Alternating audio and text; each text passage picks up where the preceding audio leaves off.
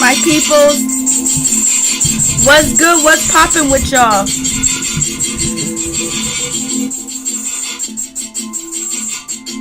My people, what's good with y'all? What's poppin' with y'all?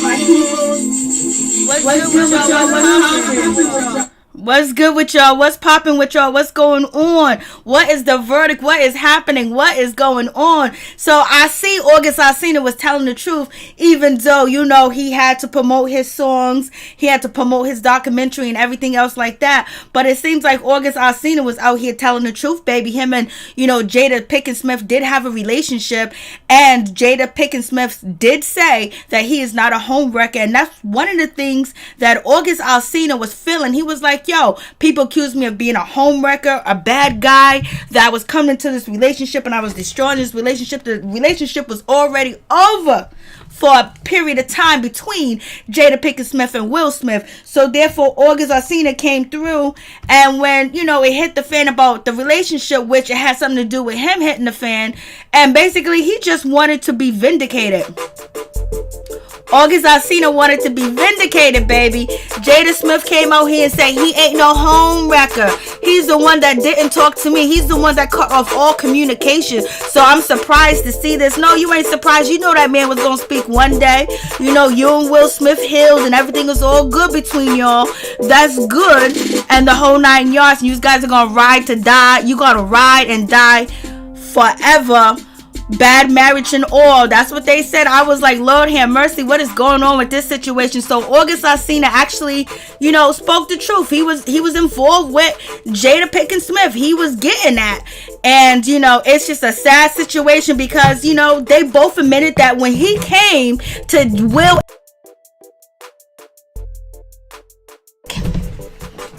Hey, what's up, Alicia? Hey, what's up, Crazy LB? Hey, what's up, Wiggins? Hey, what's up, Dimple47? Hey, what's up, watching? T-Spill, what's going on with y'all? Like, what's happening? I told y'all he wasn't lying. He got that. But he didn't know what to do with that situation. That was a whole lot of women to work with. And he was only 23 or 22 at the time when he ended up with Will Smith and Jada. I was like, Lord have mercy, what's really going on with that situation? So therefore, August Alsina didn't lie. August Alsina was hurt. He felt betrayed. And he said he had to fight for his life to get away from Jada Pinkett Smith. And she done already said to us that she was going through emotional ups and downs, immaturity, being emotionally immature, emotional distraught. She was dealing with trauma from her past, from her childhood, and she hooked her hooks up in August Alsina, baby. And it was all good for a little while, and then the shit went awry. August Alsina was like, I gotta get away from this. I gotta get away from this situation. This ain't what I want. This ain't what I need. You know, and he had to fight for his life because he was definitely in love. And it was a crazy situation. Like, Lord have mercy, what is really going on? I was like, both Will Smith and Jada Pinkett Smith admitted that when they first met August, but they didn't say that August Alsina was first Jaden's friend. They didn't say that. They said, well, we began the friendship because he was sick. He was mentally ill. He was emotionally ill. You know, he had substance. He had some problems. He had a whole lot of things going on. And Jada felt like she wanted to help him. So she started a friendship with him. And it was a really good friendship. And she said he needed help. And Will Smith was like, you know, he was sick. he was sick, and our family poured out love to him. Our family said, we gonna love you. Oh yeah, you gonna love him almost to, the grave. And so therefore, August Alsina had to push up out of that situation. I was like, Lord have mercy, what is going on with this situation? Yeah, I was watching his body language. Will Smith was just like, damn, I can't believe we're doing this. You can tell that he was kind of disappointed that he had to do this, and he had to open up to the world about, their relationship, because if you read between the lines, he told her, go make yourself happy, and she made herself happy with August Alsina, and therefore he was making himself happy with somebody who was Will Smith making himself happy with, because he said basically, he was done with her. He was done. Hey, what's up, Ella? What's going on? He said he was done. He said he was absolutely done with Jada, and basically they broke up, and he told her, go find yourself and make yourself happy. And she said, we was over. I never thought that we was even going to speak again. So therefore, that was what made them break up. What happened in that situation.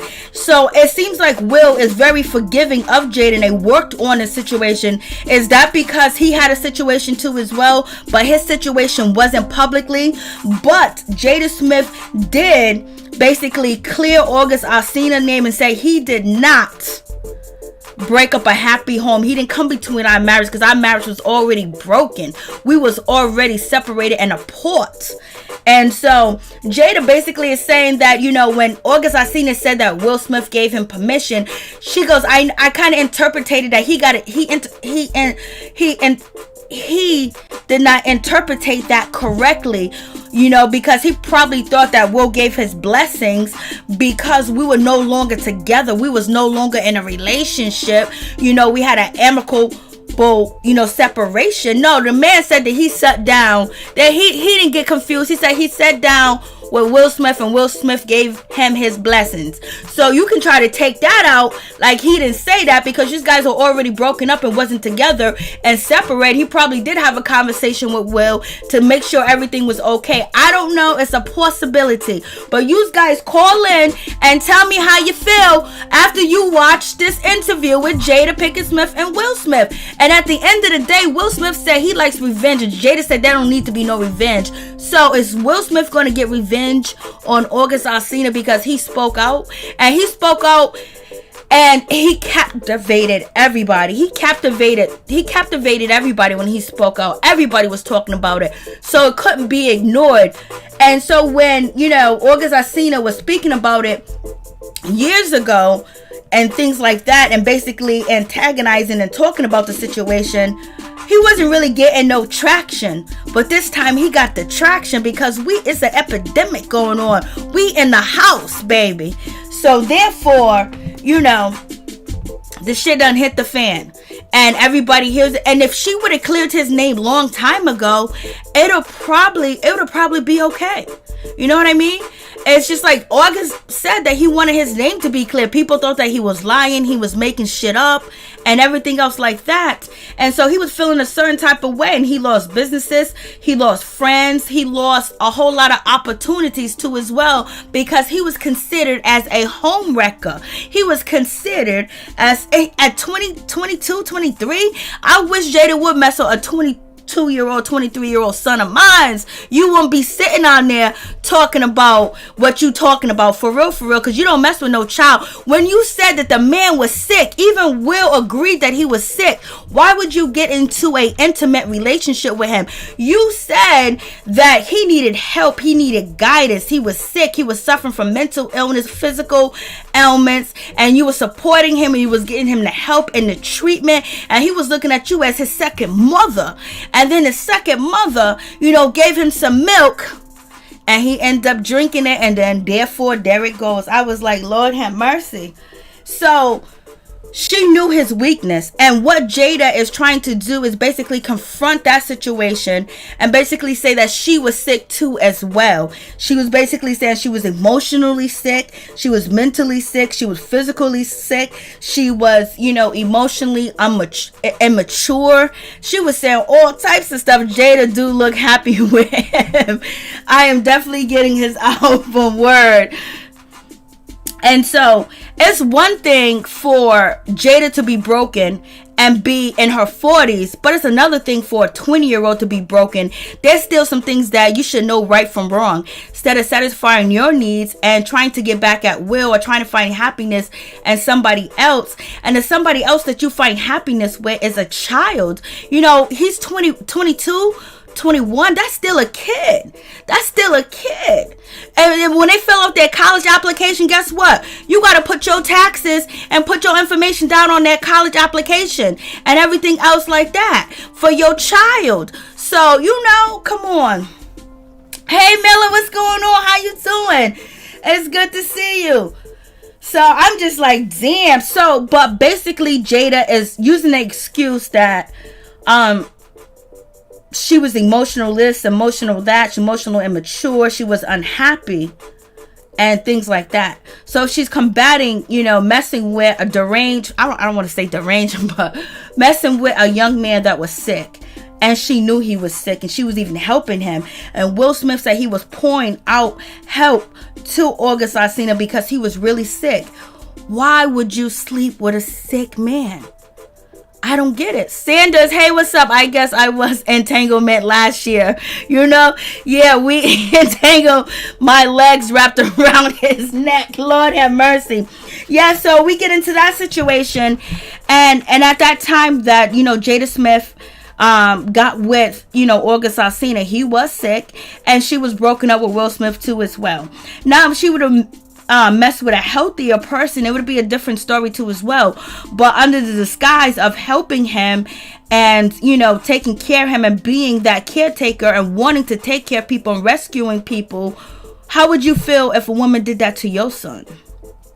How would any of you guys feel if a woman like Jada took on to your son and he almost, you know, didn't make it or didn't see tomorrow, baby?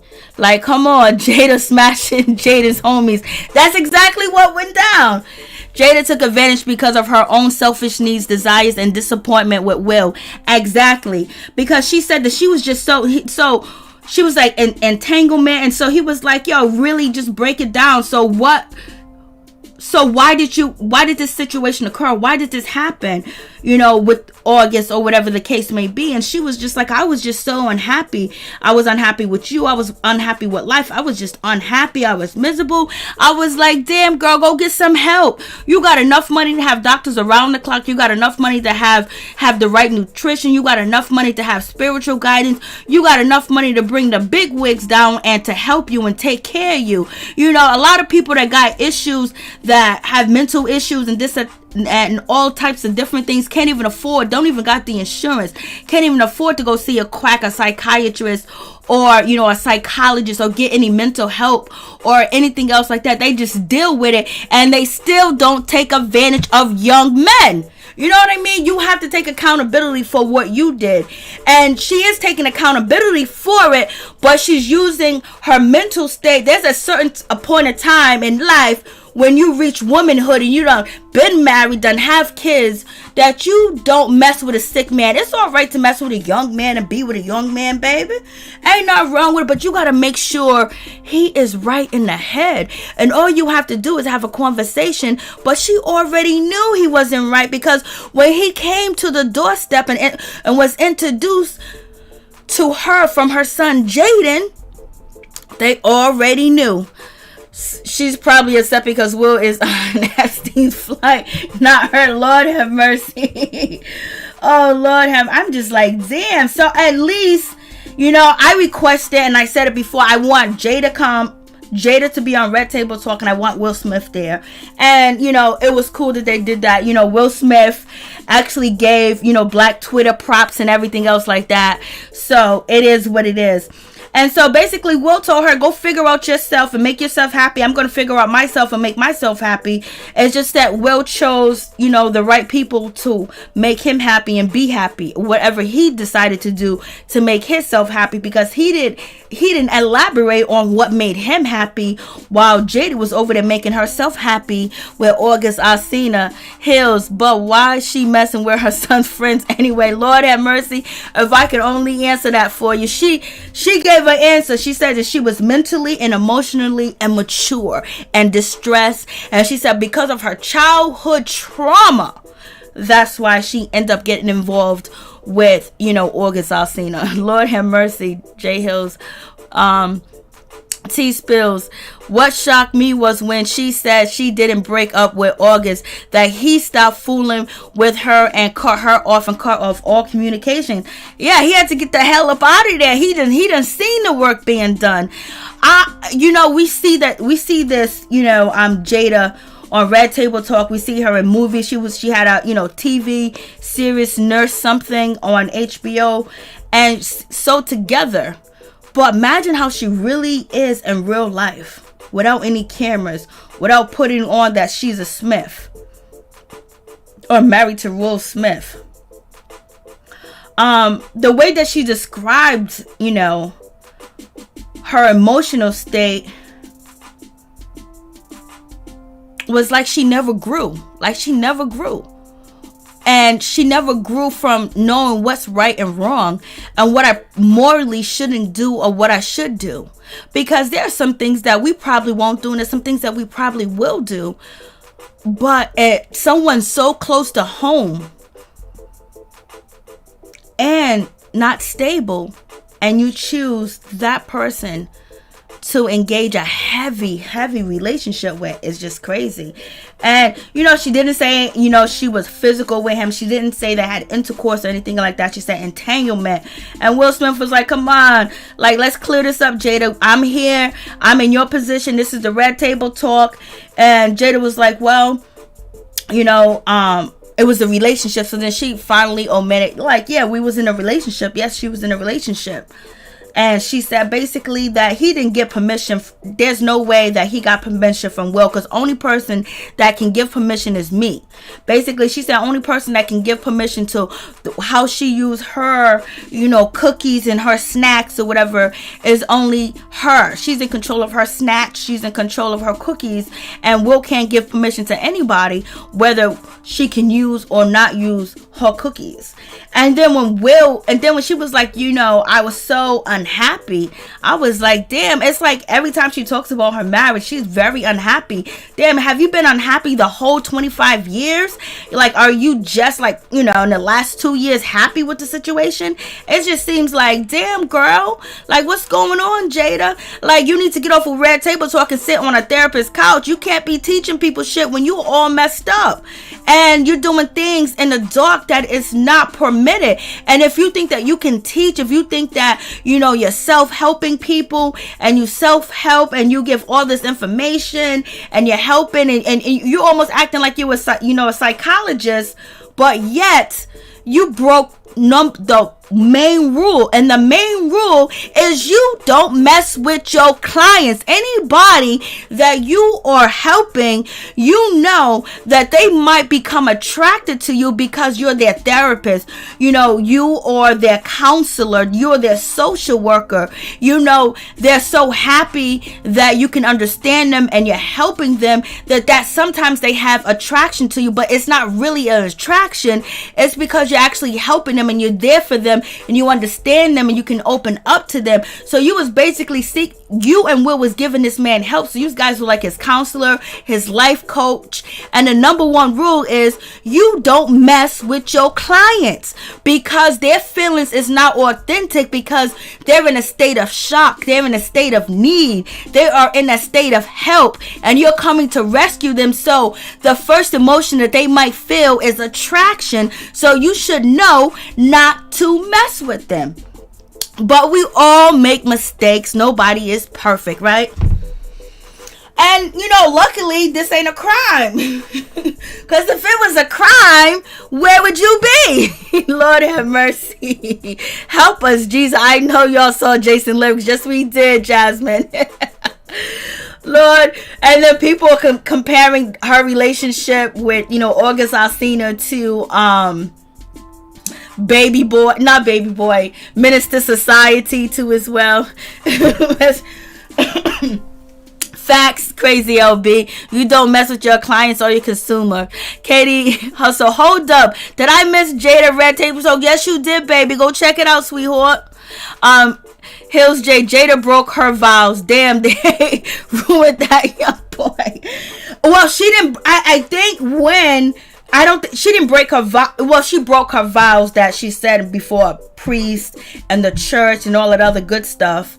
But she didn't break the vow to Will Smith because they both decided to go their own separate ways, and they was on the urge of getting a divorce. They was on the urge of separating. They was on the urge of never speaking to each other again.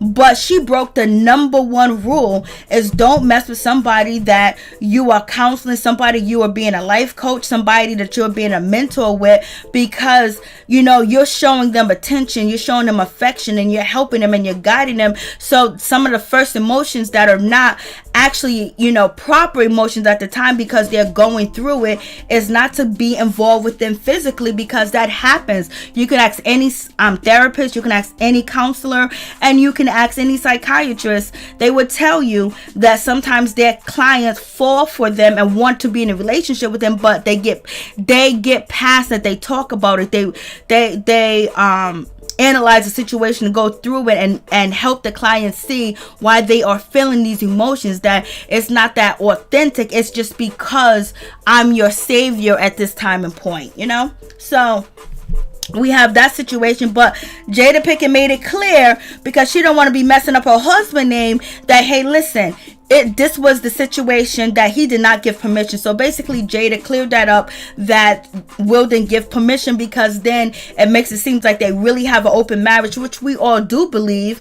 And they say life partners, they're life partners as friends, they're life partners, but they are married. They're never going to get a divorce, but they have built a friendship with each other, and they're going to stay together for the kids, for the business, for everything else that they have going on, and everything people contract them for, and things that they brand and they support to as well. So she cleared that up, that Will ain't never gave permission. I was like, Lord have mercy. And Jada and she clarified that situation, so that's cool with that. I was just like, Lord have mercy, what is really going on? And she made it clear that August Alsina was not a home wrecker. No, he wasn't a home wrecker. He was coming to a home seeking some help, and he thought he had some guidance. He thought he had these people that was going to help him, that can open the doors, that can give him treatment, get him off whatever he was on. And he was weak, and he was open up. He was very vulnerable, and so that's what he did. And it can happen. They end up having a relationship. It's not a good thing, it's not the best thing, but it happened. That home was already wrecked. Haha. You Kathy Hustle, Miss Crystal, damn, I thought you was going to play it now on your channel. You want me to get a copyright strike? You want me to play it so I can get copyrighted? There's some other people that are able to do that. I don't know how they do it, but that's Jada Pinkett Smith and Will Smith. That's Redtabletalk, and you'll get copyright. What you want me to do? I'm not there yet. I'm not there yet. But once I do get there, I'll be good, because there's some people that when you have the numbers and you have the branding, you're able to play certain things and do certain things without any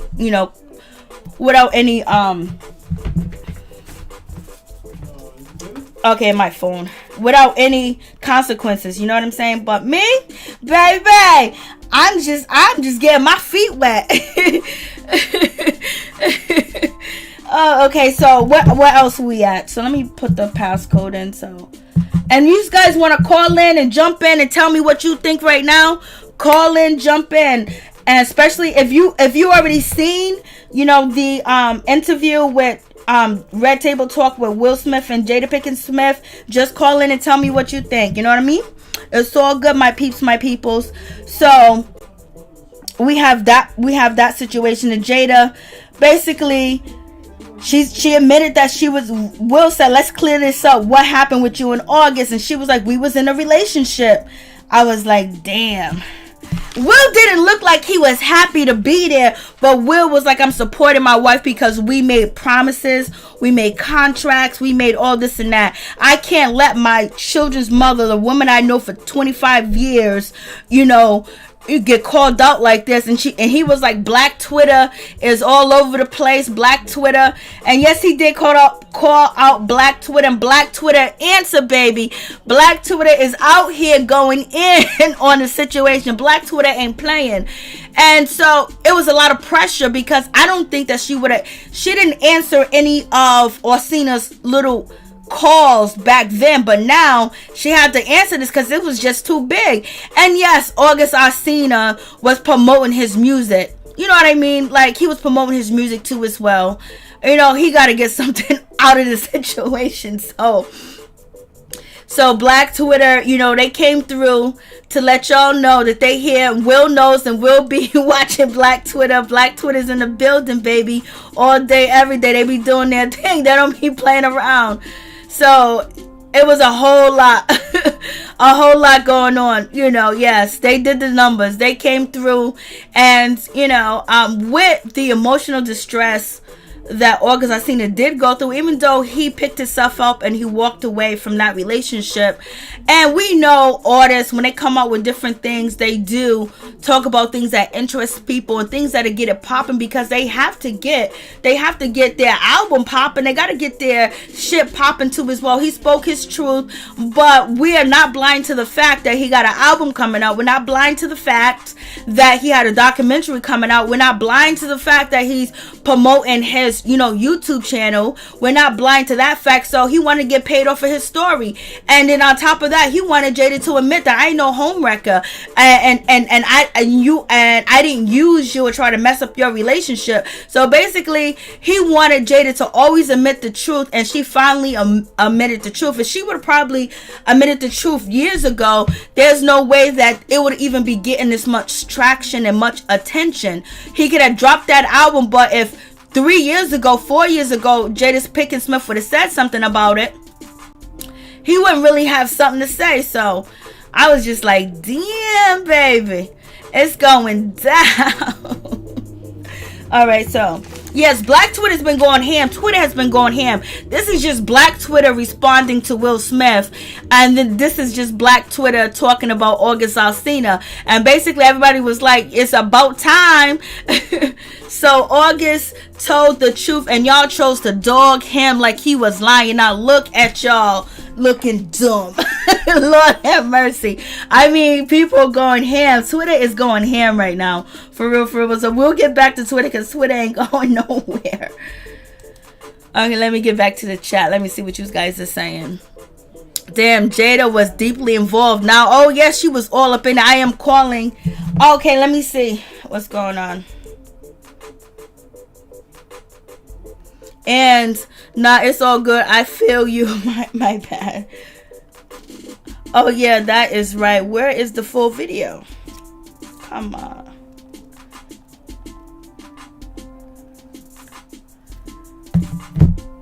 I believe him. I believe you believe him. He told the truth too. Yes, he told the truth. Yes, he did. And basically that's what he was talking about when he did the interview with Angela Yee, that people thought he was lying, that he's a bad boy, you know, that he was a homewrecker and things like that.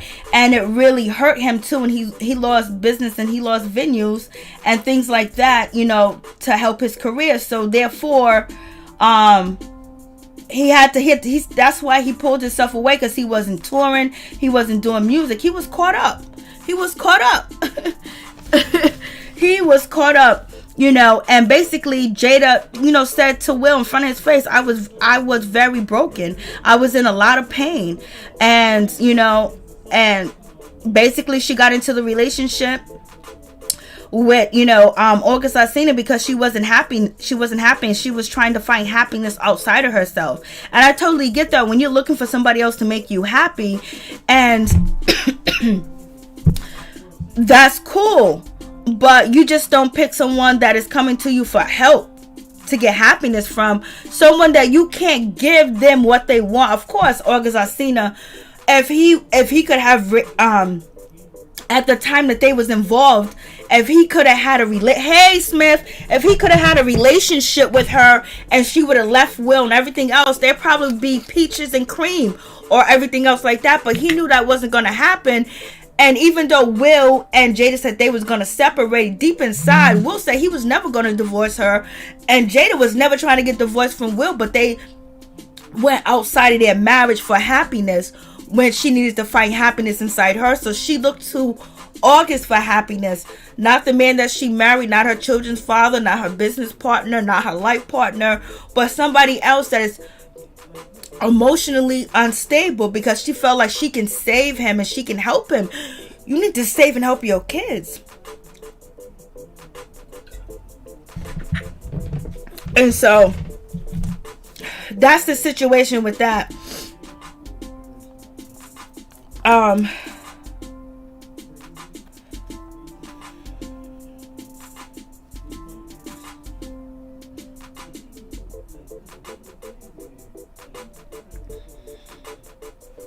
I don't know why it's not,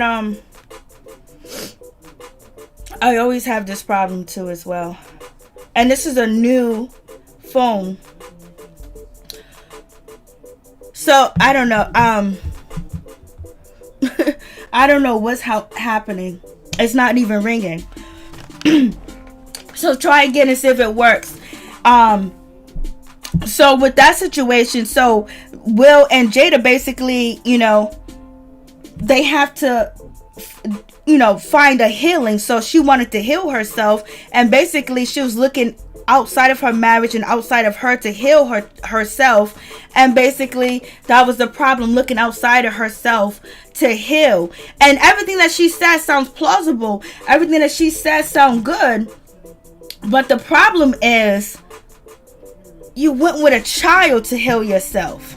So whatever comes with that situation is going to come with that situation. And he ain't got nothing to lose, because basically he feels like his career has been, tainted. He's been blackballed. He hasn't been anywhere. He hasn't been making music. It's just basically he was fighting for his life. He was fighting to get right. He was fighting to get better. He was fighting to get that Will Smith and Jada outside of him. He was fighting to get that off of him. He was fighting to get away from that. And he pulled himself out. And he's the one that left Jada. Jada didn't leave him, because he knew it wasn't good. He knew that he had to keep it moving. He knew that he had to go. I was like, Lord have mercy. I was like, shit. He left. She didn't leave. She was holding on for dear life. She was holding on to that youth. She was holding on to that control. She was holding on to that dear life. She was holding on to that shit. I was like, Lord have mercy. And we have a whole lot more going on. And I don't know if you guys heard about Johnny Depp. Johnny Depp, like, why is he in a relationship with Amber that is the way it is? Like, what's going on with that situation? I was just like, this is crazy. So so Will was like, basically, Will was just sitting there like, he looked like he was lost. He was lost, but he was like, we're not unhappy and we're not mad at each other, because this happened years ago. And it's funny that it's coming out now. It's coming out now because you guys never addressed it. You never addressed what he said. You never addressed his claims. You never addressed anything. And so therefore he looked like the bad person. He looked like he came in there with that bad boy image. He got Jada all riled up, got her all hot, making her feel like she was back with Tupac Shakur, making her feel like she was in the streets, making her feel like she was hot, baby. And he was not feeling that shit. And so he didn't want to look like the bad person. He didn't want to look like he's the crazy person. Crazy LB, try again. I don't even know. There's I got 561. I don't know why these guys are going straight to voicemail. I have no idea. These guys are going straight to voicemail. So 516, try again. Crazy LB, try again. I don't know. I think it's the signal where I'm recording at. It's the wireless signal.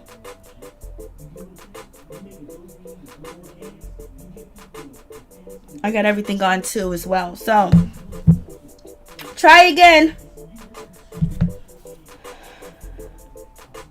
I got 561 called in again, and I guess I don't know, it's just going to, hey, Mr. Clean. I I don't know who's texting me this. Lord have mercy. So y'all let me know if I can call you back. Let me know if I can call you back. So let's get back to the situation. Let me know if I can call you back, baby. So we get to,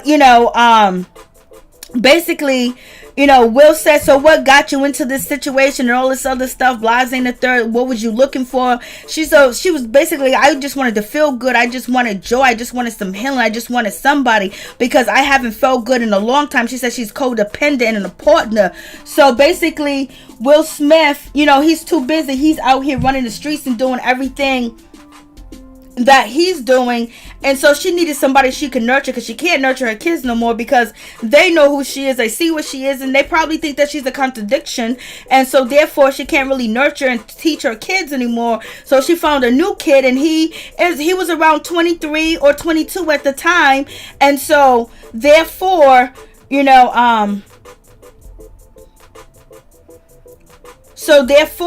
she fell in with him. Like, damn, I would be so hurt if my mother did some shit like this. For real. I ain't gonna even lie. Please leave your message for... I would be so hurt and so disappointed. And that was, her son's friend. So basically, I guess because he was close to her. And I guess that was the situation because he was close to her. He was next to her.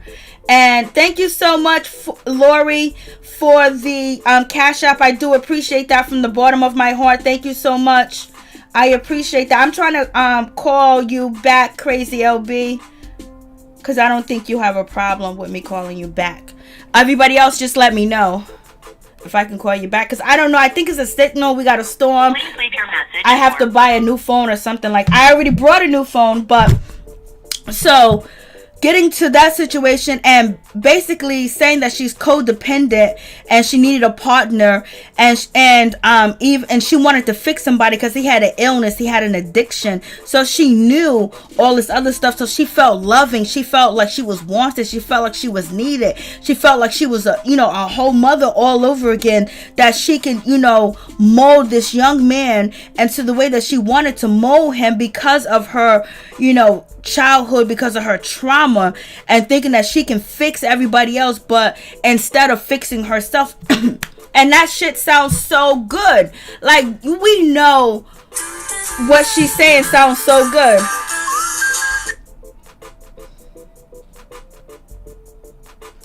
Please tell me your name and where you're calling from. Okay, so please tell me your thoughts on the situation with Will Smith, Jada Pinkett Smith, and You add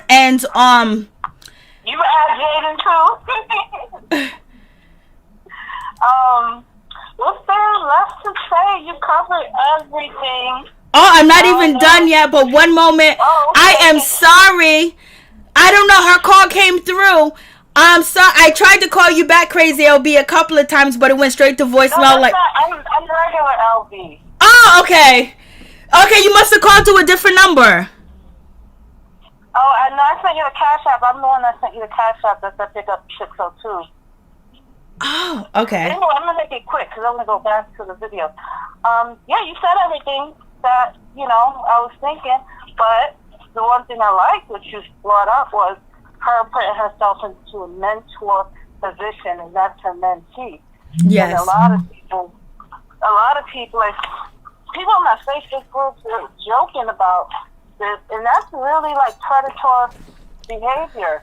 Amen. And a lot of people in the Black community, we don't give, we're not supposed to give passes, whether you're male, female. That's predatory behavior, and Jaden's her son. Like, what's really going on in that household that you can do that? Girl, you sound so different tonight. Lord have mercy. Who, me? Yeah, I couldn't even tell it was you, girl. Oh, okay. I'm not turned up yet.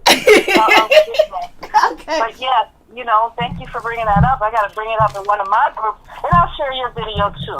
Thank you so much. Because we're talking about when are we ready to have that conversation in the Black community and stop joking about everything. They share memes. Okay. Yep. Even though August is not a kid, it's still predatory behavior because of what her position is. But anyway, that's all I want to say. Oh, hold on.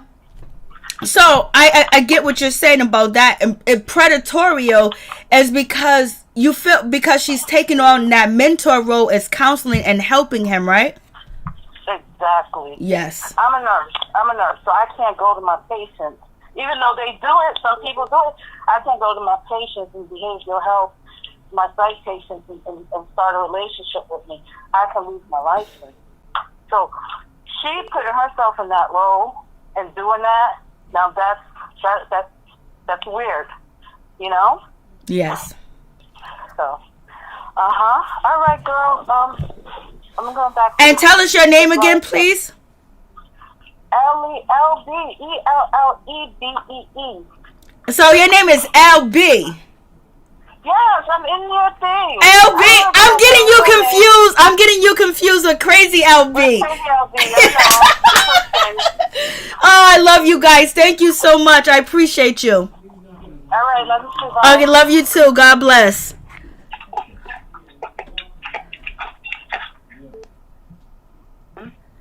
Suzette.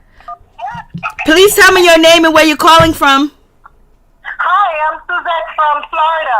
Hey, Florida. Hey, Suzette from Florida. How you doing? What's your thoughts? I'm good. Remember I talked to you the other day when this news just broke? Yup. And I told you that I believe August Alsina. Yep. I told you that based on everything that he said, there's no way that little boy is going to sit there alive. That's what you said. Yeah. Jada, just imagine. I go to my psychiatrist seeking help. And fall in love with my psychiatrist. My psychiatrist having sex with me would be taking advantage of me. Mm-hmm. Because he knows I'm not in my right mind.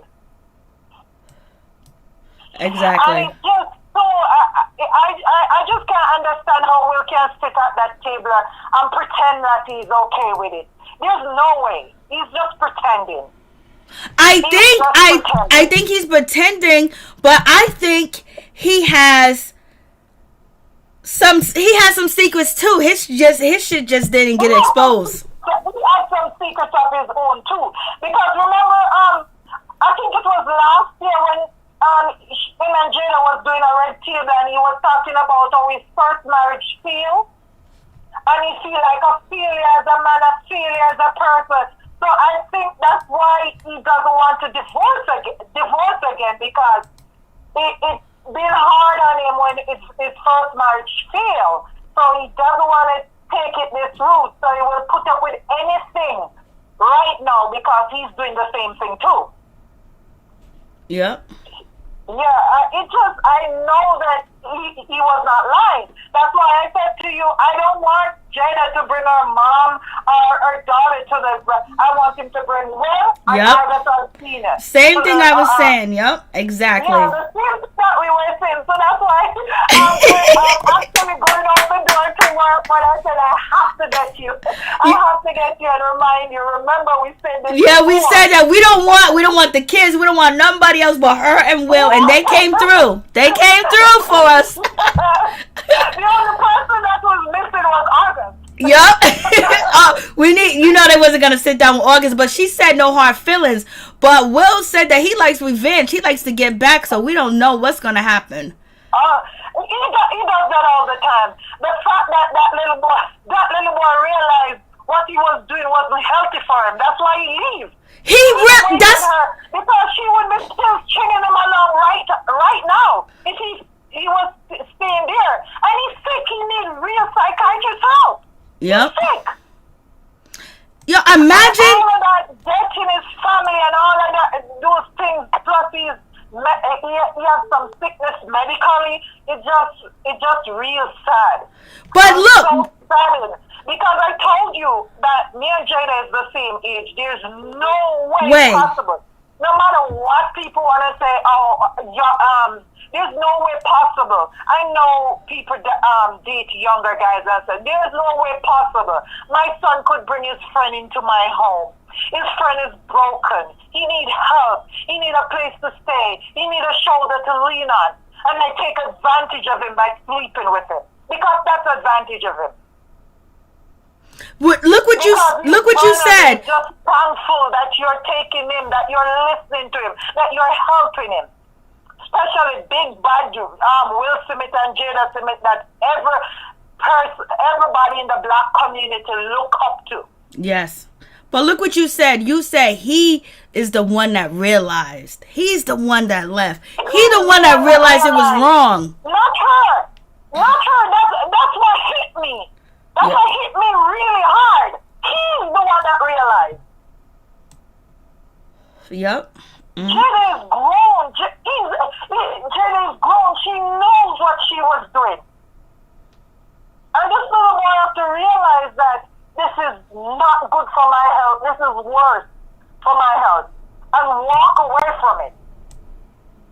Mm-hmm. He would be still there with Jada. Jada would be still there sleeping with this young. Because she's not what she say, a situationship? What?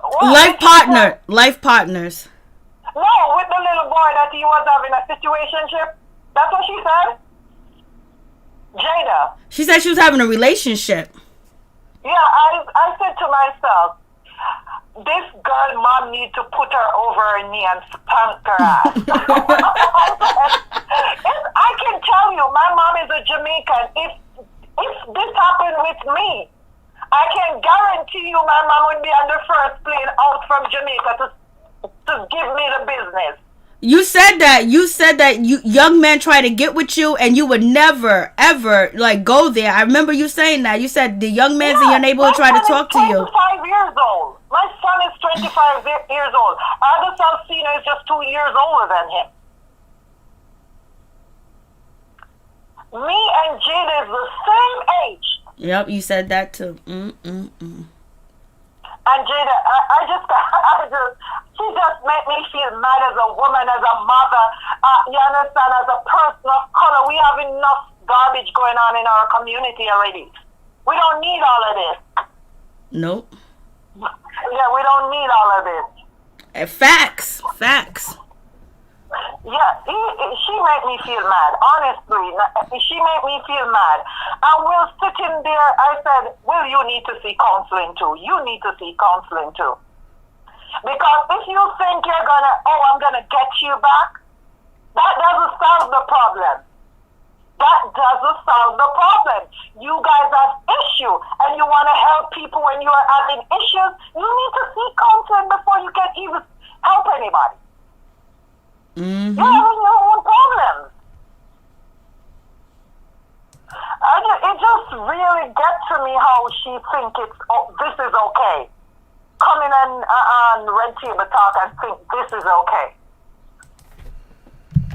It's not okay. It's they trying to make it okay. Only reason why they get it. Okay, yup. You must look at it and say, okay, I understand it. No, Jada, I don't understand it. I don't. If you go out and you meet this guy and he's 27, he was 27 at the time. He was 23, 24 at the time. And you meet a guy and you understand, you actually have a good time and sleep with him, and then you find out his age and say, oh, I make a mistake. You understand me? Mm-hmm. But it wasn't a mistake. It was a full-blown relationship. And it wouldn't stop if the guy didn't stop it. Mm-hmm. Because he knew that something was wrong with Jada and Will, and he probably saw her behaviors and probably saw like, this is always going to be like this, and this is crazy. She's still living with him. I'm living in a house. We entanglement, crazy LB. And then he realized, like, you know what?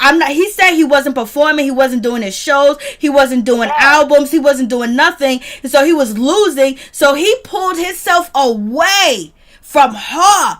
So, exactly. Ooh. He pulled himself away knowing that it's affecting him. Yep. It's affecting his business. It's affecting his growth. Because being with a married woman, you can't grow. Just as a woman being with a married man. No matter what you get from him, you lose it down the road because you don't grow. That's a curse. Mm-hmm. And I'm going to tell you talking from experience. So I know that being with a married person, you understand, no matter what you're getting from them at the time, in the long run, you're going to lose everything. Yep. And then all this bad luck starts following you. Everything you do doesn't work out.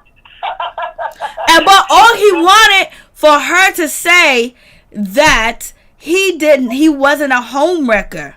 Exactly. And he wasn't a bad boy and a bad person. The fact that he wasn't a home wrecker. Yep, that's all he wanted, for her to vindicate him, and she never vindicated him, and now she vindicates him with her husband. They talk about... all along, I've been hearing this for years, that Will and Jada is in open marriage. For years. Remember, I was telling you the other day that when she was doing this nurse or doctor show that she was doing on TV, everybody was saying that she was with Jennifer Lopez's ex-husband. I said, I don't believe that. Probably they're just friendly. But after I watched them over the years, I realized that they're not even the person that we think they are. They're not happy. Yet that's why I don't, when I see people putting up their pictures on social media and pretending like they're in the best marriage, the best relationship ever, I don't pay that any mind. Because that is for social media. You're not in their house, so you don't know what's going on with them. It's exactly. So sad. It's so sad. But I'm glad I get an opportunity to talk to you. Yes. I'm actually on my way to work. Have a safe trip on the highways and byways, and God bless you, and thank you for calling. Okay, thank you, sweetheart. Thank you. Bye-bye. Oh, that was nice. I was sitting over here getting people confused. My bad, Crazy LB. My bad, LB. Thank you, Latoya Roberts. I really do appreciate that. Thank you so much. We in July, and Jada already ran through August. Oh, Lord have mercy. Okay. Please tell me your name and where you're calling from.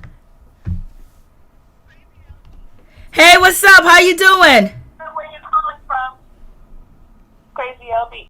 You're welcome. How you doing today, Miss Mary? I'm doing good. How are you? I'm blessed, beloved. I'm blessed. You just out here spilling the tea, the wine, the coffee, the popcorn.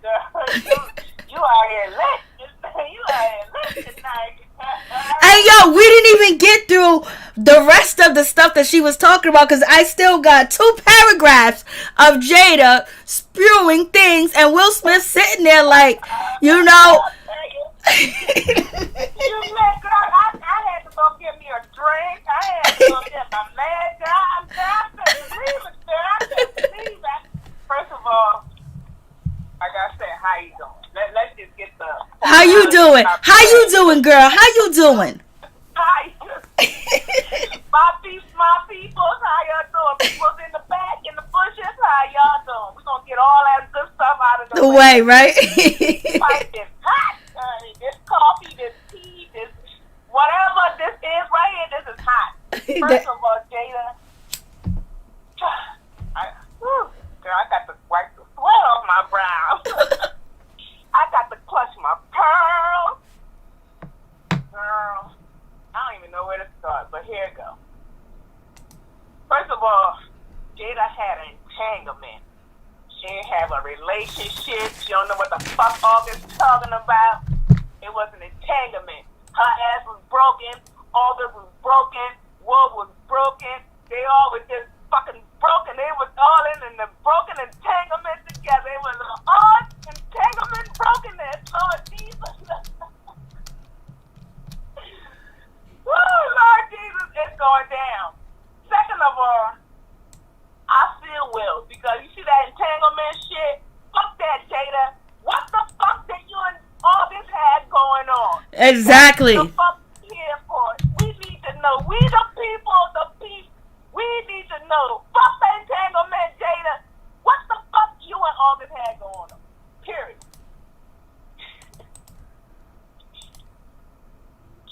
They had a relationship. That's what they had going on. They had a relationship. Ma'am, we have to clarify by that. Yep. It was an entanglement. Somebody entangled somebody somewhere down the line. I don't know where. But I'm with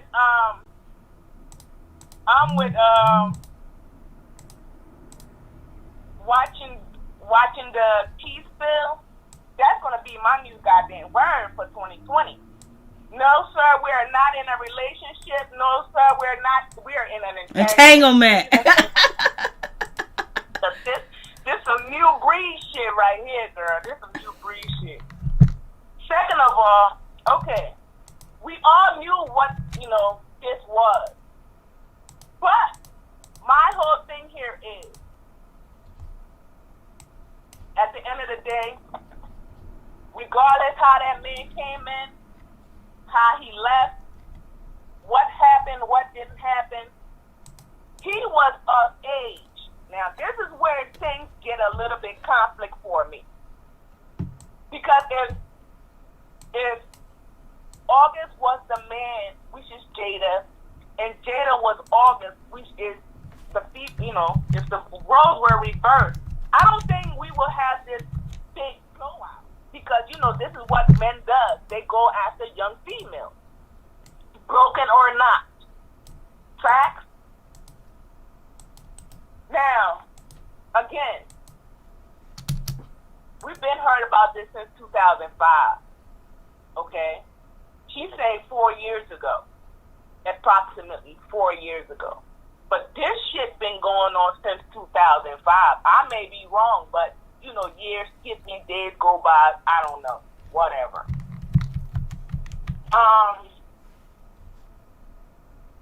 Regardless, for me, I think, regardless of the acknowledgement or not, you was of age.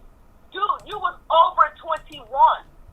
Regardless what entanglement happened, how broken you were, because she was broken too. Will was done with her. They said it, and that's why I think she shifted to August, because he was there. Regardless if he came in there as a therapist, as a client, as a consumer, as a patient, as a record to produce record, whatever. Everybody was broken.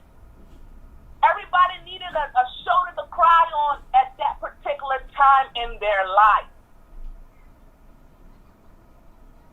Now, I always say bad behavior is toxic behavior.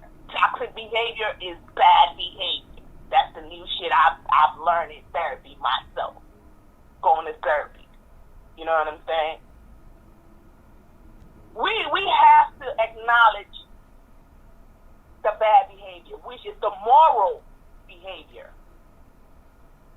The moral bad behavior here is Jada was broken, her marriage was over, her daughter was cutting herself, the little boy was becoming a little girl. It was just too much. You know what I'm saying? It was too much. She was in the bathroom for a whole goddamn month crying. Everybody was broken. Everybody was broken. You see what I'm saying? Moving forward from that situation, then you come into the fact that he's not a home record and they trying to clarify his name. Dude, you are a home record. You are a snitch and a home record. I don't give a fuck how Jada trying to clarify this situation right here. We had a we had an entanglement.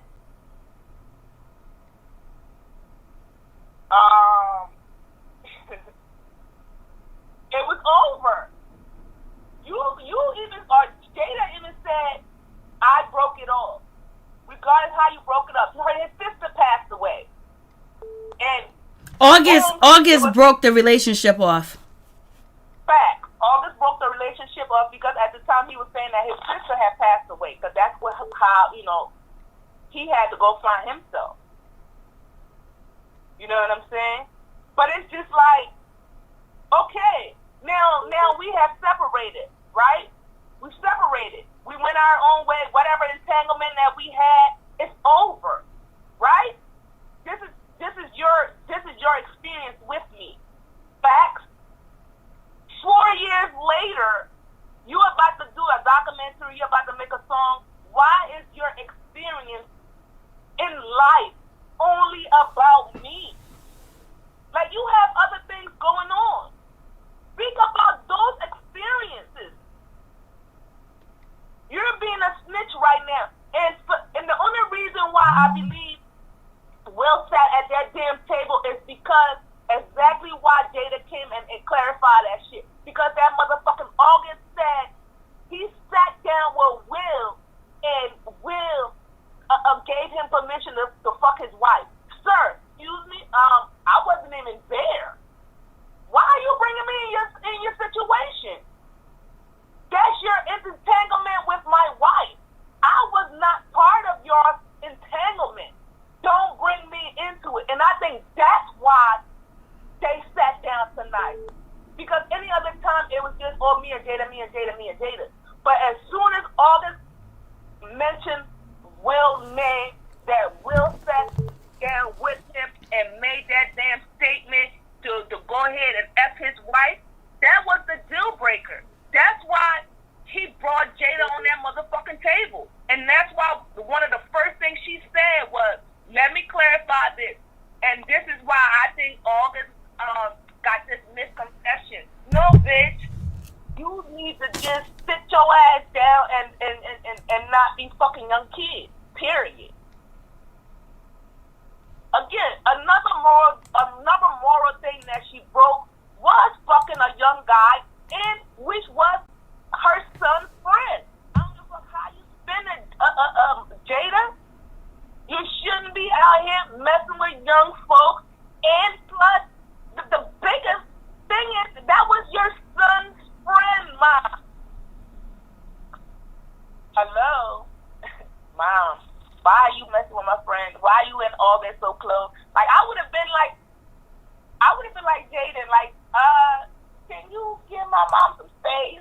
Like, where was Jaden when all of this was transpiring? Like, this is what I'm saying. Like, nobody knew this entanglement was going on but Jada and all. Because apparently she told the family that was her new client. Because, you know, she a therapist now. All of a sudden, you a goddamn therapist. I need to see your goddamn license, man. Like, is that why y'all, because you the new therapist at the Smith residence? I don't fucking understand what's happening right now. And that's what, like, moral complex. She broke the moral stuff. But, like, generalizing some stuff was reversed. Will we be this, you know, animated? If Jada was August off Jada, will we be animated? You know what I'm saying? Bad behavior is toxic, no matter what. Toxic behavior is bad behavior. We have to put facts and truth where they may lie. I'm with Yolanda. Put the spades where the spades goes. Like, seriously. You are out here promoting my name to sell your album. Doug, that was your experience. Let it go. Let it go. We all been heartbroken before. We all been in this space he's been in. But you don't see us out here promoting our exes. We're not out here promoting our exes. We're trying to get the fuck away from them motherfuckers. It's all bad behavior, regardless how you selling it. Dude, you out here snitching. Okay, you finally got a famous broad. Let it go. Let it go. She's the most important thing in your heart, yes. Marinate on that and move forward. Let that hurt and make you a good person. You out here telling everybody's fucking been there. You expect somebody to produce with you and make music with you and be your friend? No, we don't want to be your friend, Takashi. We don't. You gonna tell everybody business. What the fuck wrong with you? You talking about you missing deals and all that shit? Fuck you and your deals, nigga. You can't sing no more. You done gave all your juice to Jada. I can't fuck with you no more. Fuck the music. All right, you gotta chill with the cussing, sweetheart. I know. Because you're going F F F F. I feel like I'm talking to my peoples outside. I'm so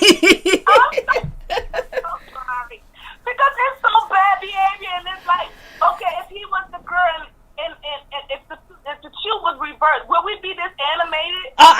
I'm animated when anybody is, when I feel like someone's taking advantage of somebody's mental aspect, and if they're the relationship, the person's in 22, 23, you know, if you got children, you know damn well you don't want your children with nobody in their 40s, or that basically, I'm animated about any of the bullshit that people be trying to put over and act like it's okay. You get into a relationship with kids, this is what you gonna get.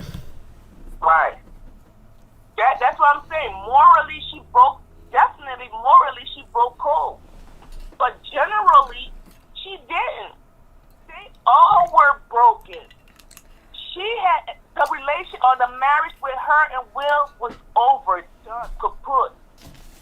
You stay over there, I'm stay over here. And one thing Will said that stuck with me was, when you in that broken place and you trying not to lose pretty much everything, and I think that's where they were, because if you think about it, I don't think they probably had what's the word I'm looking for? Hold on for 1 second. Hold on 1 second. From the Queen Love. Hey Queen, could you be on hold for a minute, please? Okay. All right, thank you so much. Okay, keep going. Crazy LB. Yeah, I'm so sorry for the question, but yeah, it's just I was trying to think of the word, the alimony. Yes, I think no, it's not alimony. It's the other word, but I don't think they have that. So can you imagine Will giving everything to Jada, or Jada taking, or vice versa? So I think that's where they kind of came together and kind of had that open relationship. And that's why everybody were saying that they were in an open relationship, because their marriage were over. And that's why I think they came up with this concept of the open marriage concept, or a partnership. Not so much they're in a marriage, but they're in a partnership. I guess which makes sense to them. You see what I'm saying? And everybody is not good with that word marriage. You see what I'm saying? I think that word marriage carry weight, and that's a different. I have to give it to the Smith. In all honesty, this is what you call a marriage. This right here, when you can live with a person, both of them have. He willing in the news with maybe 6 months to the end of the year. He gonna have a little groupie on his arm because he done said it. Oh yeah, I'm gonna get you back, or I'm gonna have me a little entanglement myself. And she said you already did that, and he was like, "Yeah, I know that's true." No, but he said I'm gonna get you back though, Miss MJ. I think he meant that. And then she said, "You already got me back." And he goes, "Yes, that is true." But he said, and she said, "I don't think no one should be getting anybody back or going back." He goes, "But I like that." So I'm thinking, I don't think that he's going after get Jada back. I think he's going to go after August Alsina, in my opinion.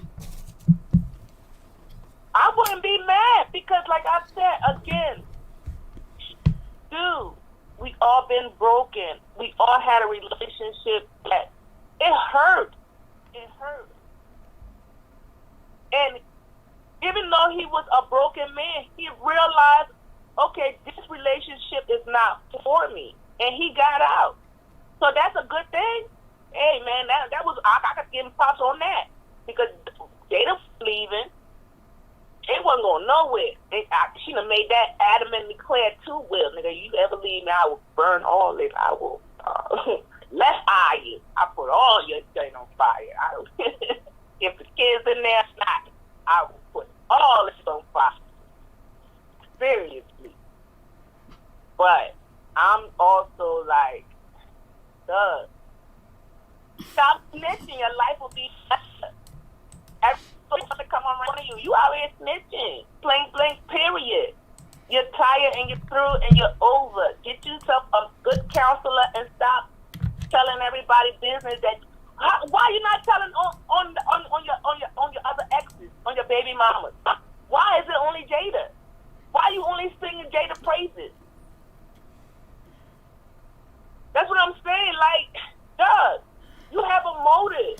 But I think he's singing her praises. Number one is because when he described in his interview, he said that he almost died trying to get out of that relationship. It almost killed him. He lost everything. So therefore, he hasn't had them feelings like he had for Jada with anybody else. And whatever that relationship consisted of, because Jada's talking about that she was emotionally immature. You know, she was dealing with childhood trauma too, and she got with him. Then he had his issues. So that was a whole horror probably relationship built on codependence. What she was talking about, that she's very codependent. And so, you know, she messed with him in some type of way, and he gonna get paid off of it, but he gonna tell a story, and he wanted to be vindicated, and now he's vindicated.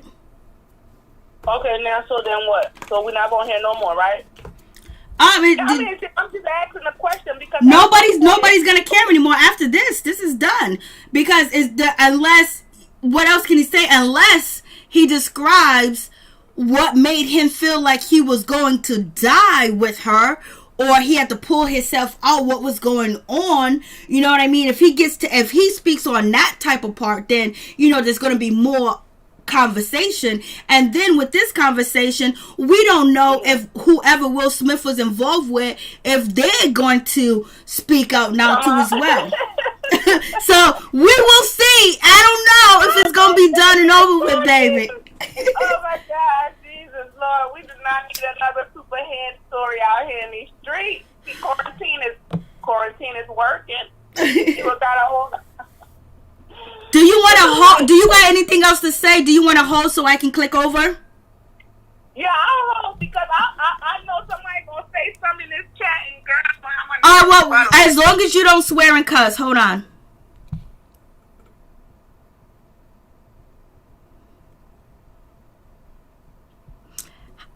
Hello.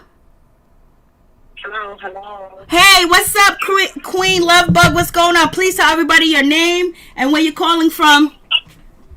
This is the Queen Lovebug number 1, and I'm calling out of Charlotte, North Carolina. Hey, what's going on, sister? What's good with you? What you think about the August Alsina, Will Smith, Jada Pinkett Smith, Redtabletalk, baby? Let's get it. Oh, you already know we get ready to shut it down. That family is the most disgusting family in the universe. They are so demonic. And I think it's far time somebody call them out and call them to the carpet.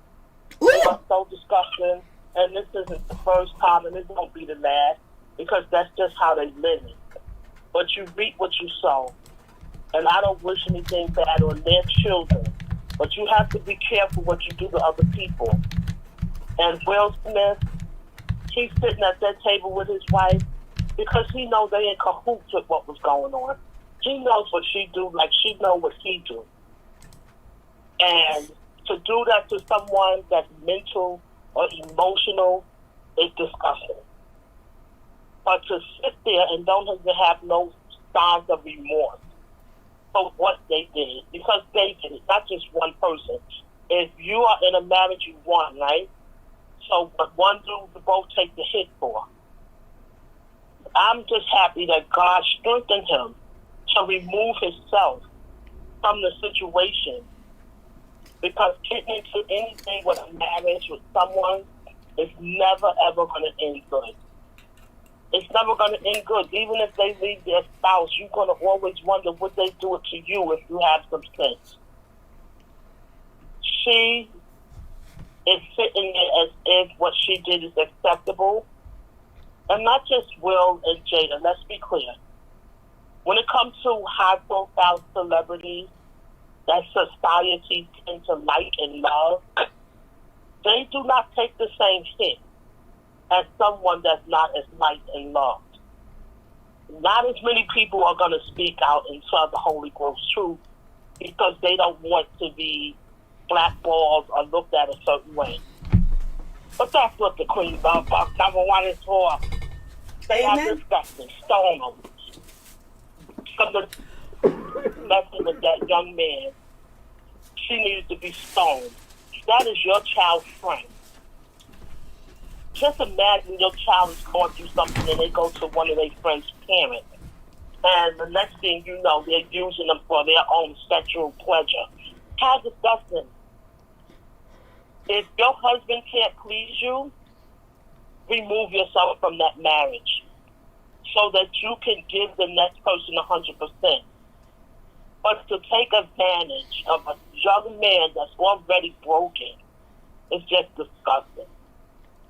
What do you think about the excuse that she used about, she was saying that she was emotionally, stressed. She was in. Oh, you got to turn me down in the back because you can't hear me. Okay. What do you think when she said that? I can still hear myself echoing. Okay, hold on. Okay, go. What do you think when she said the excuse was that she was emotionally, mentally distressed and she was emotionally immature at her age? And that's why it led to, what she did with August Alsina. Because she was trying to find herself and she learned. And basically she said that she's codependent and she has to deal with having a codependent relationship because she wanted to save him. Okay, you just nail on the head when you say, how do I feel about the excuse? Because it is an excuse. And where I come from, there's no excuse. You don't get excused for taking advantage of that young man. I'm not going to give you that hall pass like that. It's not going to be that easy. And I'm going to tell you why. Here's the thing. We're all human and we're subject to error. If I felt in my spirit that this was an isolated incident, maybe I would have a tad bit of mercy for her. But I don't feel this was an isolated incident. I feel he's just the only one that had enough sense to put it out there, expose it. They've been having people in and out of their bedrooms all their marriage. Marriage has been toxicity and just disgusting. So, no, I can't give her a hall pass for that. You had every intention to do what you were doing. You just didn't never think that young man would get enough strength to walk away because you thought you had him in your grips. And that young man was being sucked dry. And I'm grateful for him that God removed him. That ain't nothing but God that got him out of there, out of that toxicity and negativity. And at that point, he was able to feel free. And him coming forward, exposing them, was the best thing he could do to begin his healing. To let people know his truth, what he went through, the type of disgusting couple they are. Because I don't believe he's the only single-handed person. And don't be surprised if somebody don't piggyback him and start exposing them. And not just her, but the both of them. Because it's always that one person, and then the next thing you know, me too, and the next thing you know, you got a lot of people. They don't get no mercy from me. They are so disgusting. That family is so just ridiculous. But when people like a celebrity, they don't want to call them to the carpet and make them responsible. She sit her behind at that red table, popping mess about everybody. When you got your own mess, how dare you? How dare you? And how dare him too? Because it's not just her, it's both of them. How dare you? That young man could have been totally destroyed. The grace of God, he got out of there alive. When somebody is mental, emotional, you don't know what they're going to do. You don't know what they're going to do. And I don't have no mercy for her. I don't have no mercy for Will. And for the young man, I just hope that he will get total healing and be blessed with the proper type of wife that will treat him right and he will be able to go on and have a productive life. I got you. And thirdly, the Queen Love Bug #1, Mary Jane. You have an amazing channel, and I am so proud of you, my sister. Thank you Keep so doing much. what you're doing. And please let people know where they can find you at, please. They can find me right here on YouTube, the Queen Love Bug #1, all caps. And you can also check me out on my Instagram, the Queen Love Bug #1, all caps. Stay up, everybody. Peace. God bless. Thank you. You're welcome. Bye-bye.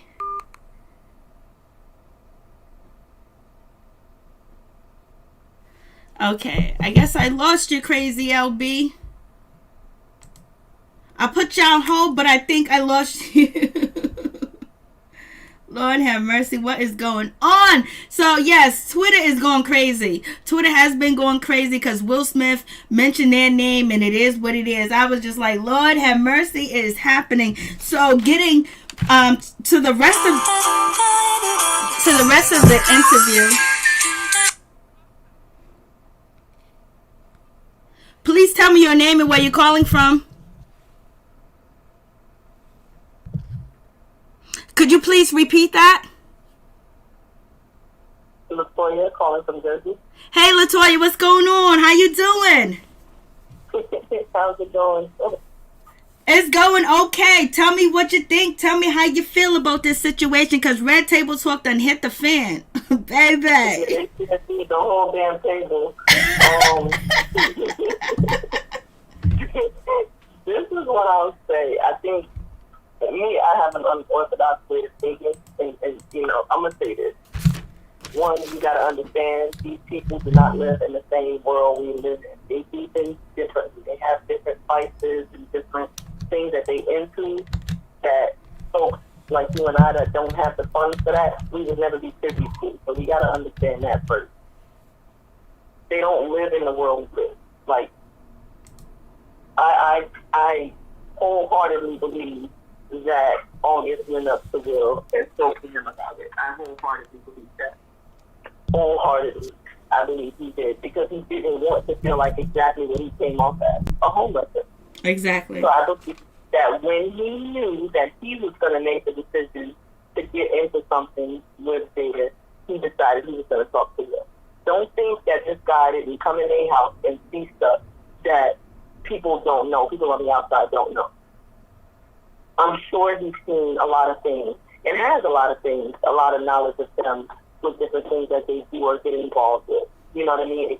He may have turned a blind eye or, you know, whatever the case may be, but I think people are getting so emotionally attached to the situation that when we're talking with moral codes, when we're talking with common people sense. You know, that's not the world they live in. They do weird stuff, and that's just how it goes. You know what I mean? Jada Pinkett back in the day was every girl wants to be Jada Pinkett back in the day, and every dude wanted to be with Jada Pinkett back. You know, there's nobody. You know, not everybody on here follows, agrees with the same idea that if Jada Pinkett propositions them, that they ain't gonna say that. Listen, I'm not saying nothing. Because Jada Pinkett is like the popular girl in school, and I just happen to be the little secret. So I'm not saying nothing. I'm going to enjoy the ride. Now, all this did what he felt was best for him, which was to step out of it, and that was that. You know what I mean? And it's no harm, no foul. But, you know, homewrecker and Jada's wrong and this, that, and the third. I mean, in a common world, in a real world, the reality that we live, not the reality that we buy, you know what I mean? Yes, it is wrong, but in their reality, it's not like that. They do things a little bit differently. They do, and women don't get it twisted. You know, us women, we know we do the choose, and we decide what's going to happen next when we're getting involved with someone. You get what I'm saying? So when Jada first met him through her son, Jada knew she was interested in this guy. She knew she was interested. And she played that mentoring mother role, but she knew he was interested in this. Obviously, handsome, looks good. You get what I'm saying? So, she played that. She played it. She played it very well. You know what I mean? Unfortunately, it just didn't work for August, but she played it very well. You know, one thing I do think that she was, you know, that may not have been the truth is that this was so long ago.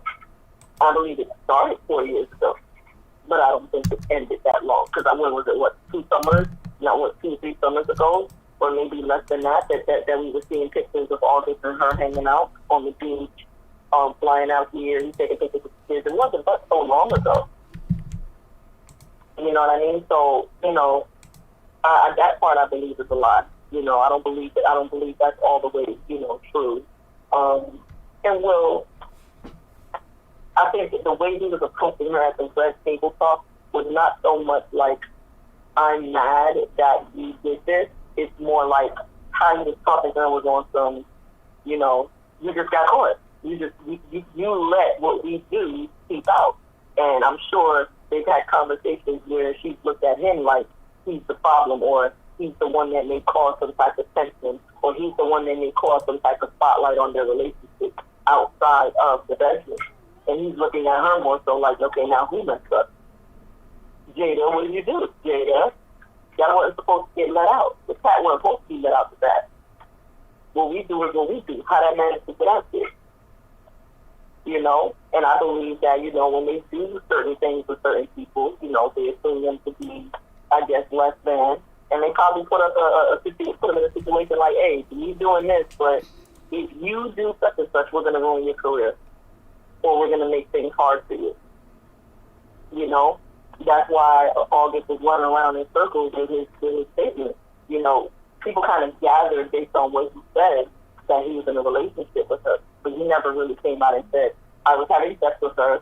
I was in a romantic... No, he just kept talking in circles. He just gathered the truth out of the circles he was dancing. You know what I mean? But, you know, these people live in a whole different world. They live in a whole different world. They don't live in the world we live in. You know what I mean? So we can talk morally all day, but that means nothing to them in their world. It doesn't mean nothing to them in that world, but it means something when they got to address the situation, because she wasn't addressing it, but black people was calling out the situation, and people in generally was calling out this situation. So even though they live a different world, there are the people that put them up there, you know, on that pedestal and actually pay for their movies and TV shows and view them, or people like us. So when we disagree or we feel like something's morally wrong, we could decide not to mess with you. And it's clearly that people will not mess with you. So therefore, even though they're different, they're breathing a different type of air, they had to come down to breathe our air and address the situation, even though they didn't get messy with it. But they did come down to breathe our air, baby, because we fucking matter. Well, listen, I'll say this to that. I'll make 2 points on that. The first point is, what is moral in 2020? What is moral? You know, like, look around. You know, there's a lot of things that's going on in the world. There's no moral judgment in a lot of things that we're doing. You know what I mean? We pick and choose what we want to ride on. We pick and choose who we want to cancel. Now we're in the cancel era, where everybody that says something that's their own opinion, whether they're wrong or right, they're being canceled. You get what I'm saying? So what's really moral? Moral is what you think. Moral is the morals that you think is right and what you think is wrong. And it could be morals that you just arrived to. It could be morals that you was raised with. But there's the do's and the don'ts where people won't agree with certain things too as well. And just because the world seems like it doesn't have any morals, there's still people that are conservative. There's still people that got morals and values and value human life and human beings, and how they hurt people and how they hurt, you know, a race too as well. So I know a lot of people say, well, you know, it's whatever, like, you do whatever, let's wild out, let's do this, let's do that. Everybody ain't like that. There's still some people that have sanity and think some things you should not do, that is not right. But morals only are what you think of morals are, because there's some people completely don't have any morals, and there's some people that don't even know what moral means, but it's up to you. So morals go with the individual. Okay, so this is what I will say, and that goes back to my point. What is moral? You're saying morals is what people think. I can think that Jada and Will, what they're doing is perfectly fine. That's my moral. I can say that what they're doing is absolutely fine, and I don't see anything wrong with what they're doing. And you morally can say that they're not right in what they're doing. You get what I'm saying? Yeah. Yep. That's why I arrive with what is moral. I think people really need to dig deep and evaluate themselves and what they're doing. You get what I'm saying? Like, again, for their situation, some people may say it's wrong. You know, for me, this is just entertainment. You know what I mean? I'm just here to put a different spin on the conversation. Oh, yeah, perfectly. You know what I mean? That's great. This is entertainment for me. This is funny. You know how many people are doing this? They're doing exactly what these guys have done and what they've been doing. I remember coming up, family members that said they knew these people were swingers. You know what I mean? Like, when I was coming up, I was hearing they were swingers for years. You know what I mean? So this is their conversation they're having. A lot of people ain't gonna understand that unless they understand swingers talk, unless they understand that kind of dialogue. You know, people ain't gonna understand and they're not gonna appreciate what they're talking about and how they get it down. The one thing that I can say that I definitely appreciate about the relationship is the loyalty. All of this stuff is just for show. All the kicks and gimmicks. That's all it is. Yeah, with Jada having the platform that she's at, where she holds people accountable for what they do, it's no way she was going to come on here and denounce everything. There is no way she was going to come on here and do that. She had to put herself to the fire and say, you know, what I did was wrong. You know what I mean? And she still couldn't bring herself to say too many things, because in that entangled shit that she was in, she had some feelings. She had some deep-rooted feelings with this kid. He brought up some things that he probably haven't, you know, that Will hasn't ignited in a long time. You get what I'm saying? You know what I mean? So in all of this, you know, of course somebody has to get hurt. But I admire their loyalty. I truly admire their loyalty. The fact that after all of that, Will could say, hey, how am I doing? She's like, you're doing great. Hell yeah, you're doing great. Absolutely, you're doing great. My bad, I wasn't supposed to let the cat out of the bag. You weren't never supposed to get out here. It was just always supposed to be speculation. But now they put the stamp on what we've all been talking about for years, what we've all believed, what the hype was all these years. And then I also want to make another point and say, you know, let this be a lesson. You know, everybody that you see or anything that, you know, that shines gold isn't always gold. So, you know, couple goals, this, women, data. Hey, man, they got their stuff too. They got their stuff too. And I believe that it's a lot. The rabbit hole runs deep with them. Oh, yeah, it does. It's going to run deep. And, you know, this is 2020. And basically, some things are coming to the light. Some things are coming to the corporate. And people got time to listen and pay attention to the bullshit that is happening and what's going on. And some people agree with Jada. Some people don't agree with Jada. It's like one of them situations. Would I do what Jada did? Hell no, I wouldn't do what she did. Do I think she's wrong? Hell yeah. I don't think she's wrong because she stepped outside of her marriage. I just think that she's wrong because she was acting as a mentor and as a counselor and everything else and helping and healing this man, and then end up getting into a physical relationship with him. I think that was wrong. That there's certain steps that you don't do when you're acting in them type of positions. That's my morally thing. And there's other people that have their other morally thing. Was like, well, he was there, you know, he was willing, able, and he was open to it. He wanted to do it and he didn't say no. And you know, his nature rise and my nature rise, and we got it on. So it's just so many different, everybody has their opinions about the situation. That's why the phone lines are open to opinions, baby. Absolutely, and I like this platform. That's why I called. I don't usually get involved in these stuff. I just watch and sit back and laugh. But you know, I kind of like the vibe that I was on yesterday. You know, with the show, and then today I called in as well. You get what I'm saying? Yeah, I like everybody's opinion, because it also has me think too as well, and has everybody think, because none of us think the same. So it's so wonderful to have everybody calling with different opinions. People can say that, you know, they can stone Jada. There's some people that say we're going to praise Jada. There's some people that say, one of my best friends, she said, I don't give a damn about a Will Smith or a Jada or a August Alsina. You know what I'm saying? Like, also, too, like, I want to also say something as well. You know, when August came to them, August was sick. You know, August is a guy, he's 21 years old. You know, and he may have, you know, noticed her as a beautiful woman, but probably appreciated her as the mentor. And a lot of times when you're in a vulnerable state like that, sometimes wires get crossed. They really do. Like, she was right when she said entanglement. Because sometimes wires do get crossed, and you can't help what happens beyond that. You know, somebody got to take a judgment call. Somebody got to have the strength to say, hey, listen, this ain't where I was This ain't right. This wasn't planned. But at the same time, you know, women are very emotional creatures. You know what I mean? We're very emotional. And our emotion is in our love language, whatever that love language would be. For a guy, guys are very superficial. You know what I mean? Even if she was just a fat, ugly woman, if she wasn't even that attractive, just her being there and being that caregiver and that nurturer that he was looking for at a time when he was down, he would have ended up knocking that down too, regardless. You feel me what I'm saying? So a lot of times when they're in a vulnerable state, stuff like that is going to happen. It's really going to happen. You know what I mean? That's just like, and I always use this analogy, and people make it mad, but I got to put the seed out there so people can understand it. If not now, maybe later. That's like, you know this person is a pedophile. You know the guy is a pedophile, right? So you give him the responsibility to make a judgment call. The guy is in his business. He's living in his business. You can't now make him responsible for saying, okay, that child is not attractive to me, and I'm not going to do anything to that child. I'm not going to harm that child.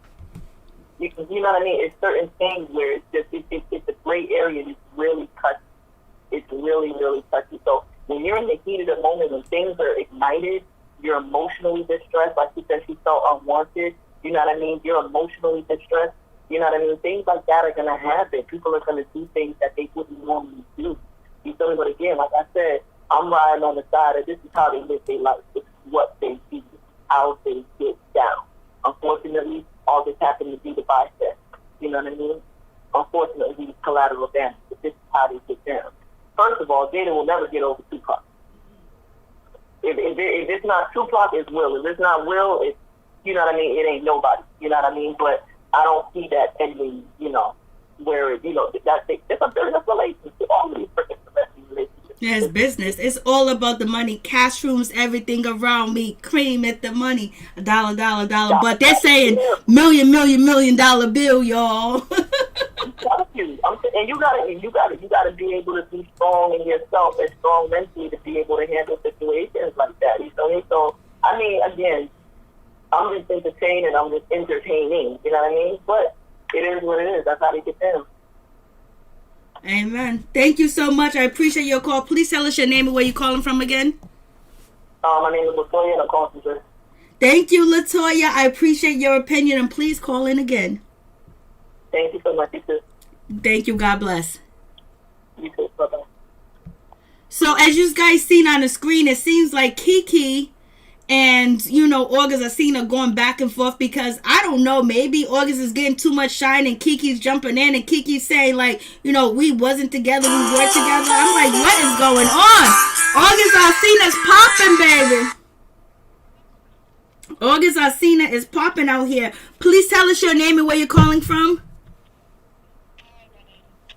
Oh, you got to repeat that again. I'm sorry. My name is Savannah. And you're calling from where? Dallas, Texas. I'm grown, folks.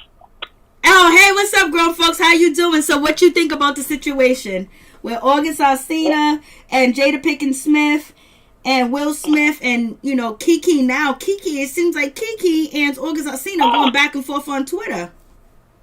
You know, I don't know what's wrong with her. I guess she want to be in there because, you know, the show was canceled. So yeah, her show was canceled. I was about to say that, too. It was canceled. So August Alsina's popping right now, baby. He is. And you know what? We talked about this, I think, last week. Yes, we did. Your phone is staticking a little bit.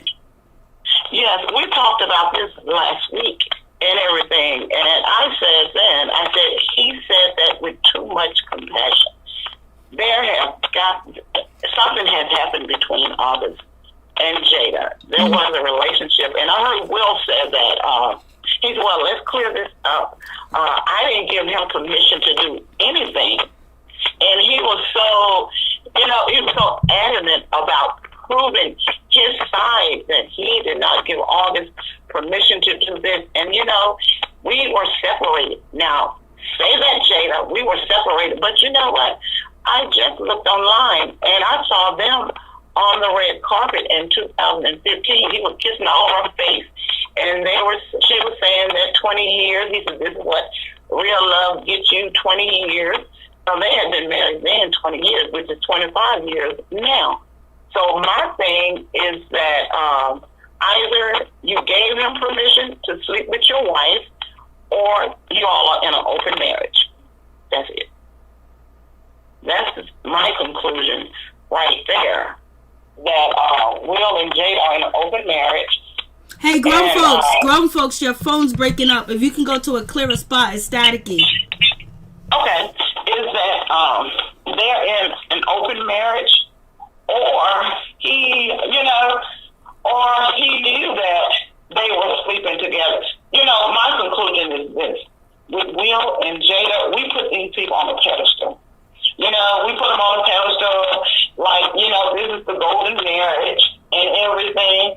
And people do fall. People do fall. And you look at them. You look at what they're doing. And that's why we should never put people on pedestal. You look at Jay-Z and Beyonce. You could get Beyonce could come on the internet with a nice dress on, and just a plain Jane could come on the internet with the same dress on. Who do you think going to get the compliment? Beyonce. But this plain Jane, she's going to get torn down, and everybody's going to say, "Oh, she's trying to be like Beyonce." We got to stop putting these people on pedestal. And then what Jada did, she cheated on her husband. And that's just it. She cheated. And everybody is, they're like, I'm just going to say, they tiptoeing around it like she hadn't done anything and trying to persecute the young man. But this young man was just a kid. He was a kid. And he was sick at the time, because there are pictures of him in the hospital with an IV trying to walk down the hallway and everything. He was sick. And it leads me to believe that maybe he was on some kind of medication and that he was sick. But now Jada is playing victim. She's playing victim. Well, I was going through something at the time, and everything at the time that I was with him, she's playing a victim. And I just don't like that. Yep. It is what I don't. Okay, the phone just hung up. I didn't hang up on you. The phone just hung up, and today's the 10th, so my phone bill's still paid. So getting back to the rest of the interview, where Jada Pinkett Smith says, well, she was emotional and she had insecurities and she was emotional immature. And so she said that, she really learned a lesson from messing with, August Alsina, and, and she wanted to heal August Alsina, but August Alsina decided to, break all communications with her.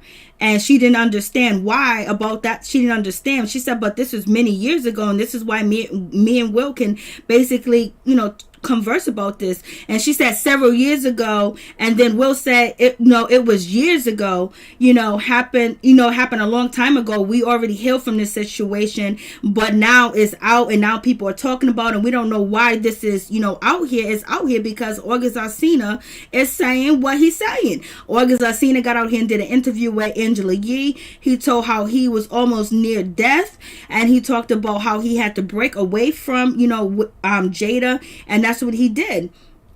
And there was no communication, so Jada and Will basically saying that he's coming out, and basically they're saying that he's promoting, and basically he's doing what he need to do. And that was like, because it's weird, because Will Smith was like, oh, it's weird that this is coming out now, and this is strange, and blah blah blah. Nah, it ain't strange. When you do shit in the dark and you do it in the closet, the shit's gonna come to light. So regardless if it happened 7 years ago, 8 years ago, shit comes up and shit comes out. And if you guys notice, 2020 is the year of reveal. And yes, Will Smith and Jada, they live a different life. They do things differently. They're multi-millionaires and blase in the third, and they make that money. They got that cheddar. They got that compound. compound. But, you know, if a person feels like they was taken advantage of mentally and physically, and then also they was ridiculed too as well for years because people considered him as a homewrecker. You know, he spoke out here and there, but he just really spoke out and just, you know, said, or he came out and said we had a relationship, and Jada finally co-signed. Jada finally vindicated August Alsina, and that's all he ever wanted, was to be vindicated. It's not this bad boy coming in and messing up this bad image, you know, this sophisticated woman, this woman with accolades, this woman, you know, with a amazing portfolio in acting. And Jada Pinkett Smith has been in hood movies that we consider like black classic movies too as well. So therefore, you know, he felt like, you know, he was fighting to him. Fighting against Jada and Will was almost like fighting against God, because they can make or break, or try to make and break, you know, August Alsina. And so therefore, you know, his voice wasn't being heard, and he was considered as this person. And then he came back. Yes, he came back with an album. He came back with a documentary. He came back with Angela Yee. And yes, he got his press tour, his press run, and everything else like that. But at the same time, he spoke no lies, because Jada Pinkett Smith admitted to the situation, and it is what it is. And Will knew about the situation, because Will and Jada Smith were both not together, and they were both decided to go find happiness somewhere else. She found happiness with August Alsina. Will Smith found happiness somewhere else. It's just that the person that Jada Pinkett Smith chose to have an affair with was not stable. He was young, he was immature, and he was going through a lot. And then on top of that, he's an entertainer and a singer. When people are singers, entertainers, or rappers, usually their craft, their pain, and their art comes out through their music, comes out through their art, comes out through painting, comes out through poetry, and it comes out. And so it came out, and this time it was this time he was actually heard. You know, he did speak, and we was like, okay, he's saying that, but we ain't really getting that. Nah, that ain't true. Blas and third, he just crazy. You know, he got mental issues. You know, he's on that stuff or whatever. So people paid him no mind. Some people did pay him mind, but this time around that he came out to speak his truth and to talk about how he had to reinvent himself, and basically he had to purge out everything that he had dealt with when it comes to Hollywood, when it comes to Jada. He purged that out, and now you get what you see is August Alsina basically speaking his truth, even though his truth comes with a album and a documentary. That's what it comes through. That's what his truth is actually coming to. So, yes, we can say, oh, you're doing it for publicity, you're doing it for this. You know what? He's of course he want to get paid. Of course he got mouths to feed. He got to take care of his family. He got to take care of his camp. He got to take care of a whole lot of people. And then he also feels like the time that he spent with Jada, that, you know, he was blocked, he was stopped, he wasn't touring, he wasn't doing shows, he wasn't doing music. They was going on vacation, they was on yachts, they was on boats. You know, she was buying him this and that. And at the same time, this man got all these issues, and now he has a savior that comes to him in the disguise of Jada Pinkett Smith. And so now it's like, you know, he didn't care. People called him a home wrecker. He didn't care. But he was just all in. And then on top of that, he wasn't stable, you know, and he was young and immature. And even though Jada says that she's young and immature, she should know better. There's some things that you can't excuse. Don't say that I was immature. Don't say I was looking for happiness outside. I was doing this, blah, blah, blah. I learned from this 20-year-old man. This 20-year-old man told me that I was emotional immature. This 20-year-old man told me that, you know, I was emotionally, you know, unavailable. This young man taught me that, you know what, I got problems. And she was supposed to be helping this young man, but yet now she is receiving, now she's saying that she's getting a gratification from their relationship. And it is what it is. You know, she messed with him, and he was vulnerable. And he was old enough. It's not like he was underage or anything else like that. But if this was your son, it would be a whole different stuff. If it was my son, I don't know if there would be a Red Table Talk. For real, for real. If if it was my son? You know, we would have to be filled with the Holy Ghost and sanctified. We will bring all the heroes to grab my son. But you also have to give it to August Alsina in a way that he was protected, that he didn't perish, because Will and Jada already said that when this young man came to them, he was sick, he was ill, he had addictions, he had problems. And then now Jada put on that Superman woman coat and that hat, and counselor, mentor, healer, everything else, all the things that she imagined in her head that she is. And I'm gonna fix August Alsina, but only thing that she did was throw the punani on the man, and he lost it.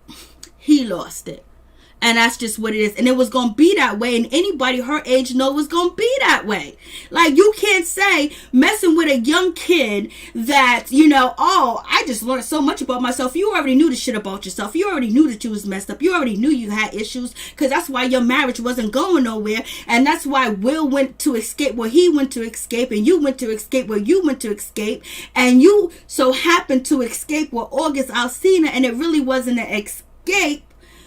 Because now this is like your mama bear, you're babying him, you're praising him, you're healing him, you're like his healer. You are the woman version of the Venus, the black Venus to this man, and therefore he fell under that control and that spell, and he was with it, all in it. And he didn't know no better. He didn't see shit. He didn't know shit. He didn't know nothing. That man was 23, 22 years old. Let me tell you, when I was 22, 23 years old, I ain't gonna lie, I was smart. But only reason why I was is because I had a stable background, but I did make mistakes. There are certain people that I could say that I know this gorgeous, beautiful, got it going on, money all day, give me anything that I want, but I know there's something wrong with that person. I know that they're not mentally capable of dealing with me, and I know with the problems that I do have, or the issues that I do have, it will only explode. And I'm way younger than Jada, so therefore she knew what she was getting into it, but she could not let the lust and go. Because if she wanted to feel wanted, go adopt. Go get a garden. Go get something else. You don't adopt a man and then be in a relationship with the man. That don't make no damn sense. Your happiness was basically turning someone that is your child, in the sense of you saving them to get on top of them. That don't make no sense.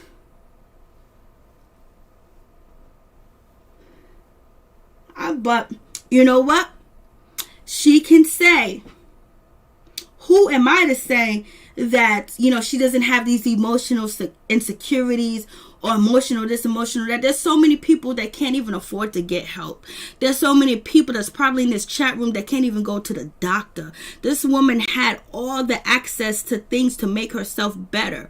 And there's so many people that want to get better and want help and want guidance, that can get spiritual guidance for different spiritual leaders and conscious people that have paved the way that she can, seek out that help. But she seeked out August, and trying to heal him, healed her and gave her energy.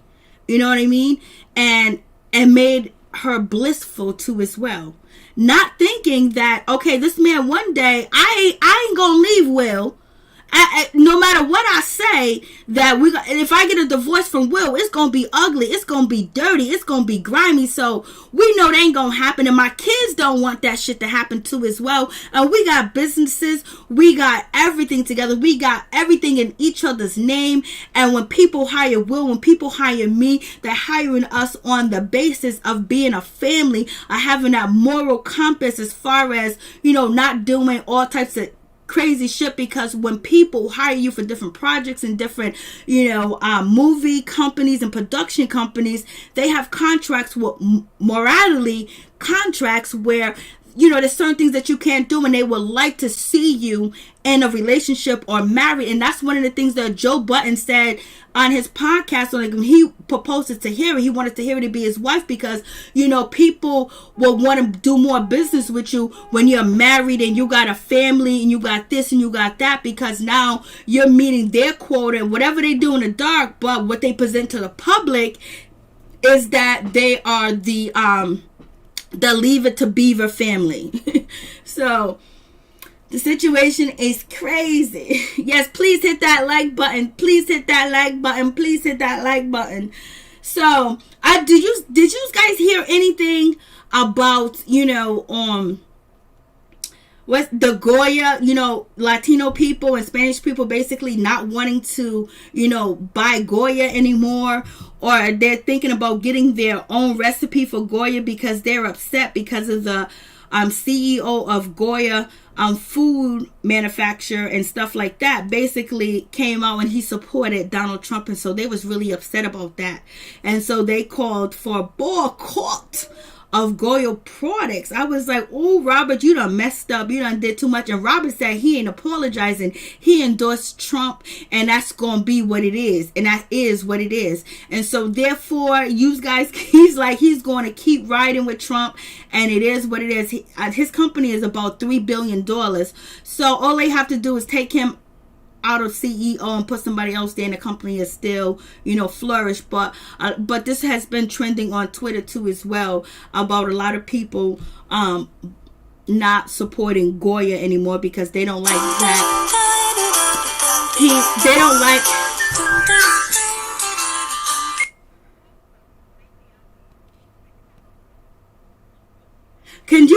Can I put you on hold for a minute, please? Okay, thank you, sweetheart.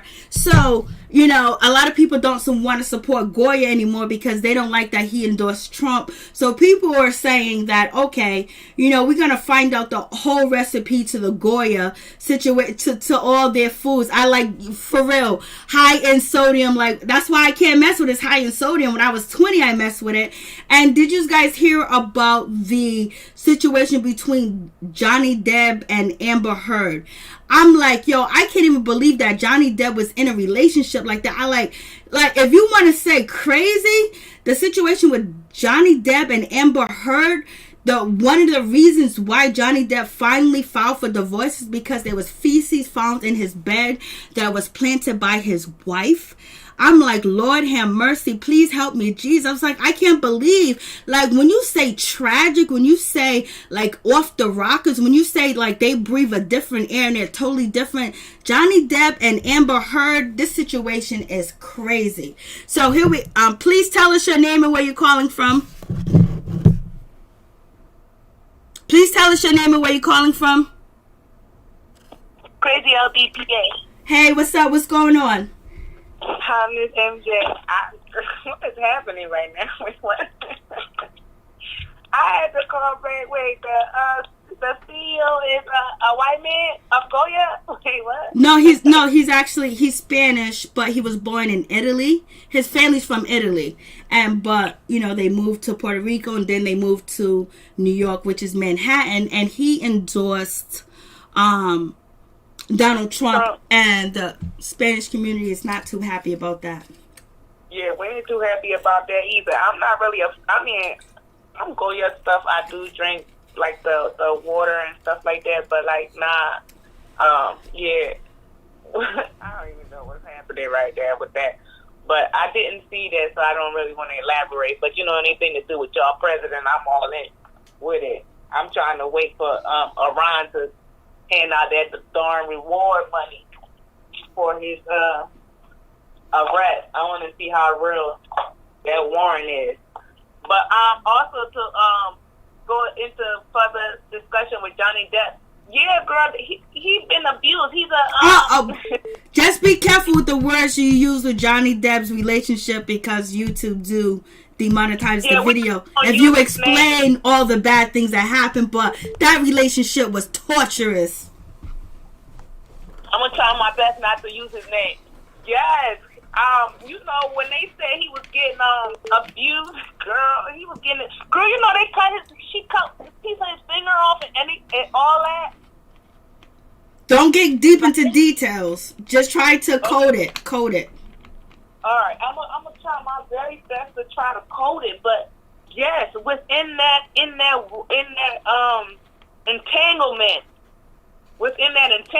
girl, they had some type of altercation, and the bottle had cut a piece of his finger off. She was whooping on him, girl. She was whooping on him. She was touching him. She was reaching out and touching him. She was using the almighty armor to touch him. And she used glass to do it. Yes, man. Thank you. Allegedly. Let's clarify. Yes, I did hear about that. Could you believe Johnny Depp in a relationship like that? To me, I think he can have anybody possible, and he was in a torturous relationship for 2 years. And then a lady, went to the Sun and told all these stories, and basically he just got there and he was like, you know what? I'm going to speak. And he's speaking it all. He did. I'm glad he did too. Because if it wasn't him speaking, they even took away the franchise from him. Yep, they did. Oh my God! I mean, if he didn't say nothing, his life would have been ruined. His whole life, and it's been proven that there have been no physical or anything spotted on Amber's Heard body, even though she said there has. We're gonna call her AH. No, the names are fine. It's just that when you're describing the situation, it can violate YouTube policies. Oh, okay. Yeah, I definitely heard about that, and it's crazy. But I'm so glad he finally found his voice. Lord, I didn't even know he was going through stuff like that. Girl, when they say when a man speaks, because it takes something for a man to either go to the hospital or for him to speak his truth. There has to be something within that man for him to do those two things that, really, really dramatic. Because if you see a man go to the doctor, it's really, really serious and he's really in some pain. Yeah. When you see a man go to the doctor. And when you see a man tell his truth, he's in pain. Like the bull August, apparently. I don't know. But whatever. We digress.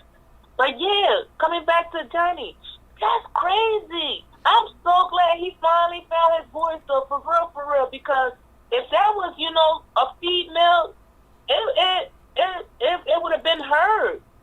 It would have been heard from the mountaintop, girl. But he was losing everything. I think that's why he spoke up, because they took away the franchise. They took everything away from him. They took away everything from that man. Again, that's white people problems, but I'm just glad he finally did find his voice, because 2 years is a lot. Like he missed his finger. He violated me to the point, or abused me to the point that part of my fingers is missing. You know what I'm saying? Like, she tripping, girl. Like that was messed up. Like she could have ruined this man for real. Like, I know, and then there's still some people that think, bad of him, but when he explained having feces in the bed, like, oh my God, and it was supposed to be a joke, and then, like, if he didn't give, her affection or hold her hand or kiss her when he was watching TV, she would, go into a tangent, and it would be all because he's supposed to be a certain way with her. It was basically like she wanted him to put on a role when he was with her. I was like, damn. But apparently he had to do a lot. He wasn't doing it. She was in there whooping on him. She was reaching out and touching him. Amen. She was putting the fist of God on him, girl. I was like, I can't even believe that he is even That's not funny. Going through. I was like, yo, Johnny Depp, for real? How did he get caught up in that situation? Yeah. Like, damn. She was giving him the godly touch. And That's bad. And how he explained it, like she thought that he wasn't going to say anything because she was saying that we're recording him and all types of stuff. Like, yo, like that is crazy. I believe it. He was not gonna say nothing. He wasn't. He would have let that lady ruin him. I don't know what. I think part of the finger. I don't know. I think she was the part where she accused him of being, physical towards her. That he said he would never do that. That's against his soul. That's against who he is. As to put his hands on any creature that has a cookie snatch. I think you was trying to word that. Yo, because they would demonetize. I got so many videos demonetized. Like, I got to start speaking in code because I get passionate and I start talking. And, there's certain things like, they hit me up like, yo, Mary Jane, sorry. This video violates our guidelines. No, that's really messed up though. On some real. I'm proud of him that he spoke up and he found his voice to speak up. Cause you know what? If the role were reversed, you know what I'm saying? We will be all hip hooray because she jumped right on that Me Too wagon. Yes, she did. And I think I agree with what you just said as far as when she made that claim to reach out and touch him, and he was him reaching out to touch her. He was like, "Oh no, heifer, this is where I draw the line. You can poop in my bed. You can cut off my finger. You can do whatever you want to do. You can get Elon in the elevator." Cause she in the elevator with Elon, girl. Did you see that clip? Yep, she's in the elevator doing that. She's in there doing this. She's doing a whole lot. She got all her friends at the crib. They're partying, disrespecting, tearing up the place, doing the most. They're recording him without his permission too, as well, and using that as ransom to basically silence the man. Yeah. She was getting paid off of him because he was paid whatever money she wanted. He was dropping that cash check off. And as soon as she became that mean too, he said, "Oh, heifer, this is where I draw the line, heifer. Oh, hell no." Cause he even suing, what is that, the Sun? Cause he like, he's in the Sun. Yeah, he's in court. He's speaking his truth, baby. You can't hold him down. He's like, you know what? I'm a fighter. I don't care. You hate me. I lose everything. I done already lost everything. My catalog is gone. You guys say this about me. I was like, damn, Johnny Depp don't even look the same, baby. What's up with Johnny Depp? Why Johnny Depp and Claude Van Damme look like, they are touching the gates of the graveyard? Of hell. Because they don't play the part too long. They don't play the part too long. That's why. That's exactly why. Because they don't play hell too darn long. They're living in there. And they come home and get beat and find poop, feces in your bed. Girl, that's stress. That will kill you. You know what I'm saying? But I'm so proud of him. He found his voice. Stop reaching out and touching folks. It's not good. It might be funny because, we laugh. But, when you're living in the moment, it's not funny. No, what he said that he would be in the bed sleeping and suddenly something would appear to be touching his face, balled up like a hand and going ham, and he didn't know what to do, so he had to stop whatever this was and grab the arms and try to stop it and pray to Jesus that, he can control the situation. I don't know how in the hell was Johnny Depp going through this shit. There's no way. When you talk about, actors and A-listers, I'm like, damn, ain't nobody immune to the bullshit. No. You ain't immune. You ain't immune. No, ma'am.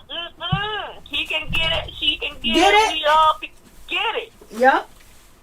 Bad behavior is toxic behavior. Toxic behavior is bad behavior. Period. You know what I'm saying? But it's she was reaching out and touching him. Yes, ma'am. She was. She an alcoholic too.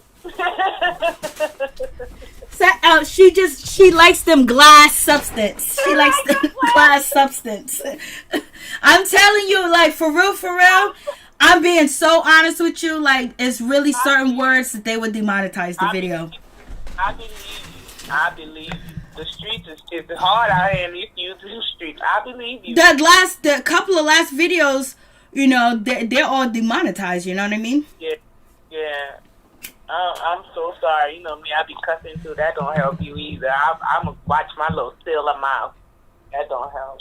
So, like, he was going through shit like, you know, people that we see out on the corner walking up and down the street. He was living like a torturous. Imagine being an A-lister and a millionaire and being tortured, you know? But you know, the effed up thing about it is the maid service and everybody knew this. And she was with Elon Musk and everything, and she put that in his face. Everything, girl. I mean, everything. And she even took a dog to Australia, and she wasn't supposed to. Girl got in trouble and everything. Yep, she did that. Use his name and drop his name. Girl, all kind of stuff. Girl, you know she was whooping on that man, reaching out and touching on that man from the God of grace of Jesus. Like, stop it, girl. Girl, it's so sad. I'm proud of him, though. In all honesty, I'm really and truly proud of him. He found his voice, because it's a lot. It's a lot. You see, men go through that too now. It's not just us. It's not just us. Yep. Lord have mercy. I would have ran. Peachtree Smith, thank you so much. I appreciate your donation. I didn't even see it. I'm sorry. It must have been when I was going up and down Twitter. Peaches Tree and Smith, thank you so much for your donation. Latoya Roberts, thank you for your donation. Sanders, thank you for your donation. I really do appreciate it from the bottom of my heart. Peaches Smith, thank you, baby. Thank you all, because I don't know how, you know, YouTube is going to. We're going to work it out. See how this video goes. We'll see. We're going to work it out. But no, that is, ooh, girl. That is something else. But I don't know if you had this on your paperwork. Did you know that Tiffany Haddish done cut all her hair off? I see. You know what? The sad thing about that situation, right? I was on my way out to an appointment, and I had the video, and I was going to record it of her cut. I mean, she just cut her hair off. You know, when we take our braids out, she just cut right at the roots, girl. So she didn't really have to do much. Yeah, I saw her cut it off. And some people do that as a new beginning. Some people do that to cleanse their self, and some people do it for attention too as well. But usually when people cut off their hair like that, they're going through something. Even though she seemed fine and she was, you know, happy-go-lucky, all the people I know that shaved their head was going through something tremendous. They was either going through, you know, chemo. They was going through finding out that they had, you know, STDs. They were going through, you know, a divorce or a relationship. So out of so many people from when I used to be on Facebook were cutting their hair, was really going through something really deep. Just like when you see stars cut their hair and dye it blonde, that's letting you know that the clutches and the gluttony of the world done pulled them and sunk them in. And I sold their soul. Sunk them in, baby. They done sold their soul. And then we got Kanye West. Let's not forget Kanye West, because he's the last on the list. Okay, Kanye West. So you were here when we talked about Kanye West running for president, right? Yes, ma'am. So you was here when Kanye West was running for president, and basically the problem is Kanye West didn't register with any boards or any officials to basically put his name on a ballot as a independent or as a right on to the ballot. So therefore his claims are really false, and basically people are saying, well, I didn't hear this conversation and I didn't see this. This is something that was written up in the Post, where it says the West and the Kardashians are worried about Kanye West. As previously reported, Kanye West has doubled down on his promise to run for president this year and made other shocking statements. The rapper said he was infected with the coronavirus and that he plans to follow a foreign policy based on the Black Panthers and and Wakanda. You even have to stop and laugh. And Black Panthers and Wakanda. Which, if I heard anybody say Black Panthers in Wakanda and they're going to use that format to run the country, I would be like, oh shit, they down. But when you tell the world something like that, that means that you're full of shit. So, we have him saying that he's going to run the United States as like the Black Panthers Wakanda. He goes, I haven't developed my foreign policy yet. I am focused on protecting America first. We are our great military. Let's focus on ourselves first. I am pro-life because I follow the words of the Bible. A lot of Africans do not like the movie Black Panthers and representation of themselves in Wakanda, but I am going to use the framework of Wakanda right now because it is the best explanation of what our design groups is going to feel like in the White House. This is a positive idea. You got Kanye West, one of the most powerful humans. I am not saying the most because you got a lot of aliens level superpowers, and it only collectively that we can set it free. Let's go back to Wakanda.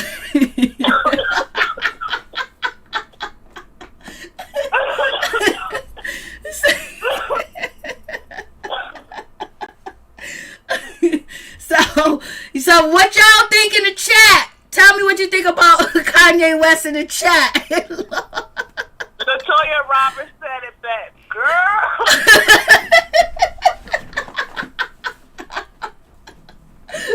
Yo, I'm not even playing with you. That's what he said. I can show you the documents. If you want to see it, I can show you. And we talked about Kanye West, and there were some people here for Kanye West, but I definitely wasn't one of them. I'm here for Kanye. I can't even say that with a straight face. No, I'm serious. I was here when we had the conversation, and I'm telling you right now, if this joker even crossed the threshold to even make his name onto the goddamn ballot, girl, I'm going to go get me a government job. But that's what you said. And I told you I'm going to be a part of my government job is going to be the Supreme Court. But he hasn't filed any paperwork yet. That's what I'm telling you. It's him here,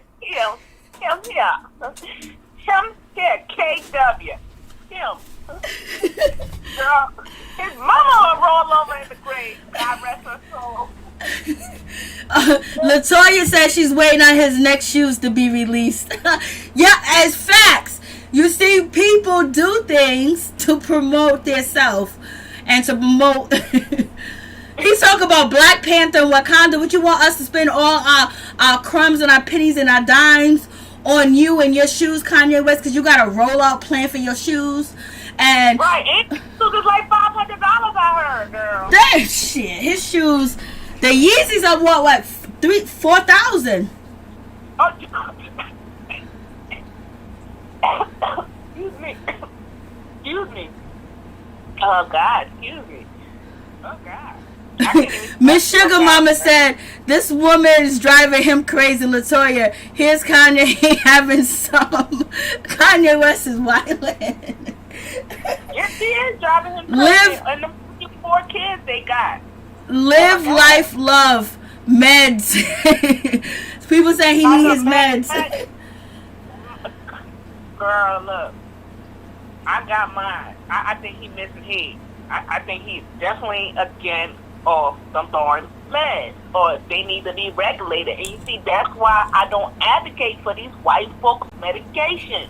It will kill you. I'm telling you, these white folks' medications will kill you, man. Stop taking it, Kanye.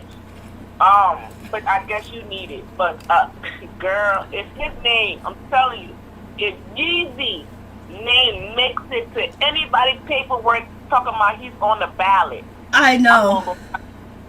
I'm gonna go find me a government job and sit my ass down. Period. Because I know I can get in. I'm part of Yeezy crew. Yes.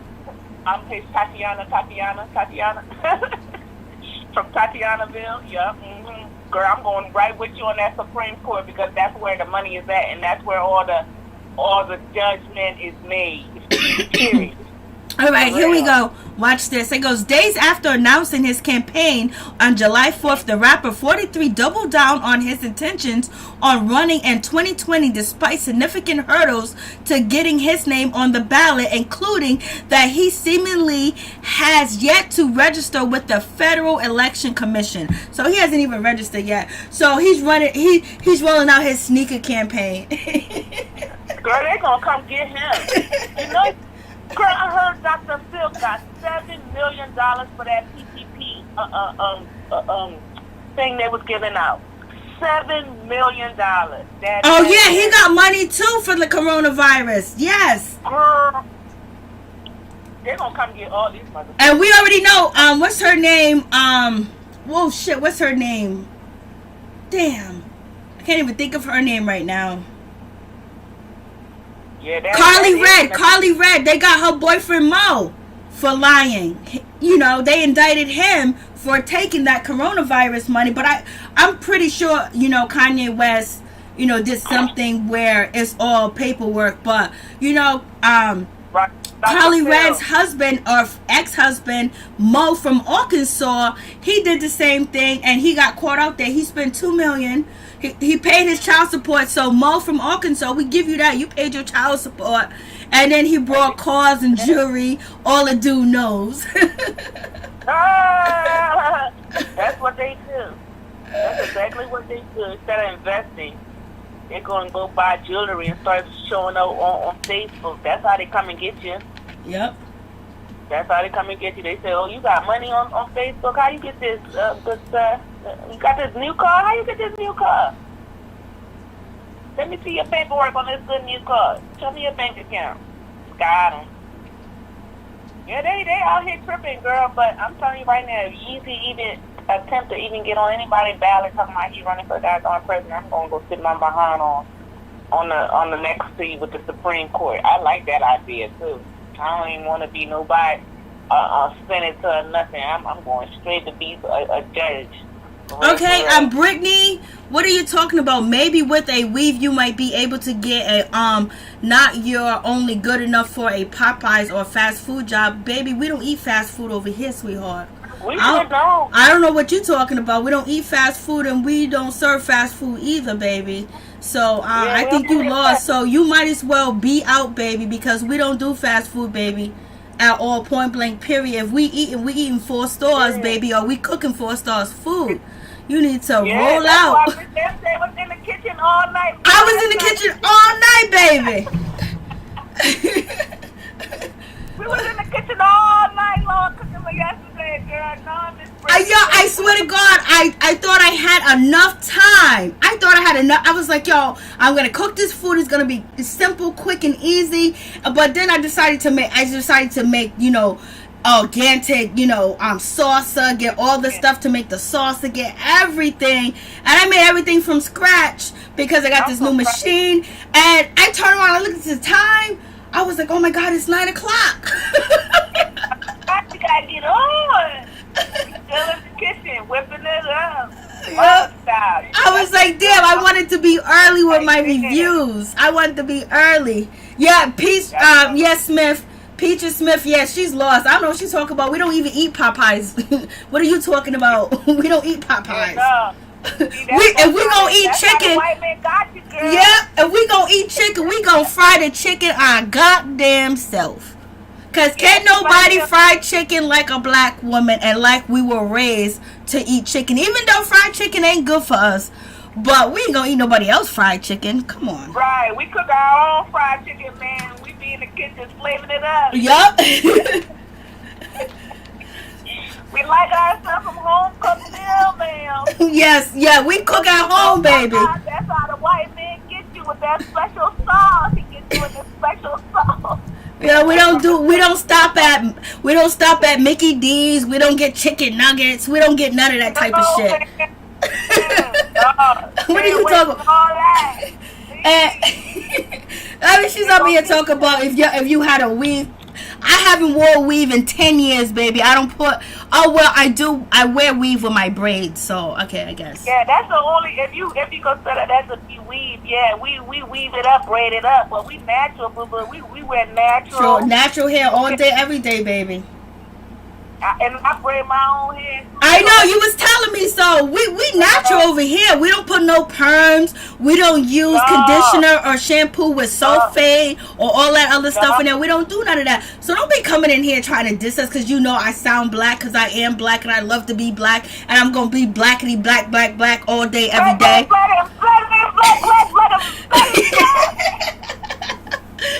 Hey Tony, how you doing? Hey Miller. Hey Incognito News, what's up? What's going on? I mean, we black over here. We black like the other hand, the other side of the hand. We black. Don't get it confused because we talking about Kanye West. Right, or Johnny Depp. Depp, don't get it confused. Right. We just talking about the hot trending topic. Yes, it. Like it's don't say the wrong thing. Hey, don't even go there. I'm a very nice person. Amen. Don't go there. I'm very nice. Don't go there. We are very nice, Karen. We nice over here, Karen. Please, Karen. We don't want no trauma, drama. We spare our life. We can't breathe. Go ahead on, please. Don't shut us down. We're just trying to have some peaceful conversation over here. Thank you so much for coming through. We appreciate the time that you spend over here. Yep. Hit that like button, baby. Okay, before you go. Over here talking about Popeyes. Ain't nobody eating that Popeyes. Yeah, girl. We don't do that. We don't eat Popeyes. We don't eat KFC. We don't eat Burger King. We don't eat McDonald's. What's going on? We don't eat Taco Bell. Taco Bell's the worst. What are you talking about? We don't eat none of that. We don't eat Arby's. We don't eat none of that.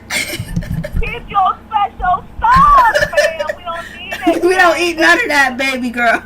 I don't know what's going on. Thank you, Wendy's. Come again. Yeah, take your Wendy's. Take all that stuff that, we don't eat none of that stuff. We don't eat horse meat. We don't eat rats. We don't eat humans. We don't eat none of that. That's up to y'all. Come here, LaQuisha. You got that. We try to eat seafood, fish. We barely want the chicken y'all got. But we bring it home. We wash it in our vinegar. And we fry ourselves. Okay? Yeah, exactly. Even if some of us, we go to the farm and get fresh farm food, and when I was down south, when I grew up, you know what, we had a smokehouse, we had a house, we had the trailer that smoked out the meat. Basically we went out to the backyard, got our chickens, got our eggs, got our apples, got our oranges. We did everything by hand. Everything was organic. When I grew up, we went right outside. When we got fresh biscuits and fresh eggs, everything was made organic. We went right to the garden. My great-grandmother, my grandmother, we went out there. Everybody on my street had a farm in their backyard. Because I'm from the deep, deep south, but I've been up north for about 29 years, Right. Yeah. Yeah. Growing up with grandma, she was definitely... I didn't even grow up with no microwave or none of that. I don't even have a microwave today. I don't got a microwave today.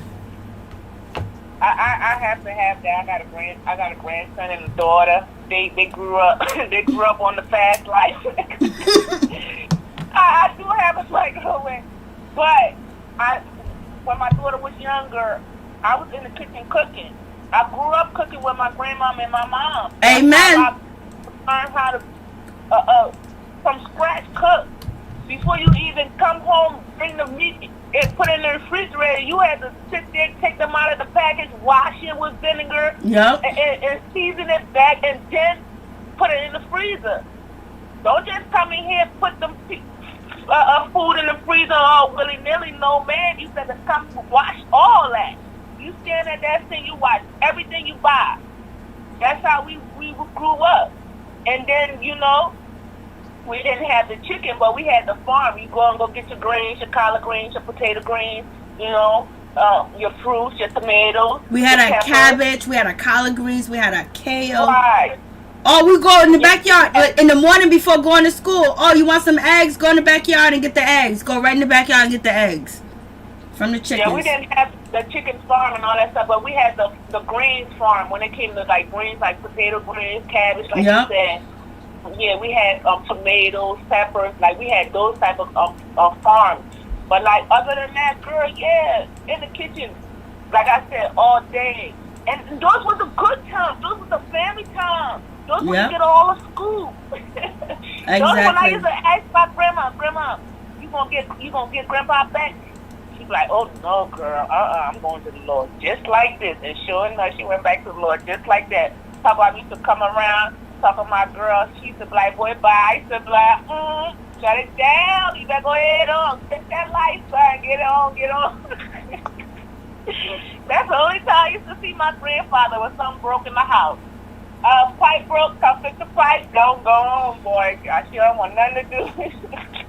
No, we don't do none of that. So take your fast food and all that other stuff and keep it moving, baby girl. Yeah, Brittany, with your special sauce. Keep it moving. We don't need none of your special sauce, bitch. We don't need none of that. We don't use. I can't even pronounce the adrenochrome or adrenal. We don't use adrenochrome over here. We don't. Yeah. We're black and natural, and as long as we eat right, as long as we do what we're supposed to do, we are good. And it's when we subside to other things how we get sick. And if you don't, it's so easy to have a garden and to grow things in your own house. And I learned that over the years. But I wish I would be in a Popeye's mind. I wish I would. Okay. And we know KFC supports Donald Trump. We know Home Depot support Donald Trump. I ain't even going to none of them places, baby. We don't even mess with KFC. And KFC try to be discriminating anywhere. By the time you walk in the door, they looking at you. Like you gonna steal.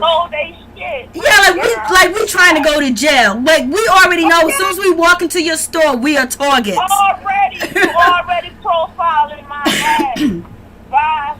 Bye, Karen. Keep your special sauce, Karen. We don't want it. We don't need it. Blackity black, proud to be black. Kiss my ass. Burn it down. We don't give a. See, this is what gets me in trouble. See, I get passionate, start talking shit, and you two be like, "Oh, you are demonetized." Oh, you black? Oh, let me show you black. I'm blackity black. I'm foundational black American, and I'm ADOS. That's me. I'm not quite sure if I am an ADOS, but my mom and my dad are from Africa. Like my roots is from the motherland, so I guess I'm African. You know what I mean? So I definitely claim African. I'm an African. Yeah, you claim African. I claim foundational black American, and I claim ADOS. You claim African, but at the end of the day, baby, we are all the freaking same, and we all get treated the same way. It is what it is. Period.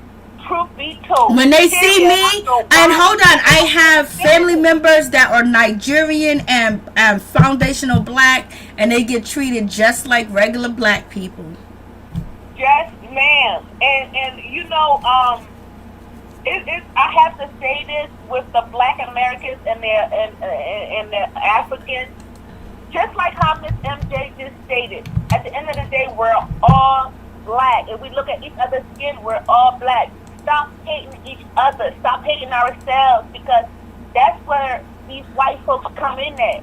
It's so easy to switch our minds. You know what I'm saying? Think for yourself. Be strong. Stay woke. Don't listen to these telling lies. They're all telling lies.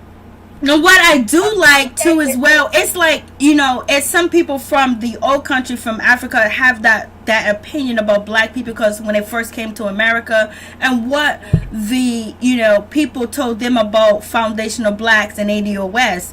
But the younger generation, my siblings that are Nigerian and black mixes together, and they have friends that are full Nigerian, they have friends that are full Liberian, they have friends that are full Lagos, they have friends that are full the other, and they have a different aspect of thinking, and that's what's so powerful, that we have to support our young people and our young kids with the foundation of growing together, instead of trying to put the old way on them to separate them. Oh, don't get involved with them people. Oh no, they dislike that, because that was in America at one point in time. Only thing that we saw about Africa was feed the children, was flies and this and that. They climb in trees and blah blah blah. And then what African people saw about black people, their violence, they're in gangs, they don't want to work, they're lazy, they make fun of African people, they call them African names and stuff like that, and that totally divided us. When at now we are coming together, me being at the protest, we are together, and the young generation is bringing that together. Yeah, I hope we can really come together as unit black people. For real. I would love to see and live to see that day. We've seen a lot of it through the protests, because it's all the young people from all different races coming together. And it's like when I went to like three protests that I went to, it was kids. It made me so happy. It was all races. It was Cape Verdean, it was black, it was Liberian, it was Nigerian, it was Lagos, and it was also people from Kenya too as well. And they were all together, and they were speaking all different languages, and everybody was just like praising. Then we had the Spanish community there. Then we had the white community there too as well. Everybody was together. They were burning sage, and people was talking about this and that. And the people that are out here putting in the work in of all of our young people are all different races coming together as one. And that's what we need, not to be apart. That's what we need. Because it does bring that diversity. Yes, and that's what we need. That is diversity. Different types of backgrounds. Not just, black. We understand we're all black, but the diversity come in with the Africans from Ghana, from Nigeria. From Ghana, yeah. My uncle, he's from Ghana. From Lagos, from Somalia. Like, you know what I mean? To come together. I'm proud of. I'm proud of these young black folks. We are tired because, like I said, I have a grandson growing up in this here hateful America. He too, 10 years, 5 years from now, he might be the next George Floyd. I would love to not want to be in that environment. I don't know about you or your kids, but I would not want that for my next generation. You see the hurt and you see the pain every day. Every day you go out, at least for me, I can't speak for nobody else. For me personally, I don't even bother to go out except for if I'm going to the pharmacy to get my meds. But I digress. It's a fear and an anxiety within that. Just going out the damn door. You're not gonna get shot, pulled over, can't barely make it back home when you leave your damn house. Facts. You know what I'm saying? And I don't think people think about stuff like that. And I'm just over it.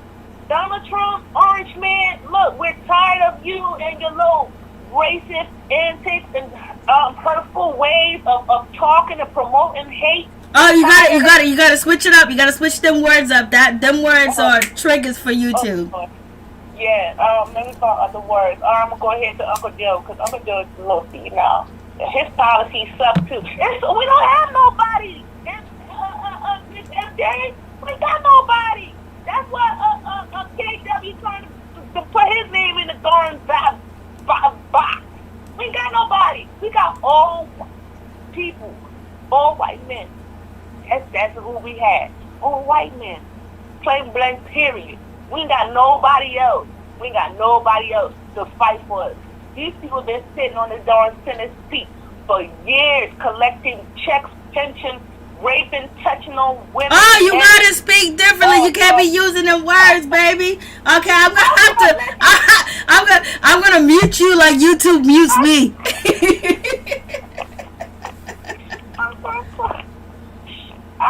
Allegedly. So what we gonna have to do is cut this video in half. We'll put the full. We're gonna put the full version up, and then we're gonna have to cut it in half. Not only you, but me too. But me too, cause for me too. We're gonna let somebody else get on, so we're gonna change the subject, and then we ain't gonna let Miss MJ get demonetized. There's 120 people in here. Support the queen. Yeah, no, you don't gotta hang up. Hit the like button. Hit the like button. You just gotta use. Hit the like. There's keywords that they use. It's just keywords. So just always remember that. You know, when they say freedom of speech, it's not freedom of speech unless you're on your own platform, and I'm on somebody else's platform. Right. And I can't wait to either I invent or there's a younger person invents something new that we can express ourselves. I know. But that's what it was so wonderful, and being a part of people coming. Once black people stood up, everybody stood with us. And that was a wonderful thing to see. And then and in the midst of that, that's just a little bit. And in the midst of that, we just seen so many people lose their jobs at different networks and be called out because they've been hiding in plain sight, not fooling with the black folks, not liking the black folks, mistreating the black folks. Every chance they got.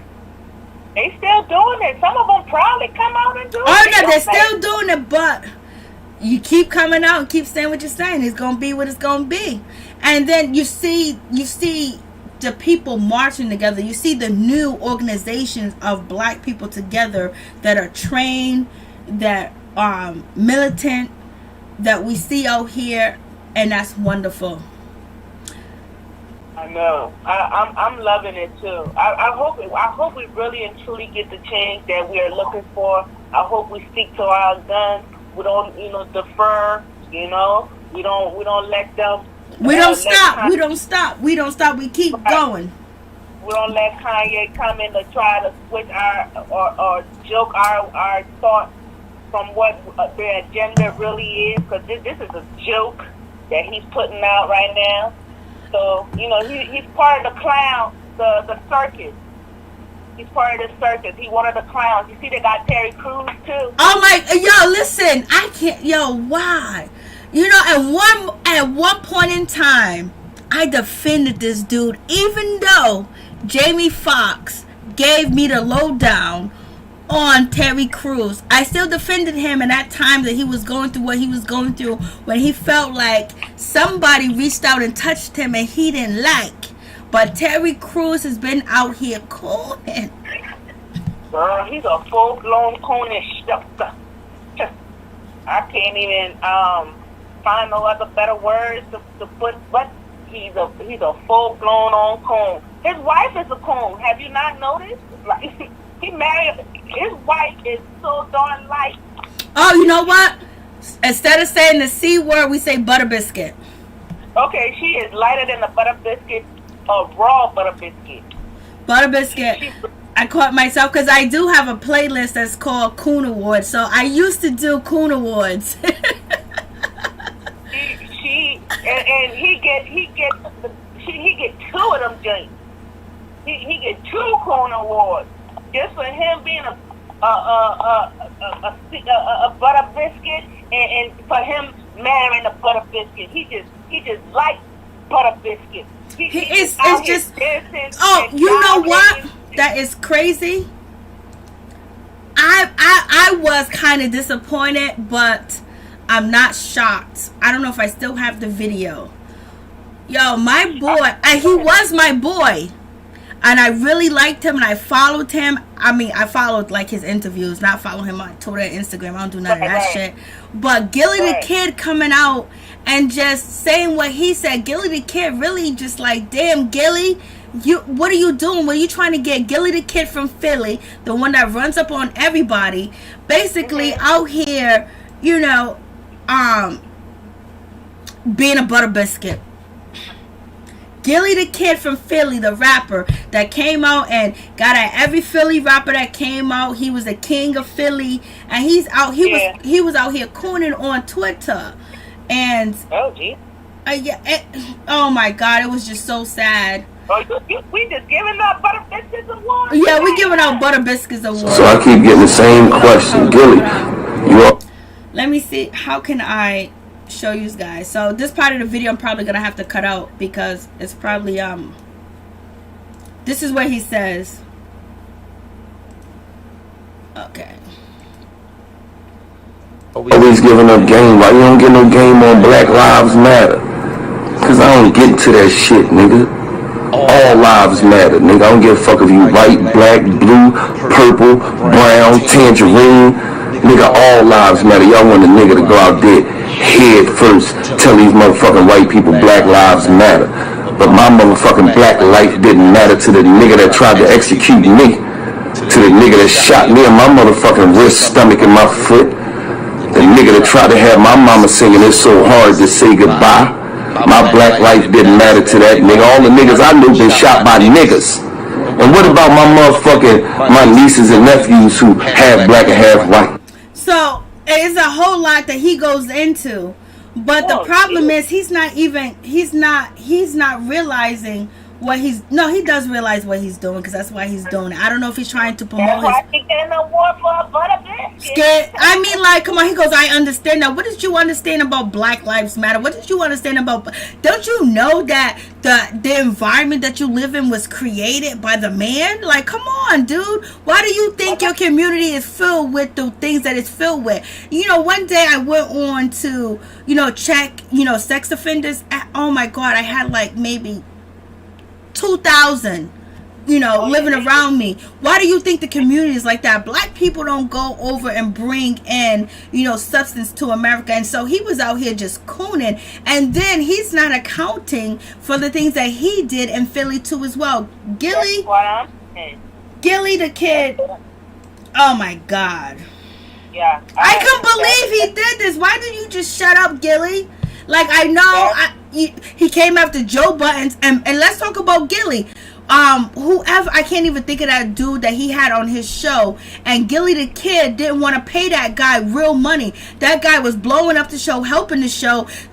Gillie wanted to give him $50,000 a year when they're signing contracts for like $6 or $7 million a year, and basically cut that guy out. And and he helped build the show. Okay, yes, they're coming for you, Gillie, but you couldn't even pay the black man the right amount of money. So how you talk about anything when you are just one of these people that you're getting the most out of somebody, but you paid them the less, and then you wanted him to take that free. I can't. Free. I'm so mad. I really like Gillie. I can't believe he did this. Preach. That's exactly why he did it, because he didn't want to pay the black man, so he out here promoting the butter biscuit. Good night, Latoya Roberts. Thank you so much, and thank you for coming through. I really do appreciate it. But yeah, Gillie really disappointed me. I'm like, damn, Gillie, come on. Like, even there, I even posted videos of, Caucasian people saying that, the reason why they don't say all life matters, because their life, all life matters, is because they don't see their people getting hurt in the streets like they see black people, ADOS, foundational blacks, people of African descent get hurt in the streets. And so, they came out, and I did a video on that, and it was whatever I can't think of his name right now. And I did a video on him talking and other people talking. This is why he was trying to explain to his audience, because his audience is mostly Caucasian. And then we got Gillie coming out, So we got to be aware of people that try to stop the movement. Like, come on. Gillie. Black lives matter. We ain't worrying about y'all lives right now. Y'all don't go outside every day and don't make it home.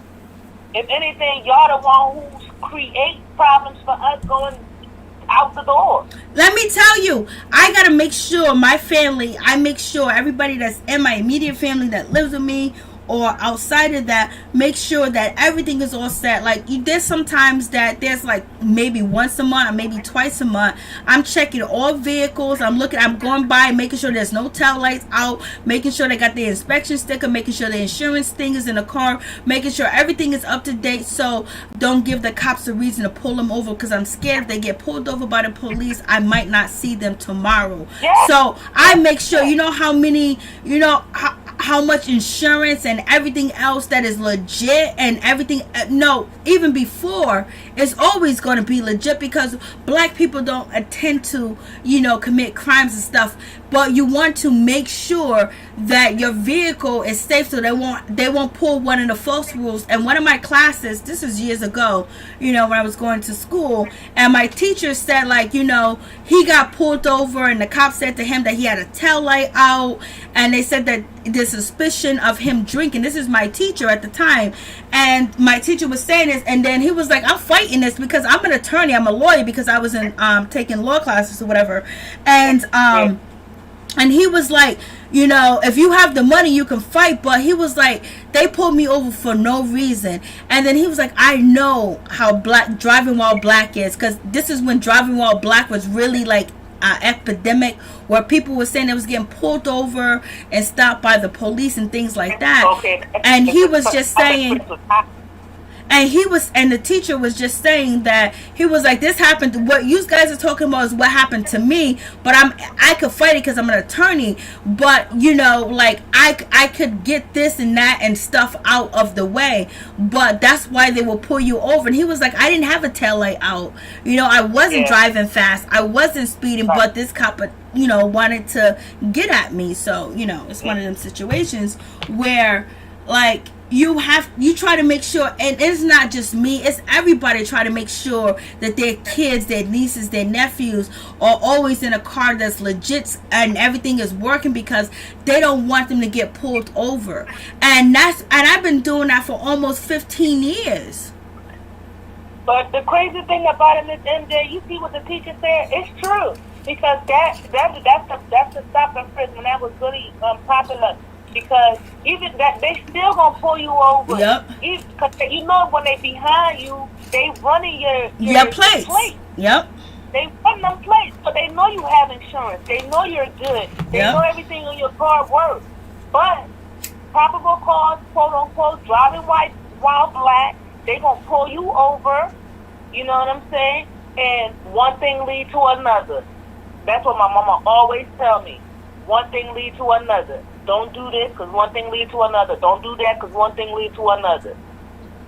And you might make it home and you might not make it home. Girl, I got pulled over probably like 2 months ago. I don't know if I told you or not. Maybe 3 months ago. And I was just almost 12 o'clock, almost midnight, on my way to this so-called white job. And I had to pull out my recorder. Yep. In case I don't make it down. Yeah, and there be a recording. Yep. You know what I'm saying? They smelling, I'm pulling out all my credentials with my medical ID. I don't care what you smelling and what you ain't smelling. I got a medical ID. Then they proceeded to question me into, well, what's your doctor's name and what is your... once you got the card, they don't need to ask you about who your doctor is. Girl, they was asking me all kinds of questions. He was, quote unquote, my color.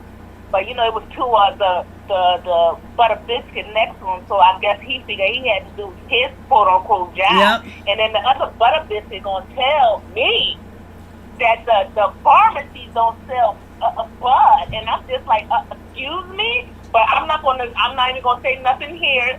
But that's your word against mine. The pharmacy don't sell bud. Okay, I'll meet you at the white man courthouse. And they dropped the case when I went to court. Yeah, they didn't. You know what? They didn't even show up. They didn't show up. Girl, you know me. I got me a good Italian, Jewish, cracker lawyer. He's good with it. Mark is fantastic. I call Mark for all my trouble. Period. Like, I'm not worried about gangbangers. I'm not worried about this now. I'm worried about my people getting pulled over by the popos. Kill black people is if you out here doing black crime. If you out here doing black crime, you're gonna get killed by a black person. Period. And then on top of that, the worst thing was, I remember I ended up getting a rental car. I put it in my name and in my family member's name so they can go to the prom. And they had a nice rental car, and they went their date, and the cops pulled them over, searched them, said that they had a weapon, said that they was doing this, they was doing that, and it was and it was all a lie. Right now, the people that they're talking about or, you know, working at Boston Medical. People that they're talking about as working, you know, got all types of degrees. You know what I mean? They went to college, they graduated, they've never been involved in any type of crime, point blank, period. But they knew it was prom night in my neighborhood and around here, and they intended to harass and make the kids that are actually graduating and doing something good with their life and harass them. And you know, it hurt me so bad when they came home and they cried. They stopped from the prom. Before they went to the prom, they came back to the house and told me what happened and how the cops treated them and searched them and looked through the car, you know, was saying all types of negative things, and they was crying because they was so mad because they wanted to go off, but they didn't. And they've never been involved in any type of illicit behavior. They've never been involved in any type of criminal behavior or nothing. We wasn't raised like that. We don't get down like that. And it was the most hurtful thing in the world. You imagine your kids coming to you and crying because the cops harassed them on their prom night for no reason. I know, it's hurtful. I mean, just to see the babies, just to stop the whole prom, come home and explain the situation. You know, they don't want to go back out there. And they didn't, but I had to, you know, convince them. You know, they left. Before they could even leave, I was already in my car making sure that they didn't come through again, because, you know, it's like, damn. And, you know, it's one of them situations that it's not fair and it's not right, and it's been going on for years and years, and there's a change that needs to happen. That's why I'm like, man, I hope it be a better world for my grandson. Amen. Because, you know what I'm saying? Like, I don't know about others, but it's like, damn, for real, we've been going, Americans been going through this, like, over 400 years at this point. Like for real. Like, let's be honest. We ain't got not one law put in place to protect us. Black lives matter. Anybody who I hear talk about all lives matter, I'm going to spit in your face. Like, no. Amen. That's not good. I'm not promoting that. Don't go out and do that. No, don't do that. Please don't do that. But just make sure, just let them, you know, be clear. No, excuse me, at this current time, Black Lives Matter. Thank you. Yeah. Black Lives, All to the people. All right now. Go ahead, Ken. Have a good day, And just keep moving forward. But you got to be clear with them. When they keep talking all that, all lives matter. Excuse me, black person over here. Yes, I fear my life. Yes, please. What the Karen say? I fear my life. Please, police. Yes, it's a struggle out here. My life matters. My life. I'm black. My life matters. You don't go outside and freaking not worry about coming home. You don't do that. I do that. I'm black. My grandson got to grow up going into your stores because he's black and he might be, 200 pounds one day, or hopefully not. And you might think he's a terrorist or whatever y'all be thinking. Because any black husky men come around, y'all just get so scared, and I don't understand where the fear comes from. But I don't need that pressure. I don't need me stressing for my grandson going out.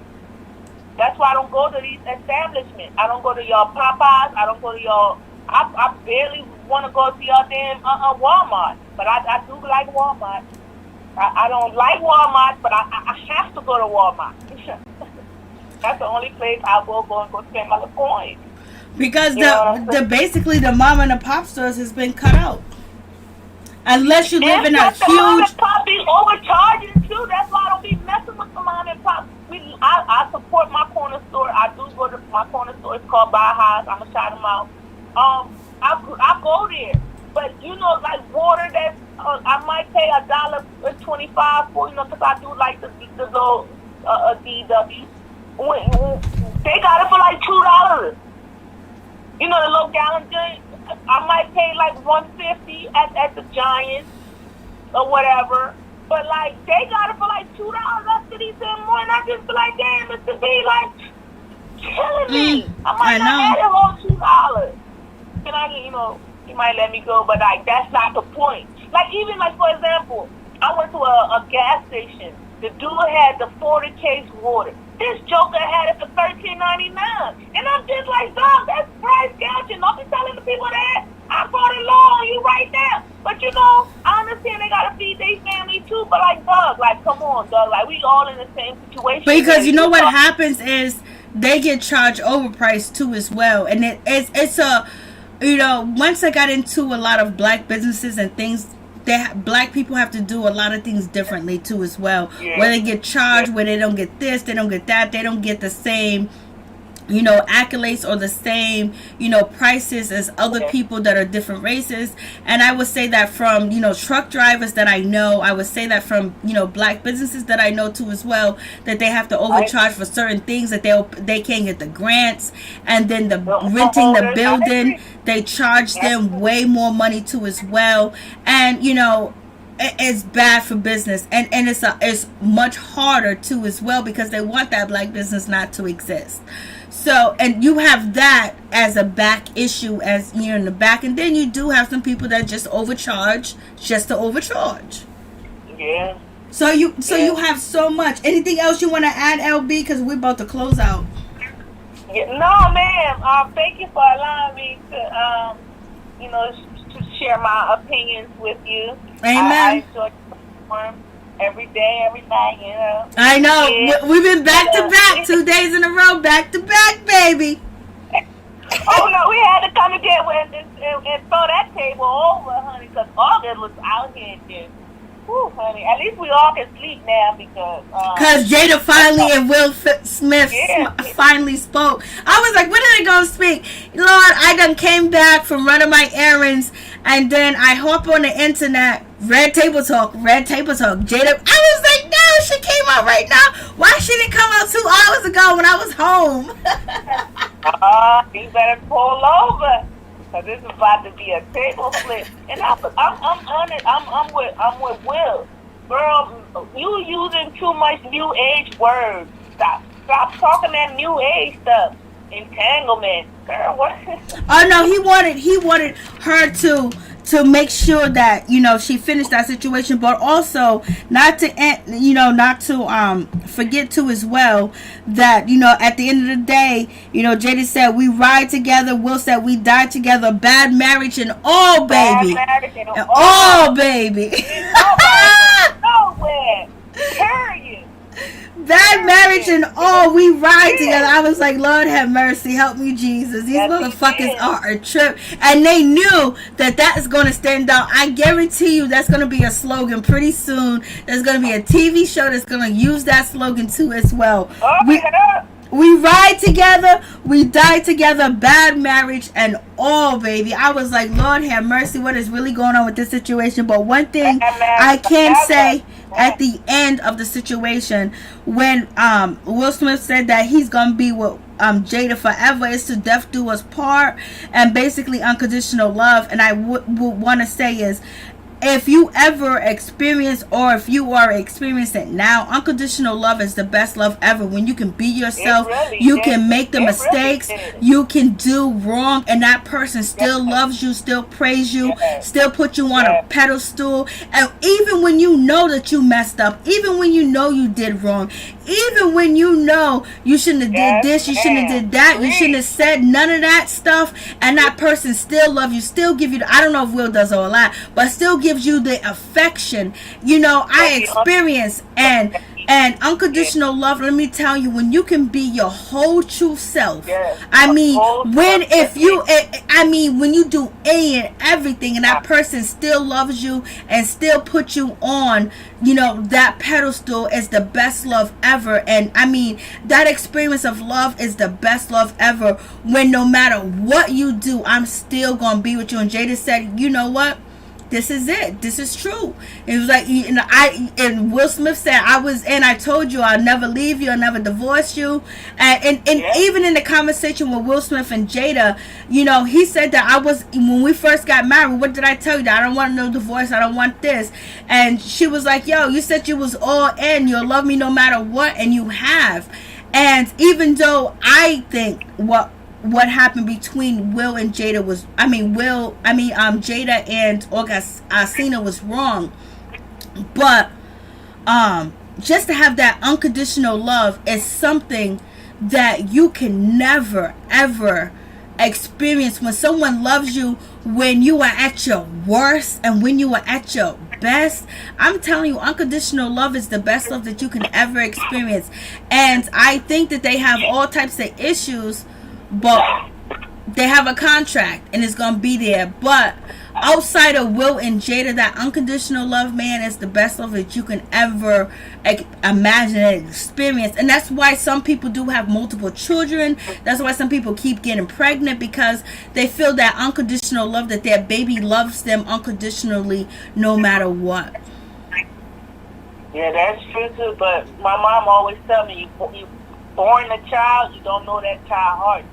So, but unconditional love is unconditional love no matter what.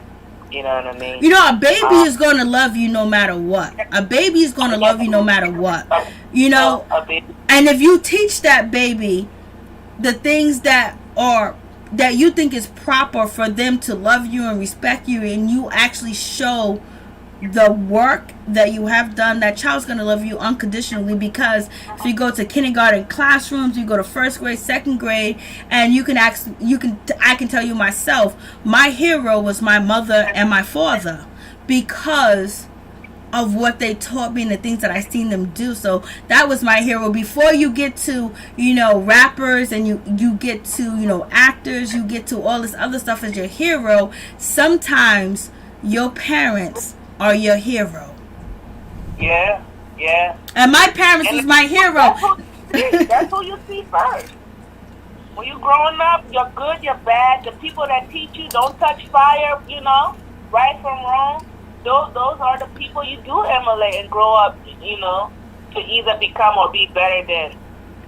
And that's what we talked about. Hold on one second. Riri Navy, thank you so much.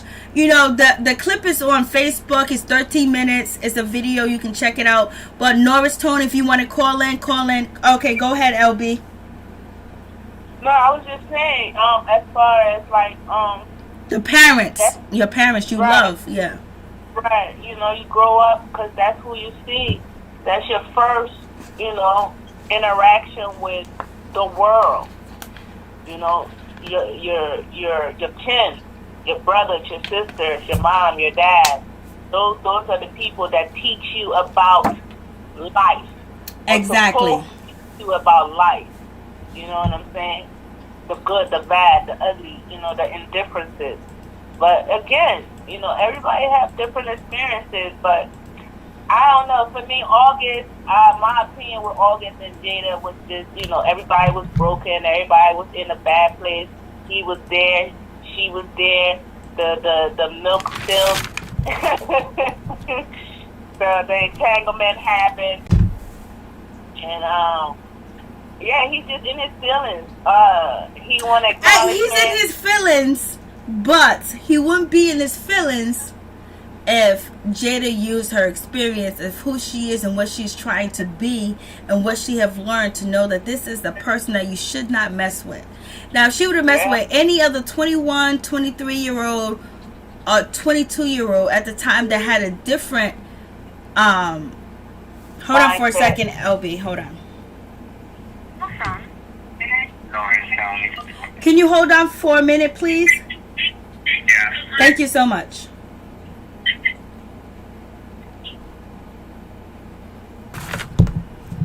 Okay, Crazy LB, like I was just saying, if she would have picked any different 20-year-old, it wouldn't even be the situation. If she would have picked somebody that wasn't August Alsina, we would never even know. Just like we don't know what we'll be out here doing, baby. Fact. But I get what you're saying too as well, and I'm not taking anything away, because all the men that I know basically saying August Alsina is a clout chaser. There's only one man that didn't say that he's not a clout chaser, and that is Joe Buttons. But I already know Crazy LB don't feel Joe Buttons, but he's the only one that had August Alsina back was Joe Buttons.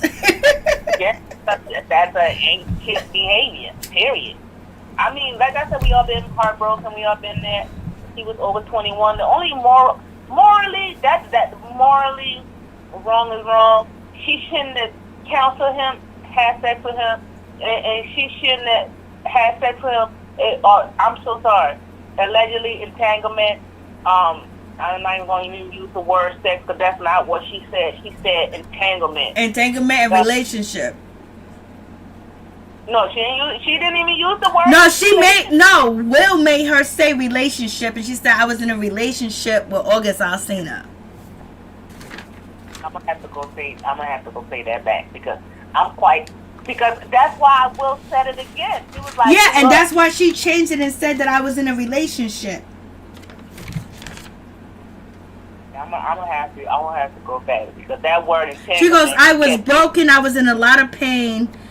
And she ended up in the relationship realizing you can't find happiness outside of yourself, but it's within that you find the happiness. But she clarified because Will asked her to clarify it because you're using entanglement, and she said, okay, a relationship with August Alsina, and that's why everybody is saying that August Alsina has been vindicated. Yeah, because she kept using that foreign word, entanglement. That's all. Okay, this is what he said. My bad, Craig. She goes, Jada says August Alsina is not a home wrecker. Will cleared it up and said, what about August? And Jada said, yes, a relationship with August. Yeah, because she was. I mean, if she cleared it because, like I said, that's why Will went back and asked her, girl, look.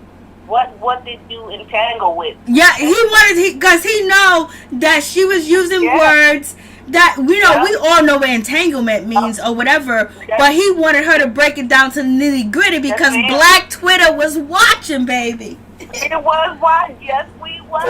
Of course. YouTube was watching, baby. We was watching. Yes, we were entanglement, woman. If you don't get your words together and say what you mean and mean what you say. God damn it. Playing the hell around. Talking about entanglement.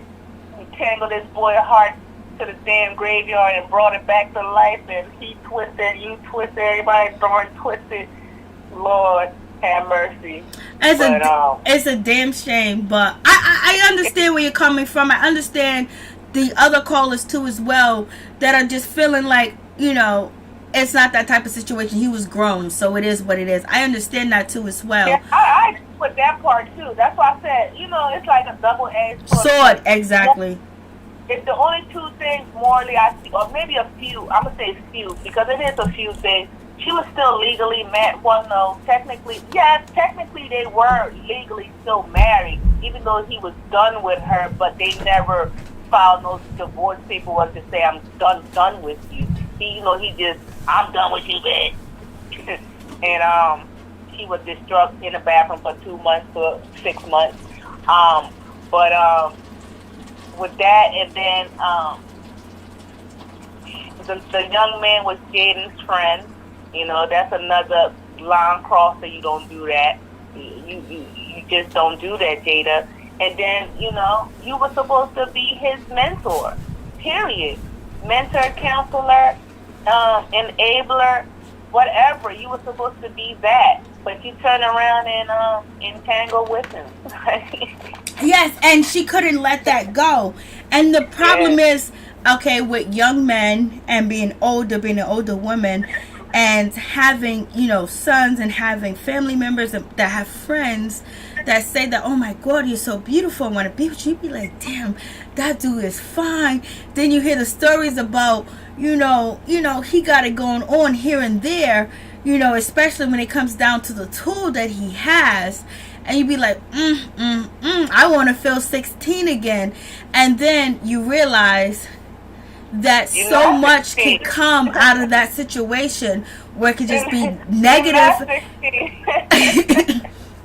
And where it could be negative, and where it could hurt your family, where you put these things in account that could happen, and you being an adult and being more mature and just just spending many more years on this earth, and then realizing, okay, that's one thing if they're attracted to you and you like, damn, and he's of age, but then you realize that he has issues, and Will and Jada both said the man was sick, so therefore he's off limits. Broken. Yeah, and they never even mentioned the fact that he was Jaden's friend. That's what I said in the beginning of the video. How come she didn't address that she got introduced to him by Jaden? Right. Because we will be wilding out again. Yeah, because that's just some things you just don't do.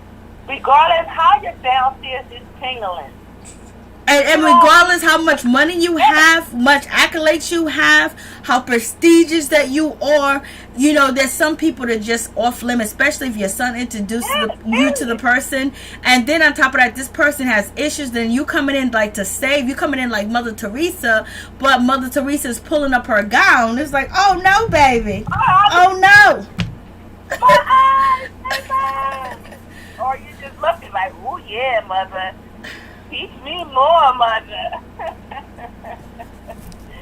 Yeah, that's why I'm like, she definitely, But they had an open marriage at that time and point where Will said, find your happiness somewhere else, and he said he's finding himself happiness somewhere else. It's just the person that she chose, which is her son's friend, and then someone that was codependent. Like she said, she's codependent, and she should have removed that. She should have removed herself from that situation. When she's using the excuse of emotional, and she's using emotional immature and acting like she's a battered woman, and acting like she's a lost woman, which she could be, but you can't use that as an excuse of having a relationship with a man like that. He's a man, but to me, 22 and 23, baby, you know what I'm gonna do? I'm gonna get my books, and I'm gonna get all this information for you. I'm gonna show you these conscious men. I'm gonna show you all this stuff. This is gonna build your character. This is gonna help you. This is what I'm gonna do. But baby, if I think that I want you and I want to experience a sexual relationship with you, I am going to jump into the shower, because I know the ramifications and the backlash one day will burn, because I have self-control. But she's saying that she didn't have self-control. She's codependent, and she's using mental illness as for herself as a revelation to mess with him, and not taking accountability that she should have never went there too as well. When you started getting that tingling feeling down there, you should have said, Will, could you please take control over the situation where August Alsina? Right. When you start having feelings, that's why when we talked about it the last time, where is the third party? I know. And when you counseling, or when you go to the doctor's office, some of them doctors, I guess they done had so much cases, or they like, I'm not even getting myself involved. They got a little nurse in there with them. Why are they filling you up? Yeah. It's crazy. She should have went over there to Candy Coated Nights and got her some toys. Period. All right, Crazy LB, anything else you want to add? No, man. Again, thank you so much. I appreciate it. Thank you so much for you calling in. I appreciate you too. And baby girl, I thank you for rocking with me. I do appreciate it, because you rock with me and I rock with you. Yes, ma'am. Anytime, beloved. Thank you so much. Queen. I'll see you. Beloved to you too, Queen. Peace and blessings. Yes, ma'am. Please, peace and blessings. I'll see you in the chat, Miss MJ. I'll see you in the chat. Okay. You people is turned out. We're 3 hours in again. I didn't even try to be on this long. That's all right. You ain't cooking. You ain't got no excuse. I know. You know what? Everybody's eating what I cooked last night, so I ain't got to cook for 2 days, baby. 2 days. God bless you. Yeah, God bless you and your kids and your grandkids. Much love. Yes, ma'am. Thank you. As you as well. Thank you. Thank you, Miss Hampton. Bye. Thank you. And the backlash one day was okay, all right, hold on. Hey, what's going on, Norris Tony? What's good with you? Hey, I just can't. I caught this vibe when you was on the phone with Crazy LB because I just got home from work. And I know. You get home like after like 9:30 or whatever, and I was like, damn, I'm gonna have. But look, I'm 3 hours in, so it's all good. Because you told me what time you get off of work and everything else like that. And I do appreciate your commentary. I do appreciate what you do say. And I appreciate you being patient too as well all the time. And I was like, damn, I'm sorry. Because, you know, the story came out and I was like, oh shit. Because I just got home, you know, and Jada just hit on Friday. So please tell me how you think. And thank you so much.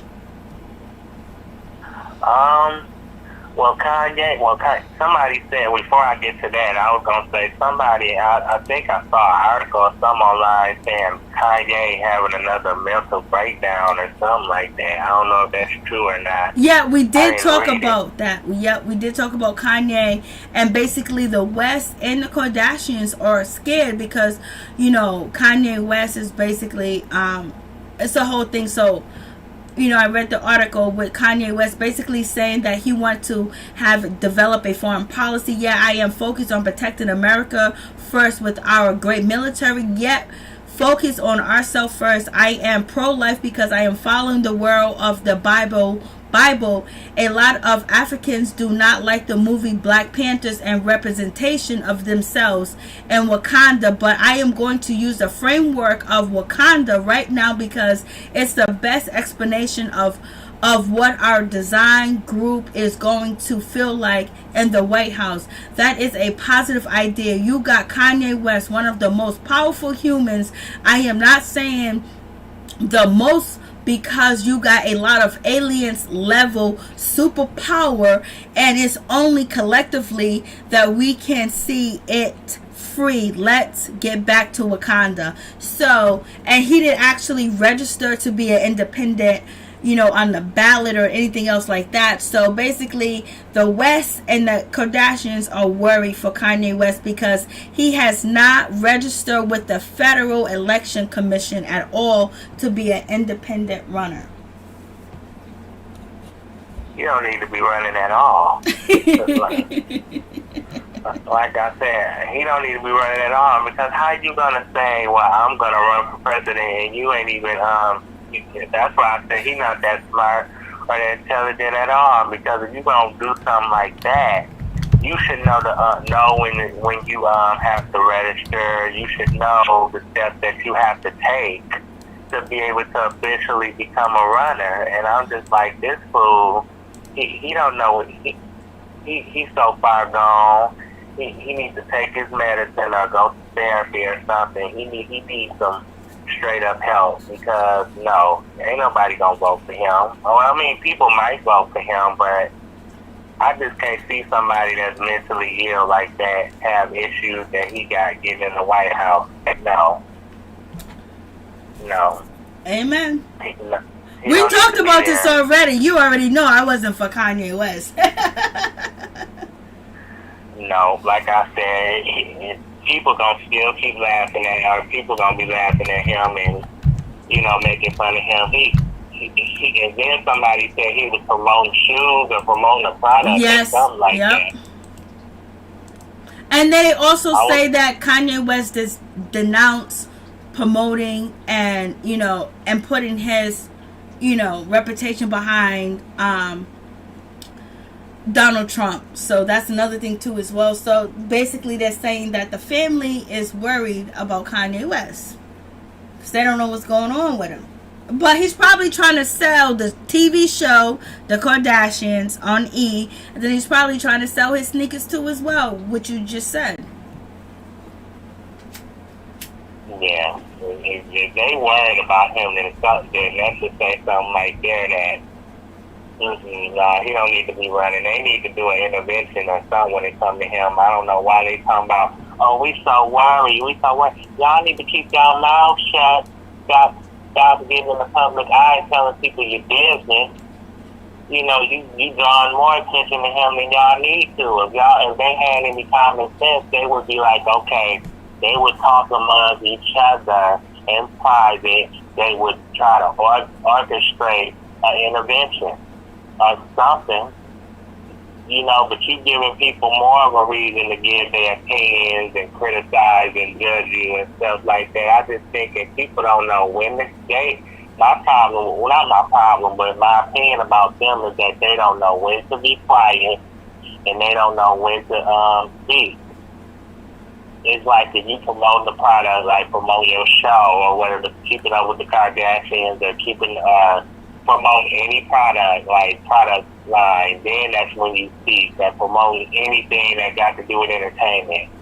But when it comes to your family life, talking of like outside of the entertainment and outside of, you know, basically outside the entertainment industry, like saying that you worry for Kanye, you know, that you're concerned about somebody in your family, you need to keep that to yourself.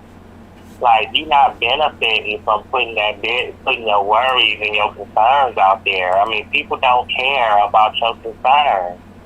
They're going to use it against you. I just feel like they needed to keep that to themselves.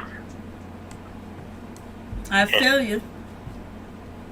Because if I'm worried about somebody, like in my family or worried about somebody I care about, I wouldn't be putting the business out there, knowing how people, like, a lot of people like them, but at the same time, people are very critical of them too. Like, they criticize them a lot. They support them, but you got other people that's criticizing them as well, and it's just like, they need to learn when to speak and when not to speak.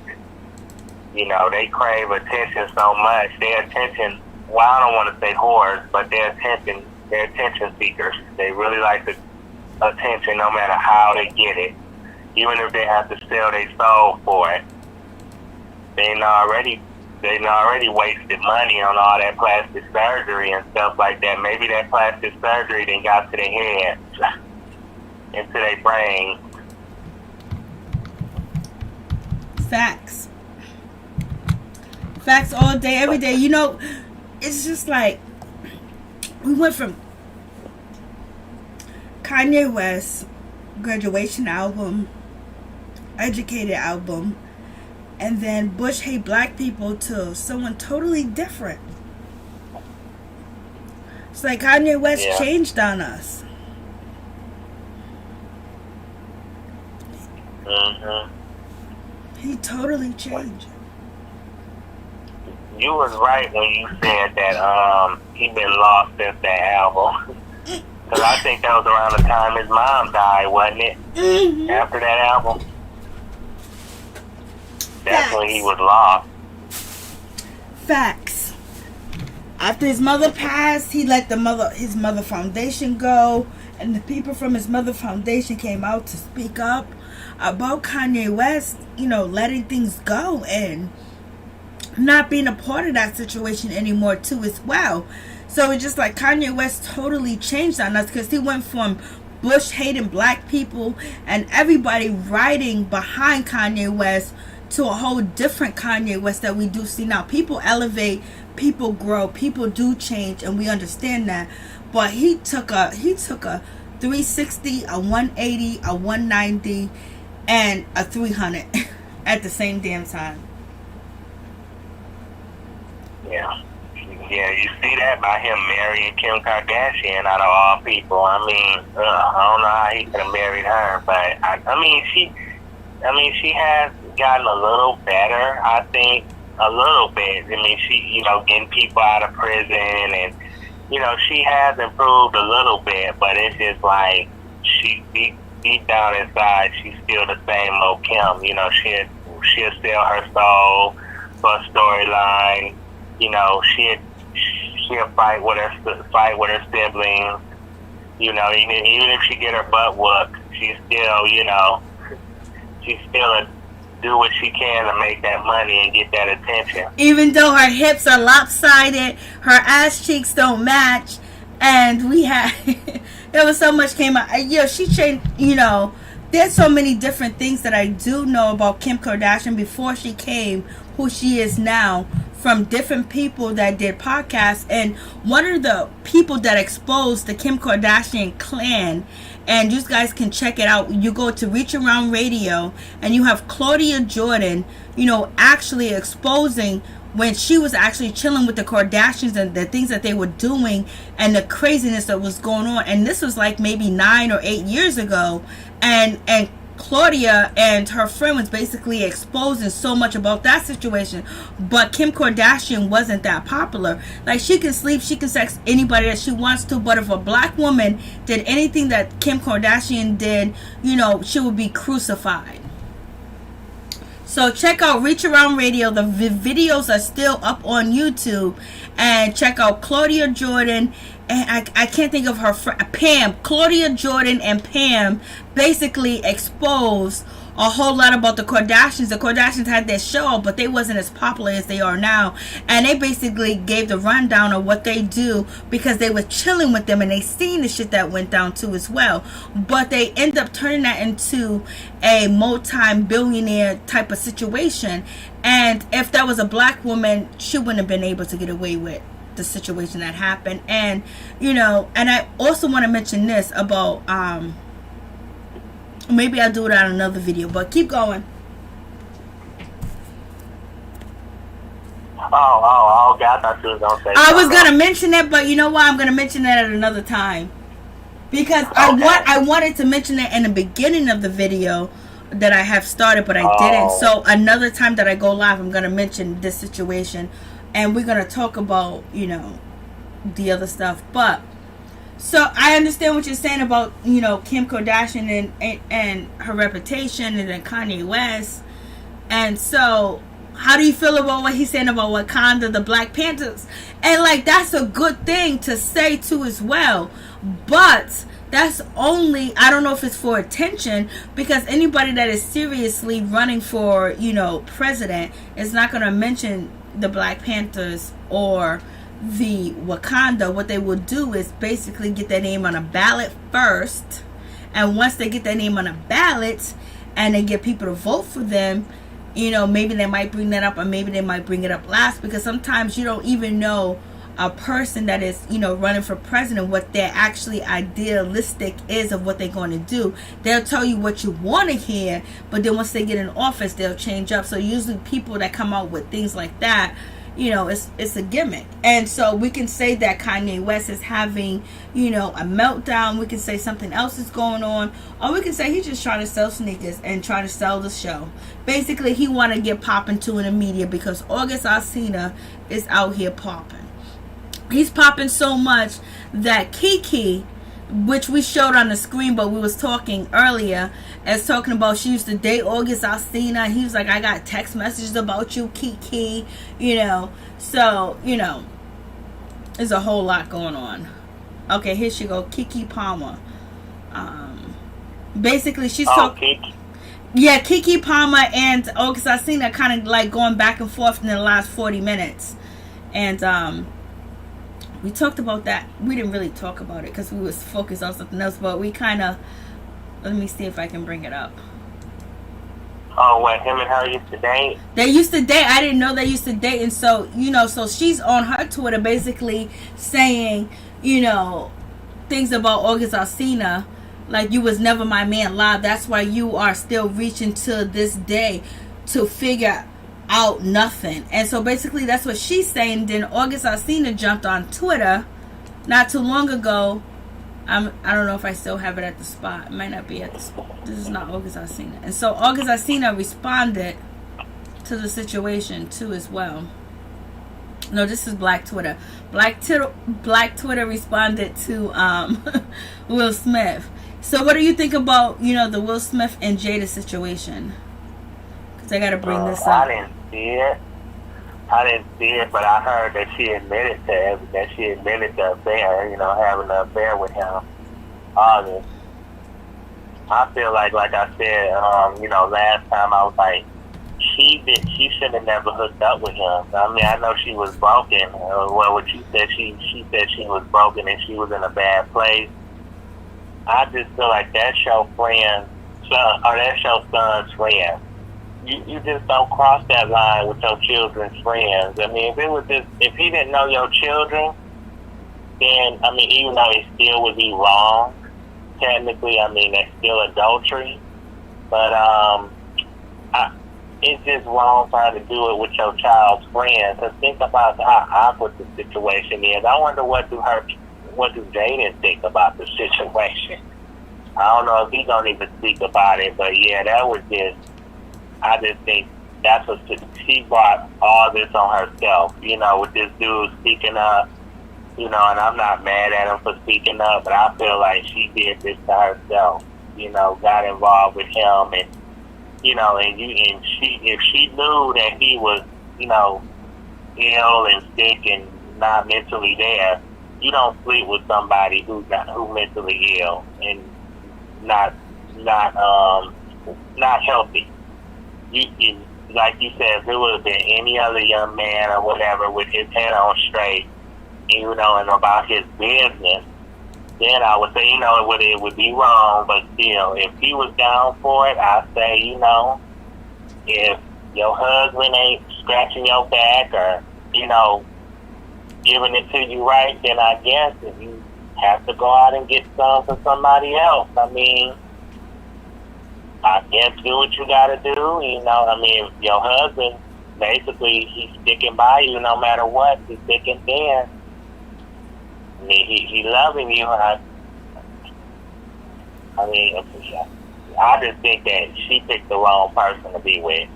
Yep, and that's what I think. So he was just the wrong person. So you have the situation where Keke Palmer, you know, basically I didn't even know that they had something going on. So basically, she's coming for August Alsina, basically talking about his situation with Jada Pinkett Smith, and that's open for discussion because everybody's talking about it. So if she's commenting on the situation, I don't think there's nothing wrong with it.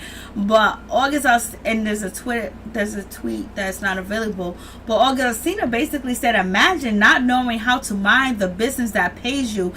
I catch all the subliminals, not just today, and you can call me whatever you like. Messy is consistently inserting yourself into topics you have nothing to do with. Go play with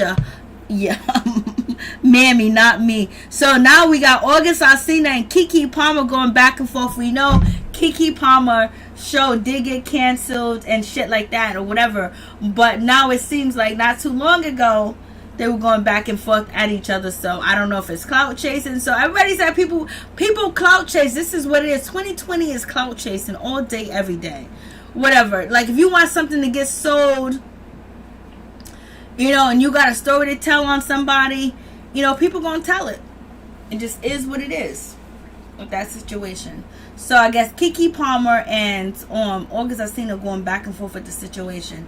And like you said that, you know, August Alsina was the wrong person to mess with. And it was, you know, like if you go through God, you know, she broke her marital vows, but I believe he broke his too as well. But he just didn't have, you know, somebody come out and say anything. Not yet, but they probably will, because when people see the attention that other people get for exposing a story or telling their truth, which is exposing too as well, they're gonna begin to speak too. So we'll see if any of the people that Will Smith, you know, was bothered with is gonna come out and say anything. But basically Jada did admit to the situation, and she basically said that he's not a home wrecker, but she also did say that, you know, Will Smith didn't give him permission.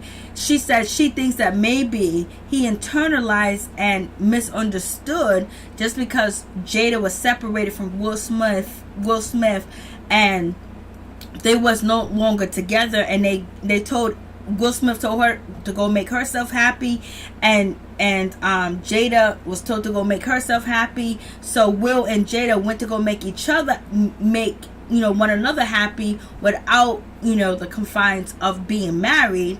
And she ended up with August Alsina. So basically she said he's not a home wrecker, and she said yes, he was sick. Will Smith and Jada both said that, you know, August Alsina was sick when they first met him. He had issues. He had, you know, problems. He had all different types of situations. And Will Smith said our family opened up to help him. And then doing that situation, Jada and August end up consummating their relationship. Yeah, well, I didn't know that they were separated. No wonder why they did what they've been doing, what people been saying, they having affairs and, you know, having people, side dudes and side chicks. They were separated, so I understand that, you know, people when they separated, they, you know, take a break from each other and they don't seek other options. But yeah, still, you know, it still don't make it right. But I understand why they felt like they did what they had to do. But it's like she picked the wrong person. If you know that somebody, you know, is, like I said, mentally ill and, you know, sick and got issues and problems, you don't cross that line with them. You do not, you know, because it's not going to help them and it's not going to help you. Think about a situation like this is going to happen, or something worse. Something bad is going to happen, you know, because she, you know, she played herself basically by getting involved with this dude, and he, you know, spilling the tea. You know, he spilled the tea. He exposed the business, and he caught feelings. And I felt like she should have, you know, they should have had some kind of understanding at the beginning, you know, of what it was, or what was going to happen and what was not going to happen, you know. And she wasn't in the right state of mind to be trying to mentor him anyway. Exactly, you know? Because she said that she was hurt and, you know, she just felt emptiness. She didn't feel love. And then she ended up getting with August Alsina. So basically getting with him and that type of emotional type of situation only made it worse. Yeah.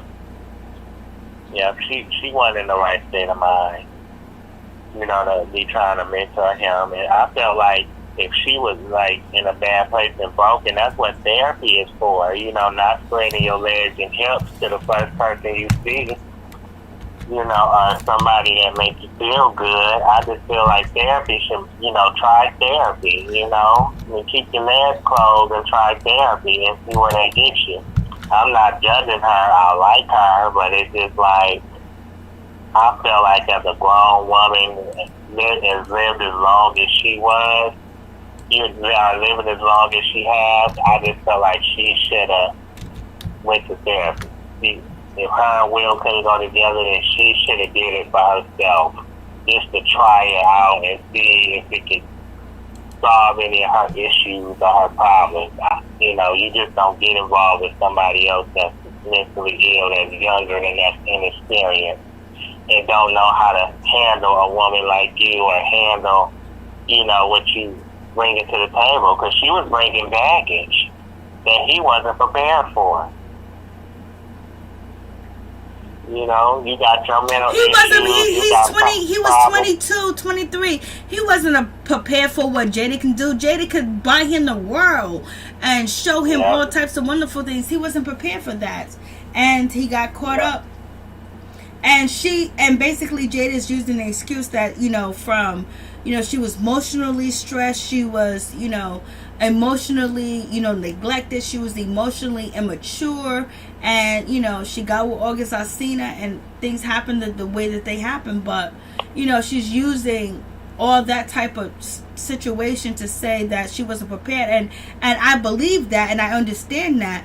But when you say that and you're in your 40s, or your 40s, and the person's in their 20s, there's still something to show you that this is not what it is. I should not mess with this guy. Even though I'm messed, but she's basically saying that she was messed up emotionally, physically, and she was immature too as well. So yes, there are a lot of people that are in their 40s, their 50s, their 60s that are still immature too as well. But she's just basically saying that, you know, they took advantage of each other in so many different words. And he's the one that came to them sick. He's the one. Will Smith and Jada Pinkett Smith both said that when they met August Alsina, he was sick. He had problems. He had different issues. He has, you know, addictions and things like that. And then Will Smith said his family came to care for him and do all this stuff. And Jada was supposed to be his mentor and everything else like that for this young man. But she ended up falling for this young man too as well. Yeah, I feel like, you know, that this situation is a whole mess, a holy mess. Because it's like you got two people that's mentally gone, you know, using sex as comfort. And I just feel like that's not the way, you know, God is the way, you know. It's like you got a therapy. I think she should have went to therapy. And if she could have, you know, went to therapy, I feel like therapy could have been more confident. No, but she thought she was a therapist. She thought that she had all this shit together. She's out here being a therapist and teaching people about their life and opening up and this and that. But baby, you took advantage of a sick mental... You got with a man, a young boy, which if that was my son, it would be a problem. And you wouldn't be on Table Talk addressing the situation. It would be a whole different type of problem. Because mothers of mothers of mothers, you don't mess with our children. And if you do, there's consequences to pay. And the consequences doesn't have to be physically or anything like that, but there's consequences. You know, there's certain lads and there are certain kids that you just don't mess with. And unfortunately, you know, August Alsina didn't have that protection, but at the end of the day, whatever protection he had pulled him away from Jada, because Jada said that he left her and he cut off all communication. And we saw the interview of August Alsina where he said it was almost near death. It was he had to fight for his life to get out of that situation. And if, you know, if you mess with someone that is in their 20s or 21, 22, 23, and they don't have the issues that August Alsina have, and they just, you know, like, oh, Jada's a lick, you know, I'm gonna get that lick with Jada and be on and be moving. Because there are people, and there are young people that are very mature at the age of 20 and something like that, but still they can't compare to a person that is of her nature and of her grace and what she has experienced and what she has done. So and then on top of that, you are his savior.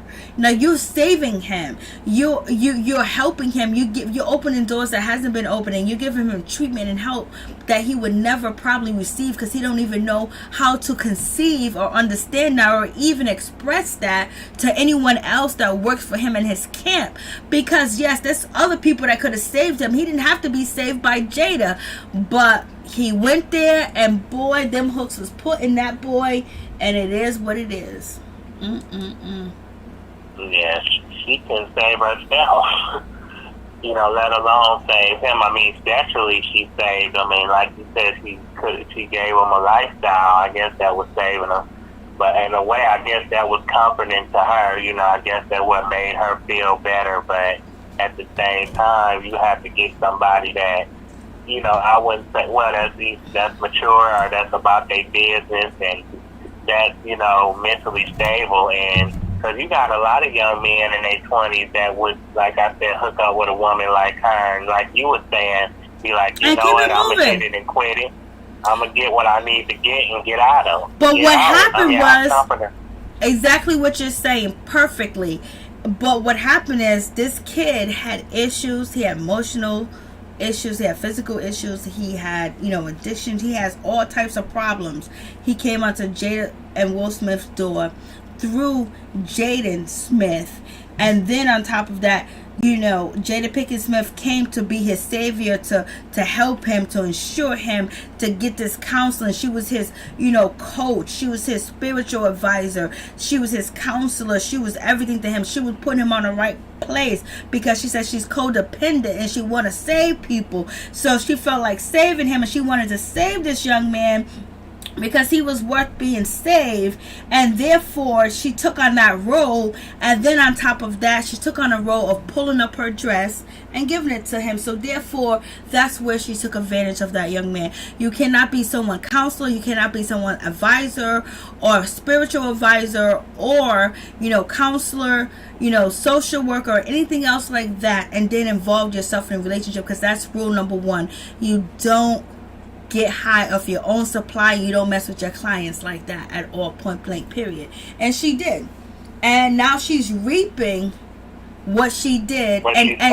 And now Will is weeping it too, because he got to sit there with her And they act like they ain't embarrassed, but yes, they are. They act like it's funny, but it ain't funny. And there are still people that have values. There's still people that would consider it being wrong instead of laughing and making fun of August Alsina. There's some people take that very seriously, but you also have to understand that he is promoting an album, he is promoting a documentary, and he is promoting a YouTube channel. So therefore, he's using his pain to get paid off of.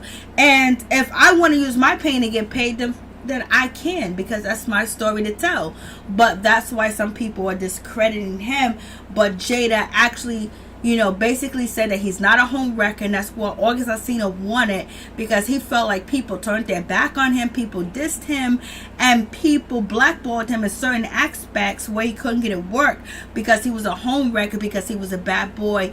And all he wanted, to me, was to be vindicated. Now, if she would have vindicated him years ago, he wouldn't be popping right now like he's popping. Because he's popping. He's still trending on Twitter. Yeah, well, I'm glad he got vindicated. I'm glad that all this talking he's been doing ain't been for nothing. Because think about it, if she would have denied it, then people would have made fun of him, and people would have still looked up to her and respected her. I mean, some people probably do respect her still, a lot of people, but it's just like some people probably looking at her different now, like, this dude, he was, like you said, he had all these issues and problems, and then you go ahead and, sleep with him and get in a relationship with him, and knowing that you was messed up as well, I just feel like she wasn't the right at her state of mind. She wasn't the right woman to be not only guiding him but sleeping with him as well. Like, she missed the business with the pleasure. So, but I'm glad that he, was brave enough to tell his story, and that it was true. That it was the truth instead of a lie, because how some people, they talk and they be lying just for attention or to get sympathy points. But at least he was real. Like, I've listened to a lot of his music, like probably all his music, because I've been listening to his music the last couple of days, and he expressing his music how real and how honest he is about his life and all that different stuff. And I'm just like, he walking the talk, and he walking it like he talking it. I'm just gonna say it like that. So he is real. I'm telling you, Will look like, you know what, Jada? If you didn't have the shit that you have on me, and we wasn't ride or die forever, bad marriage and all, I will walk away. And this is like one of these situations where Jada and Will never wanted it to come out that she was sleeping with August Alsina. They didn't want that to come out, but it did.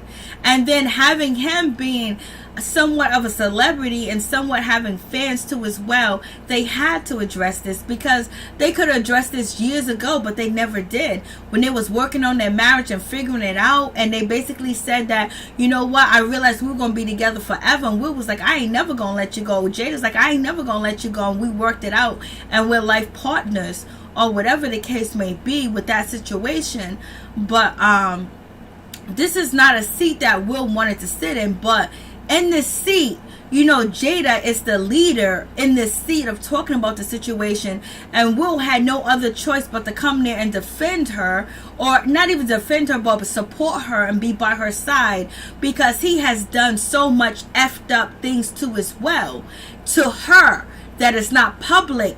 But her situation, sometimes you just can't help it. A young dude come through, he's rapping that rap, he's talking that talk, he's gangster, and then on top of that, you got August Alsina talk about how much he loved Tupac. I love Tupac too as well, baby.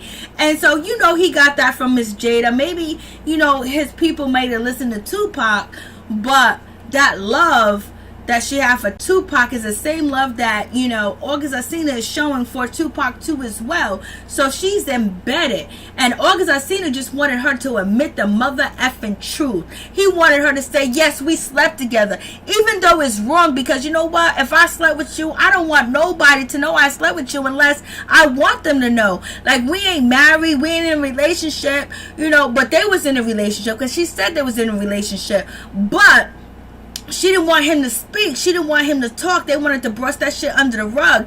And how you gonna brush that under the rug when August Alsina is a mother effing, you know, R&B singer? You don't think he's gonna put his pain in his music? And then on top of that, he's also being, you know, told that he's a bad, you know, in the interview he said, I'm a bad guy, you know, I'm the troublemaker, I'm a home wrecker, and she corrected that immediately. And in the midst of her and her interview, first thing, the 5 to 6, 7 sentences is August Alsina is not a home wrecker. No, he wasn't a home wrecker. So therefore, I know he sat down with Will Smith. They can say what they want to say, but August Alsina is not going to lie and say he said he sat down and he talked to Will Smith. Jada Pinkett Smith changed it around and said, no, I think he assumed because we were separated and we had an amicable separation, was living in the same house. No, he wanted to know if it was okay. He wanted to know what's the deal because he felt for Jada, because Jada saved him and what he thinks that she saved him. But she didn't save him. She tarnished and she hurt him too as well. You know what I mean?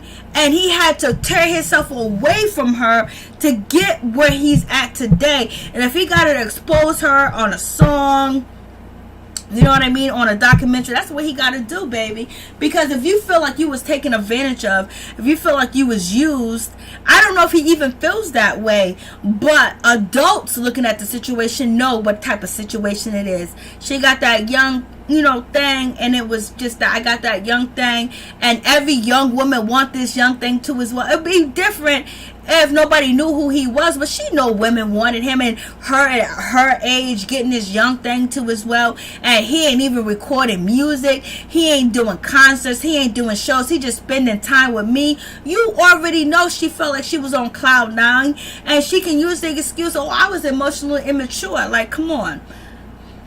Some of us are all emotional immature, but we don't sleep with our kids' friends, and we don't sleep with someone that's emotionally challenged and have, you know, addictions too as well. We already know what that's going to end like, but she wanted to take that road because she's Jada Pinkett Smith, and she didn't think there was going to be no blowback, but there was blowback, and she had to sit down with Will, and Will had to sit there and act normal and act like everything was okay, because he ain't no king either in that aspect of not satisfying his woman. Because the first thing that she said, that I was broken, I was hurt, you know, I wanted to feel good, I wanted to feel love, I wanted to feel something. And she basically said she wasn't feeling that from her husband, the one that she gave birth to his 2 children.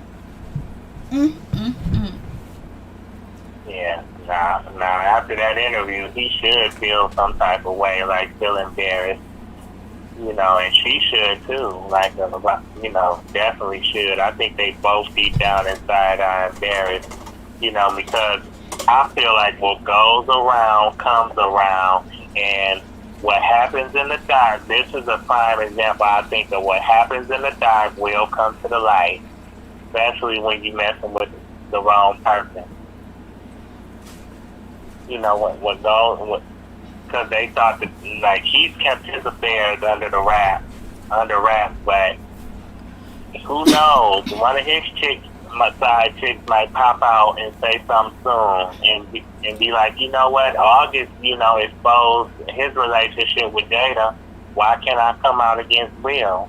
And it's probably, and no, what's going to happen is they're going to see all the publicity, because it's been going on for 2 weeks strong. And if you want to mess with a young dude, if you want to mess with somebody that's 21 or 22 as well, you might want to get in and get out. You might not want to be their savior or their superwoman, or be taking care of them. You might want to just get in and get out and keep it moving. But she built a relationship, and it's like, you know, August Alsina was a rebound, and she liked that rebound. and she was caught up and she was feeling like a teenager again. She was feeling like a young woman again. She was feeling that energy. She was feeling his body. She was feeling his soul. She was feeling all that youngness. She was feeling that freshness. Even though he had mental issues, he had problems and everything, but she was feeling all that good stuff from him that she hasn't felt in a long time, and actually feeling that good stuff from somebody that is actually at the time like a regular person. He might got a song, he might can sing to me and all that other good stuff, but he's not really a part of the Hollywood crowd. He's not really a part of the industry yet, and she got that and she held on to it, and she used that to her ability to just keep that man going and going until she was going to ride it till the wheels fall off, and he had to pull out and say, baby, I'm about to die, so I gotta go. Well, I'm glad he got the strength to leave, because a lot of men probably would have stayed there and been in that circle. But August Alsina got some ancestors and some praying family members that brought him out that situation. So no matter what happens at the end of the day, he is free from that, because nobody knows how it is to be, I don't want to say that word because they might demonetize the video, but he was feeling like he owed the Smiths. He owed Jada. He owed them because of whatever they did. Well, what she did was normal people shit, because if we come around young people that got problems and issues, you know what? We're going to show them the right way to go. We're going to speak to them. We're going to get somebody else to speak to them too as well. You know, if you're from that environment that I am from, and then you're going to, you know, put them around people that can help him too as well. And then you're going to say, go here, go there. But you are not going to lift up your dress for the person in need. You're going to send him to the help that he does need. Yeah. But mentally, she wasn't in a position to do that, unfortunately. So I think that's why she was like, you know what, me and him both are in bad places. She probably figured the best way for her to comfort him and for, you know, him to comfort her is through sex, unfortunately. And that's bad, you know, but like you say, she shouldn't have done it, and I don't think she should have done it either. But she wasn't in the right state of mind, and you know, she should have went to therapy, and probably she should have just been like, you know what, I'm not in the right state of mind to help you the way that you need to be helped, so I'm gonna let you go somewhere, or you deserve to be around people who can help you and who will help you, because my mind not right. My life ain't right. I need to figure my stuff out. You know, I need to, you know, get help and, you know, get to a place where I need to get to in life, and I can't do that, you know, by trying to help you in the state that I'm in. Like, I'm not the right person. I'm not the right person to help you. Because, you know, she mature enough, you know, in my book to have said that, you know, save herself from getting in this situation, you know. But like I said, Will, he better watch himself now. He definitely better watch himself and what move he make, because if he get involved with the wrong girl, she might spill some tea and tell the business. Facts. But keep going. Like I said, deep down inside, he might feel betrayed by this, and he might be like, man, I'm so pissed off, I feel embarrassed, I'm upset, I'm just to go get me a chick, you know, a new chick to hook up with, you know, but he better watch me. If he do that, he better watch who he picks. Because I'm telling you, he better really watch himself, because she could end up being a female August and falling for him, or either if he don't be on his game, she could steal that tea and tell the business. It is But what I it just is. wonder how the kids feel about that. I think the kids are probably used to this, and that's why, Willow Smith was talking about having a thumple and she brought to the Red Table Talk about having, like 3 people in a relationship, 4 people, I can't think of the number of it, 4 people in a relationship, a thumple and stuff like that. Like, she, at her young age, was bringing out, like, having all types of open relationship. And so this is where the generations change, and people with certain, I guess, upbringing feel like, okay. So I think that they're okay with the situation. They're just probably not okay with August Alsina trying to expose their mother. But I think they was okay with the relationship because, they never spoke about it. And then you have Willow Smith basically on Red Table Talk talking about, and bringing couples in that have, threesomes and have a relationship where it's 2 men, 1 woman, and things like that. You know what I mean? So, she's open to it because she's probably seen it her whole life. So I don't think that they're bothered about the situation. And if anything, they're probably bothered that he is speaking up and saying anything, or they could be bothered, or they could be happy that their mother is calling herself to the carpet because she's acting like, maybe she make mistakes and she's not that great, but she's preaching to people, and basically she's living a double life like everybody else is living a double life in Hollywood. Yeah. Well, at least, like you say, at least she adult enough. I do respect the fact that she owned up to it. Me too. That she told the truth. Me too. Because it's like, it's hard to keep something like that inside. It's hard. That's why, I feel like he told the business spill the tea, because it's like, knowing that this mental state that he's in, he's like, I can't hold on to this no more. I can't. I gotta be honest. I have to tell the truth. So I just feel like it's better, like, the truth will set you free. So now I think I don't know if she should be free of this situation, but she's not gonna be. Unfortunately, a lot of people gonna criticize her and talk about her. But I'm not gonna admit. I don't think she's a bad person or whatever. I just think that she shouldn't have never got involved with him. But yeah, it's good that the truth will set you free, and I'm just glad the truth will set you free. The truth will have you and your husband out there doing, interviews and saying what the mother F it is, ignoring it for all these years. When you started your Red Table Talk, wasn't August Alsina on there?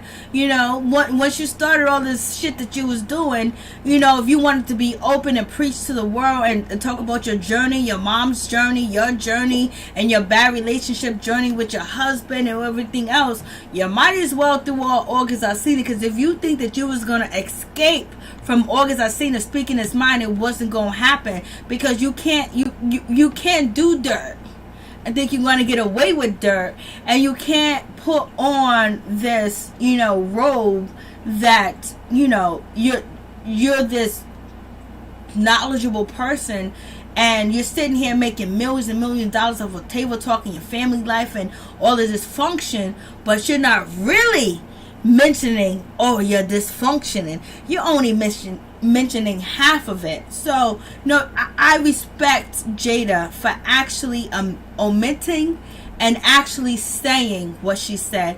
I'm glad she didn't do that. But hey, Ralph, what's up? What's going on? Ralph Esco's in the building. I'm glad that she didn't do the bullshit of, I don't know what he's talking about, we didn't have no relationship, or it was just mental. She didn't say none of that, because she could have been like Phaedra Parks and said, I had sex with Medina, me and Medina ain't having sex. She didn't do that. She said we had a relationship. She said we had what we had, and the will was like, you need to explain what you talking about. Like, you need to be clear with the people about what you really had, instead of saying entanglement. Explain what was going on. And then she did, and so it was going to come to pass.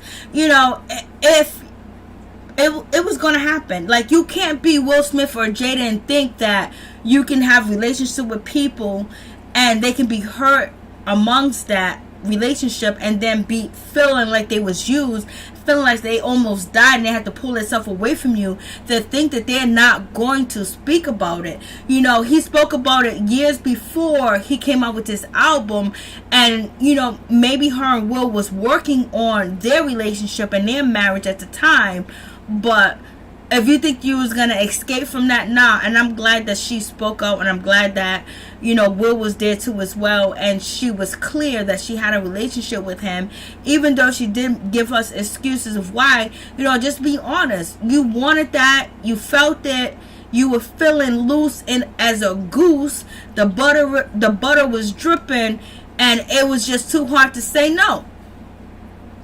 And that's it. Gossip Girl 20, hey, what's up? What's going on? Yeah, but yeah, I'm just hoping that, you know, people can. Well, no, people ain't gonna stop talking about it. But you know, I'm just glad that it's gonna die down. It's gonna die down. Yeah, that's good. I hope it does, because it's like now everybody can move on. Now everybody can move on. The truth is out there. You know, there's no need to like waste our time on this, you know, anymore. Like what's done is done. What's said is done. What's done is done. You know, and but I am happy though that the truth was finally revealed. You know, some people don't, you know, think that August is bad for what he did, and you know, I don't think so. You know, sometimes. It came out. Yeah, but I commend it. I commend him for it. I'll give him that. I appreciate that. If it makes them feel better, because it's like, for some people, sometimes it's hard to hold stuff in for some people. It's hard, you know, and it's like, if you want to clear your conscience and make yourself, you know, ease your mind, and you know, I think that was eating away at him, like he loved this woman and he, you know, fell for her and he wanted to be with her, but he couldn't really be with her, so he had to get away.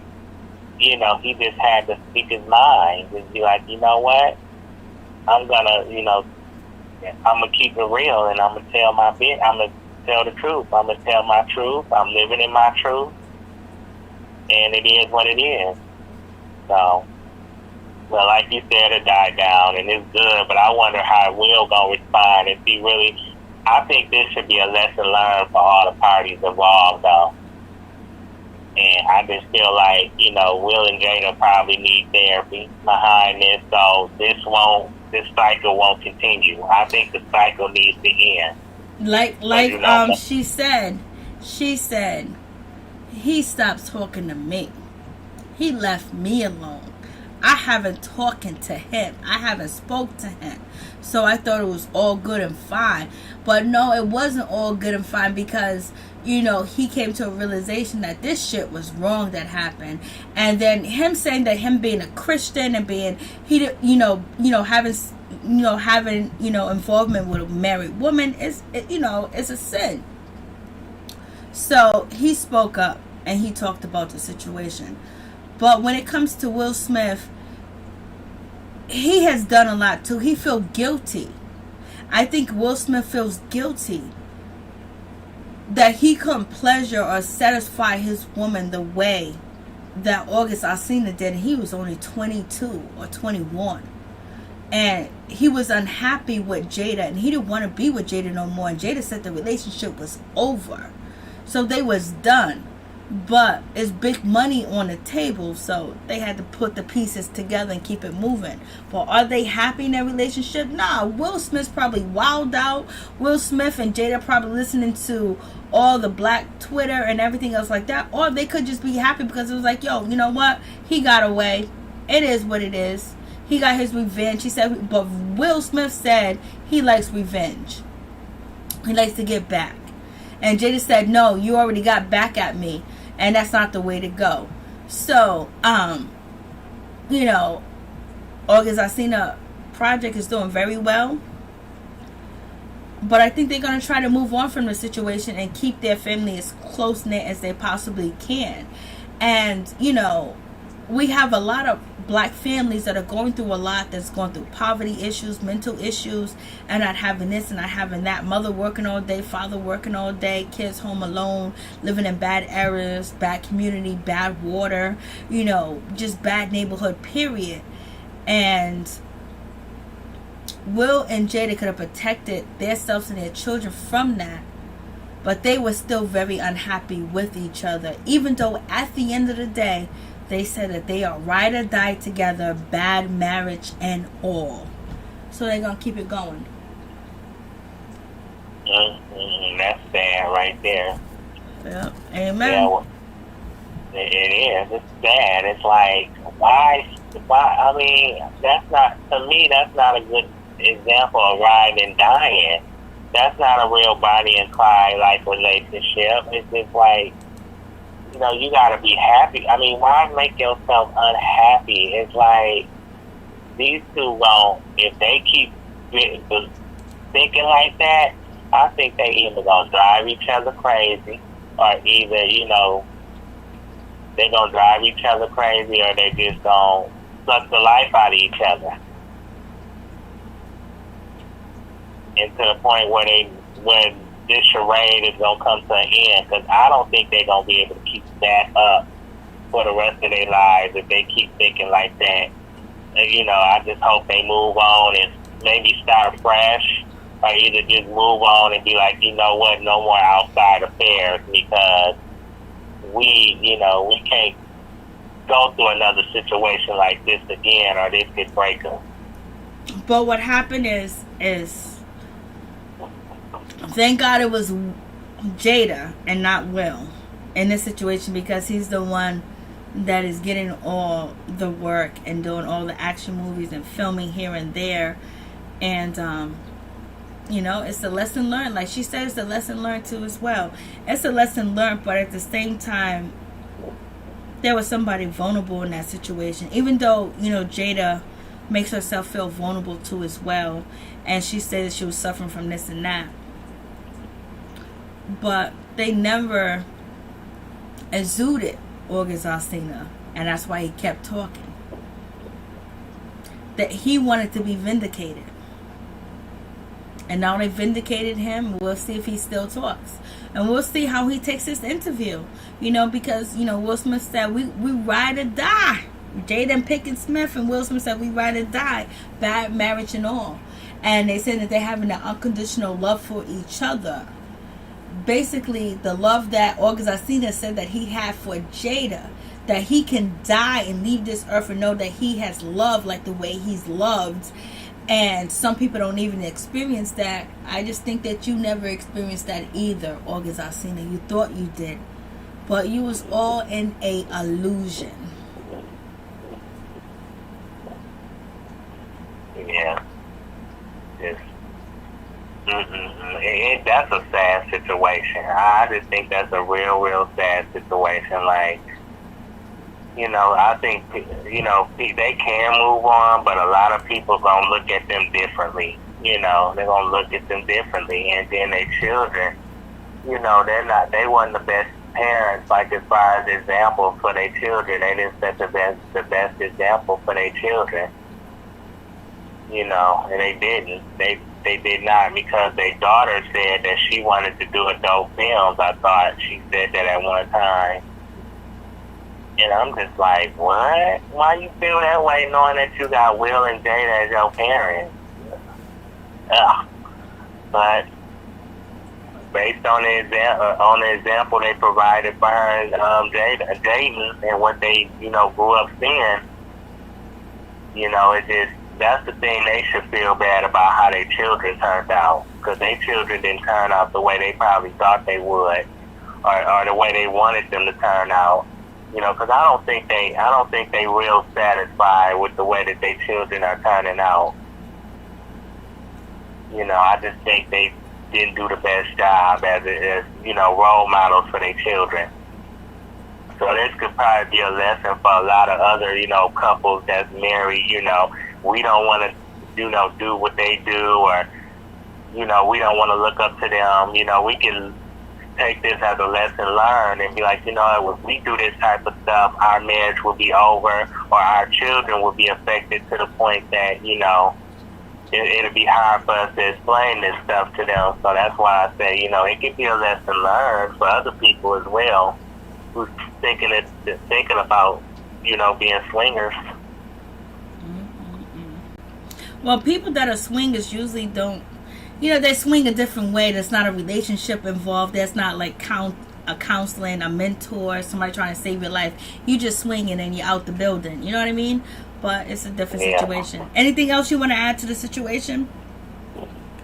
Not really, because it's like exhausting now. Oh yeah, I know. Me.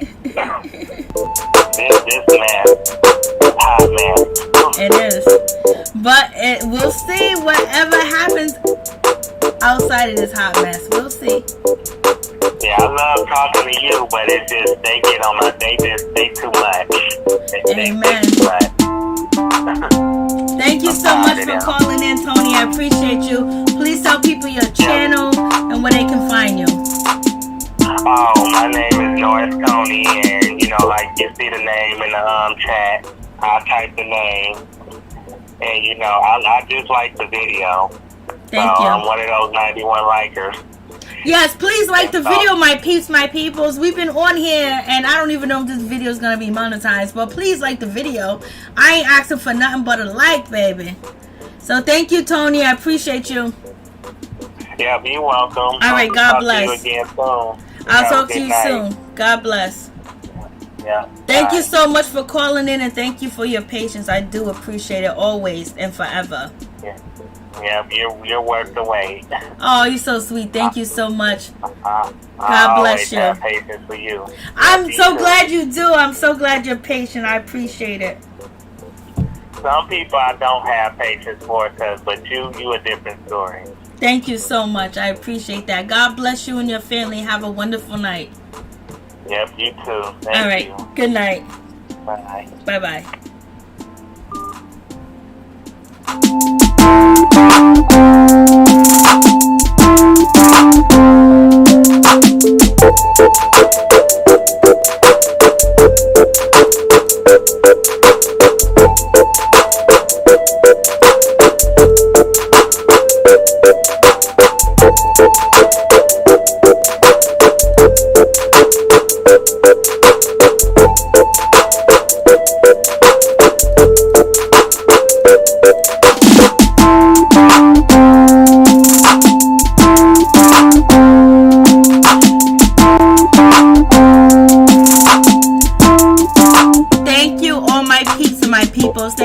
For coming through. Thank you for liking the video. Thank you for commenting in the chat room. I really do appreciate that from the bottom of my heart. My peeps, my peoples.